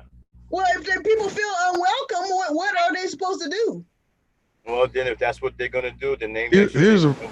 here's a Well. reality, right? Mhm. Here's a reality, right? All you skin folk, or all even your kin folk ain't always your skin folk, or however the saying goes. You know all this. We cannot have some unreasonable expectation that everybody is down with us. Right. Well, I don't think he If was you go telling people over, not to if fight. you go and sit with some other Negroes who just want to sit on the sideline, I'm cool with that as long as you don't go join the enemy. You go join the enemy, it's over. Well, Ain't no I coming don't back. think.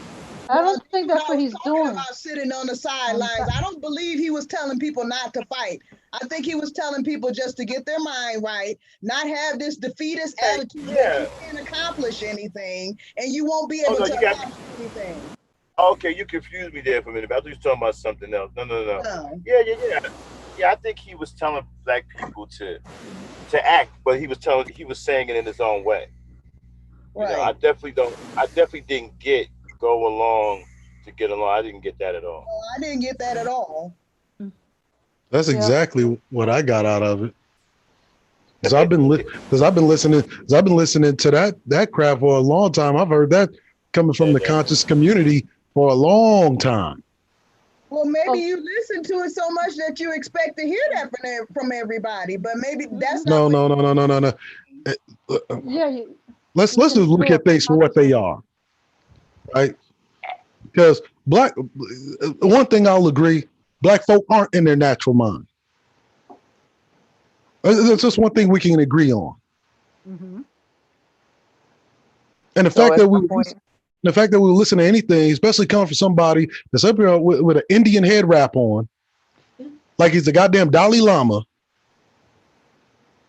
basically telling us in a subliminal way that we should get our mind right. Yeah. Well. Okay. But here, How many different ways do we have to be told that a mind is a terrible thing to waste? the How many rule. different right. ways Check this out. you told? Well, you got to focus on yourself. See, that's your problem. You only focus on yourself enough. That's why you keep getting killed in the street like animals. That's But not what he's but saying. Stop yeah. But focusing on listen. his outfit. But when he say that black people, right, are operating with a consciousness created by white people, that has some truth in it. Including the nigga telling you the shit, but And also, especially the nigga telling you the shit. and also, Cerulean, you talked about fear being that being the problem. Oh Okay, yeah, that's the truth. Yeah, that's the yeah. fear Ain't no question fear. in that. What is fear? Fear is mental. Fear is mental. Ergo, you have to get your mind right. You have to let go of that fear. And then that has to be done in a mental capacity. So, in a way, he was right. You have to get. Actually, fear is a biochemical reaction. It has to be right. Fear is actually a biochemical reaction, less And it's a actually brain mental reaction. as well. It's I mental. think it's more. I think It's it's more of mental. an It's an emotion. More. emotion, Yeah. I and think it's it's a more of an natural emotion. instinct. fight Oh, or flight. let me say something. Let me say that. I think it's more of an emotion because you could still think about whooping somebody's ass, right? Exactly. But be emotionally afraid to act. Mm-hmm. Mhm. Exactly. It's You know what I'm mental. It's saying? mind over fucking matter. That's all. That's So, what it is. but Yeah. I do think that because when you look at our ancestors, right, they were deprogrammed to reprogram. Yep. It's mind over fucking matter.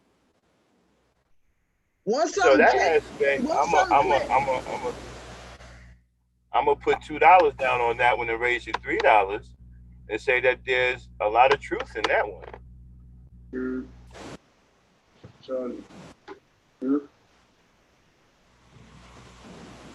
If I was playing poker, I don't know, would I bluff my hand on that one? Probably not. Yeah. Yeah. But that's exactly what it is. I mean, when you go around, it's the same thing that the coons tell us, right? Is that we need to focus on ourselves. We keep focusing on ourselves, right? But you're Coons living. are on some white, yeah, but the coons are on some Who old We were coons you focused. listening to? We were stalker shit. No, focusing. We were coons are focused. We were focusing on ourselves when they pulled the greatest black wealth heist in the history of America on us. We were focused on ourselves. Okay. Yeah. See, America, do you think America focuses on itself? The thing that actually allows you to have as much privilege and liberty as you have in America is America doesn't focus on itself. That's why America looks like shit now. Right, and America that's is why they focused have on so its much enemies. fucking. Right, and that's why I learned this from you. This is why they give out so much fucking welfare to other countries. All this Exactly. goddamn foreign aid. Yeah, Mhm. they don't give a fuck about what's going on over here. They got foreign You know aid why out they? the Do fucking you know why wazoo. America does that? America does that to neutralize its enemy, so that it could focus on itself. That's why it's every 40 years that America focuses on itself, and then you see every 40 years where America goes through about a 5 to 10 year period of peace. That's for Mm-hmm. every 40 years. That's every 40 years. Whenever America goes through that period of peace, gun sales are up. And you know what? That list, there's a lot of countries on that list. There's a lot of countries on that list. I can't believe they're giving out that much money. mm. Now, what could have been doing with Not that only kind of giving money? them money, but they're sending jobs to a lot of these countries. So they're giving them money and jobs. Yeah, I mean, you Businesses, American call, businesses. try calling Comcast customer service. Right. You're going to get somebody in India. AT&T, In India. AT&T. Yeah. I don't even. Man, I left AT&T because nobody in the goddamn technical support speaks fucking English. Well, And the ones that do speak English got such a goddamn fucking speech barrier, you can't understand them either. but you guys, you know what? I'm gonna get ready to go, but I want to Matter of say fact, I don't even know if that customer service and technical support is even American anymore. I No. do agree with Cerulean that fear is probably the greatest hindrance to things getting done. I do agree with that, Hell yeah, but I there is. still have to say that your mental state goes hand in hand with actually putting boots to ass. Yeah, I like So both of just them had just both of like them.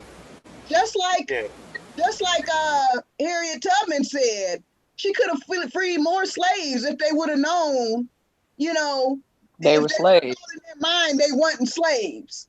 You know what I'm saying? So you do have to get that mind right first. I don't know Well, we exactly shouldn't be. what We let's see. consciousness you're talking about. We're in the age of information Yeah, I where don't know exactly what consciousness he's speaking of per se, but I know that people have to have the right state of mind to eliminate that sort of fear so that they will act. So you the know two how are gonna go hand you in eliminate fear by facing the fear and constantly facing that fear. It's not a mindset, right? See, when you learn how to say kick an animal's ass, you no longer fear said animal, right? Kind of Hmm. like a spider. Most people are arachnophobic. Punch a fucking spider in the goddamn back and smash it with your hand. You'll learn real quick that spiders are actually more scared of you than you should be of them. It's like when I was in That don't training. work. It's like when I was in boot camp in the Navy, right? Like when I was in boot camp in the Navy, right? We had a lot of brothers that were afraid of water. When they got into the pool, they freaked out. And one of the ways the Navy got them over that fear, they got them in that water every day and made them face that water. They made them face it until they were able to start floating and start getting over their fear. But they had to keep trying in order to get over that fear. You have to keep doing it until you get good at Yeah, it. exactly. Ooh, I'm so Yeah, but glad I you didn't join still the have to Navy. tell yourself, you still have to tell yourself, I'm not going to be afraid and I can do this. You may not say it out loud, but you are telling yourself Yeah, that I agree with internally. it. Yeah, yeah, You definitely. are There's a telling mental. yourself that. Yeah, You yeah. know what's happening in black in black society is that this is why the coon is so dangerous, because the coon keeps telling you to live in a fair and equal society. There's absolutely nothing wrong. Your eyes didn't see what you saw. You living in a post-racial society where everything is fair, equal, balanced, and yada yada yada. And the one thing that they don't tell you is that they're only telling you that out of their fear. And then what happens is that they're imposing that fear onto you. You can't get your mind right. Why? Because you got too many predators surrounding you. You have one predator that wants to kill you. You have another predator telling you out of fear, hey, don't do nothing. Don't you do nothing bad. You're gonna get us in troubles. No, you can get your mind right if you want to, if you're willing to. Mhm. If you just giving up, you won't get your mind See, right. You just see want the to thing, Yeah. the thing that the thing, happen see and the don't thing let that Max it just said. fall in your lap. Then that's what will happen. But you Did, can did, you, get your mind right. did you hear the thing that Max just said about brothers in the Navy? A lot of them they have a fear of deep water. Mm-hmm. Do you know how to get over that fear? They got a what they call a proctor there to help you get over that fear. See, and that's the way I look at our esteemed Maximum Black. It's a proctor. Myself, a proctor. Our esteemed Dre, Jay Shine, Chandra Cursa, proctors. We're here to help you get over the fear that you already have, because we know that you have fear. But then you have this opinion that keeps. It's like Pet Cemetery. That old coon spirit keeps resurrecting up out of the pet cemetery to tell you everything fair and balanced. That's just their nature, because if it's just their nature, then nothing's absolutely wrong. You just kind of go along to get along, and you learn how to maneuver, or i.e., conform in American society while living amongst an apex predator with the intent to kill you. I think whether That's you go fear. along or I think whether you go along to get along or not, it's still their nature. And as far as fear goes, I can't swim in deep water. I can't swim in any water, but I've gotten in deep Mhm. water. And I had to think about it first, and I said, "Oh fuck, I'm just gonna fucking do it," and I did it. But I had to think about it first. I had to get my mind right and steel myself for fucking doing it first. So Yeah, that's yeah, what I'm saying. Yeah. That's Yeah. what You I'm saying. throwing her, you throwing her over the side of the ship is not going to help her. It's just going to make her fear for you. yeah. Because most of the fear anyway is the Want to fear of bet? drowning. Now, if you got waterboarded before you got in the water, then you may have a different. You may not be afraid of the water. Right. See, because if you know what it feels like to drown, then you won't panic in the water. Mhm. See, because that's the fear when you get in the water. It's the fear of drowning. See, there's See, nothing that'll help you overcome your fear better than your need to survive, than your desire to survive. Yeah, which makes I'm gonna latch That's onto nature. you and hold on to you. You'll have to jump in the And we water. gonna all drown. Yeah, but I'm gonna hold on to you. you're right. You get the I command let to you use go. you down. Like, when you get the command, he straps you down. You get a big picture of water and start throwing it. Start dropping it down your throat and then your nose. And you start gut. You know what I'm saying? You start thinking you're gonna drown. Mm. You know what I mean? So, you know, I'm serious. I'll latch on to him. He gonna have to jump off the boat with me on it if I don't hop off fast enough. Another thing And, that another thing that dispels fear is incentive.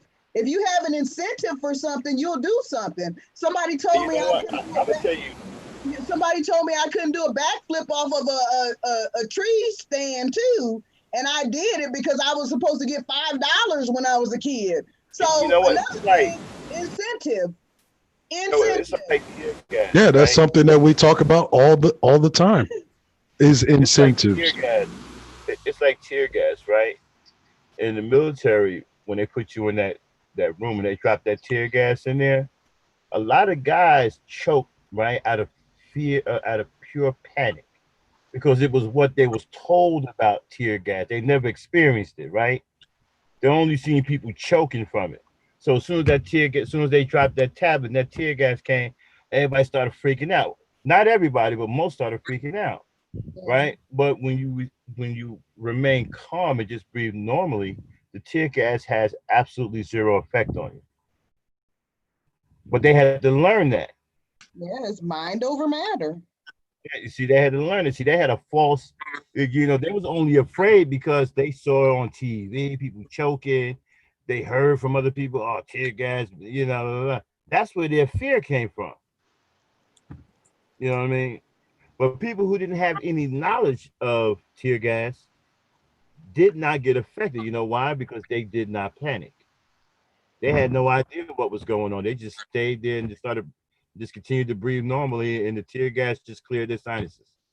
That's all it did. I was one of those people who just cleared my sinuses. But as soon as you start panicking, you start taking in more tear gas.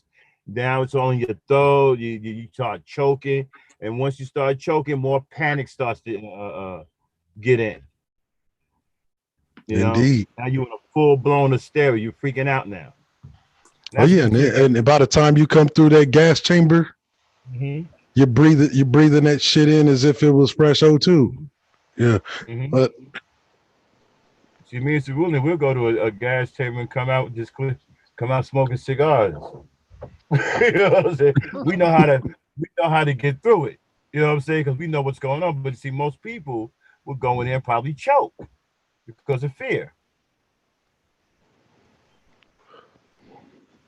Shit, I don't mind. Shit, when my sinuses are clogged up, I don't mind going to sit in one of them damn things and drop a Well, tab just to clear my goddamn sinuses.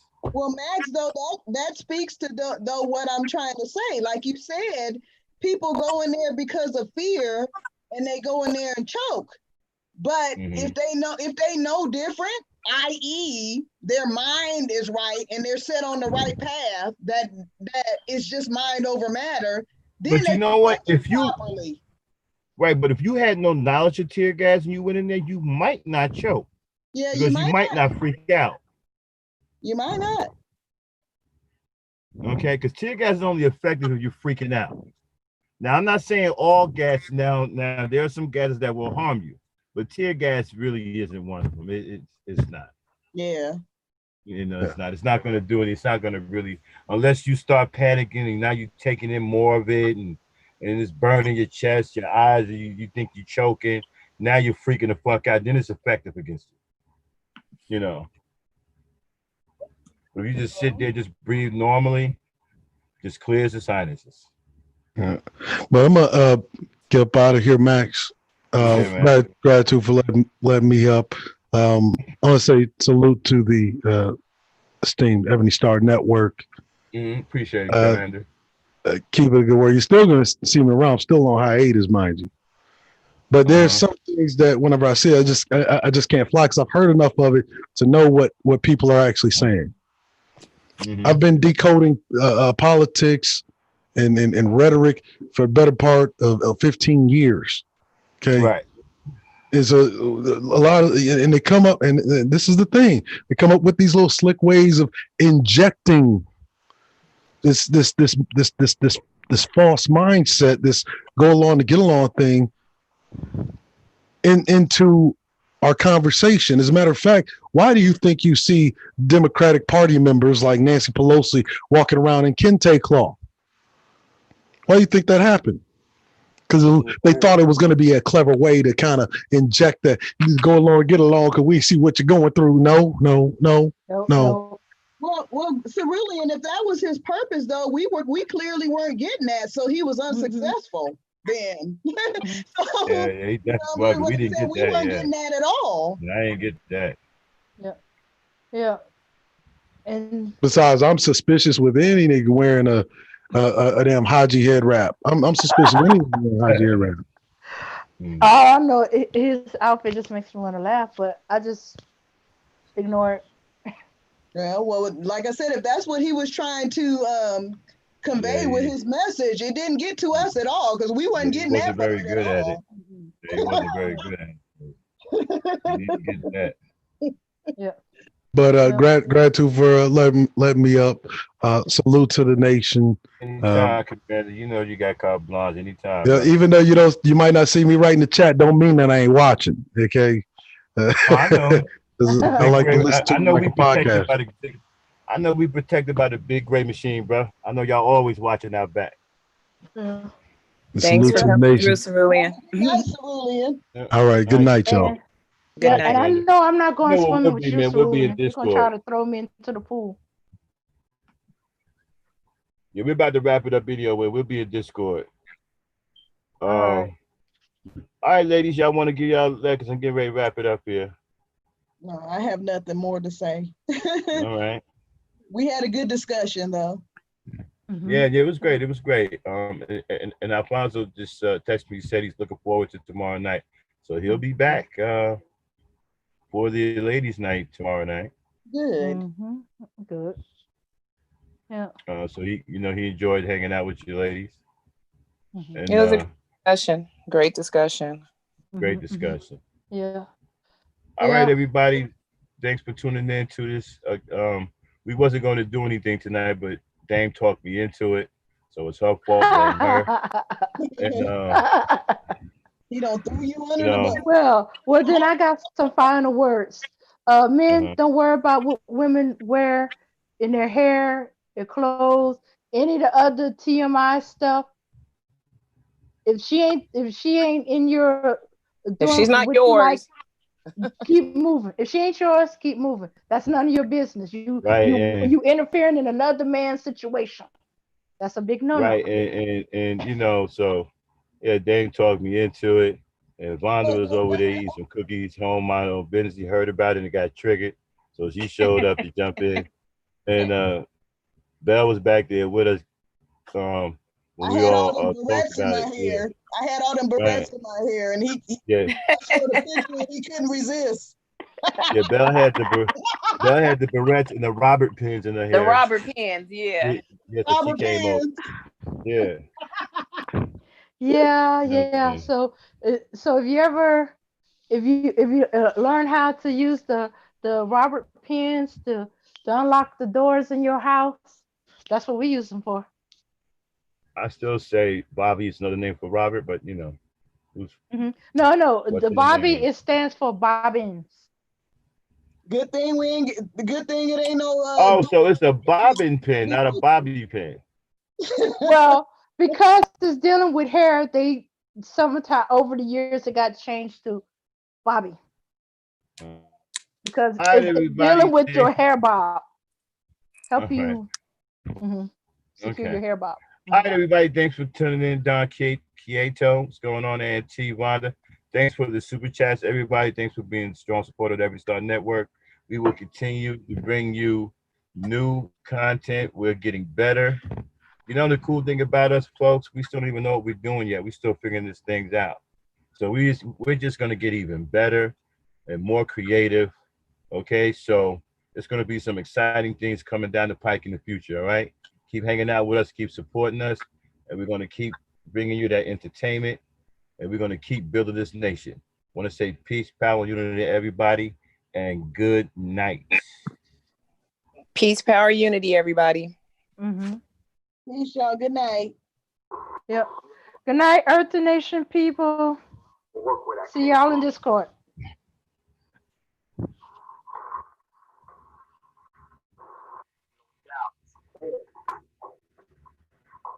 All right, are you having a good time so far? Close the door, because we're going to party all night tonight. heroin in your nose. I'm leaving fools like heroin in your nose. I'm leaving fools like heroin in your nose. I'm leaving fools like heroin in your nose. Never underestimate the real life. The gun swinging back. A sick type of fuck. Who that? Let blood stay in every spot that I'm at. I'm representing Jersey, spitting rhymes like a clock. Cape Clear where MCs be shell shock. I got the stash in my dash with the stock and the hoopah. Who the blood abuser? Stupid abuser. Counting back. Get a charge from the sound of the bus. I was made to crush. I'm wetting rappers till they bust. My Benjamin is elite. Mega deep. 20 sneak we creep in the 5-car fleet. That's how I'm bouncing for the 9/5, son. We don't promote no masquerade because we was players from day one. We start drinks, we make hits. We all be on some real live shit. Fools like heroin. We all be on some real live shit. Heroin.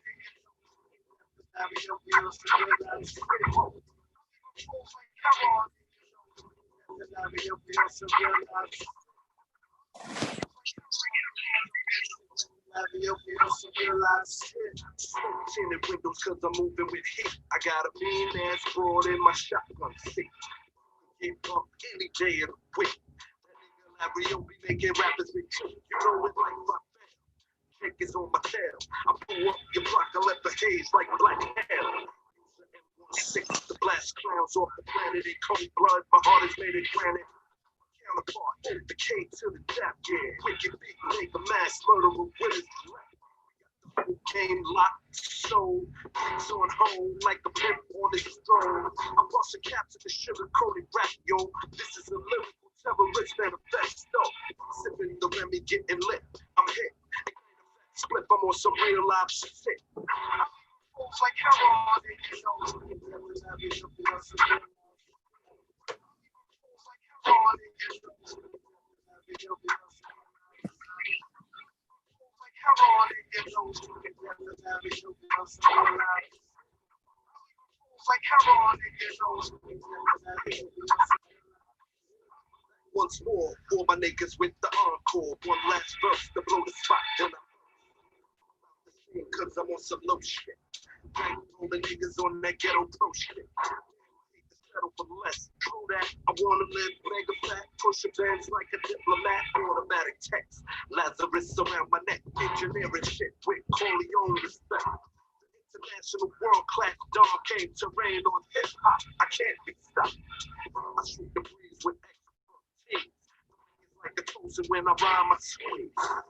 Criminologist kicking criminology. The way I'm shaking you is like a bank robbery. So yo, get on the floor and get face down. Take these slugs to your head so I can bust your fucking brain. That's what you get for playing slick. Take that Bill Larry be on some real life shit. Like heroin in your nose. Like heroin in your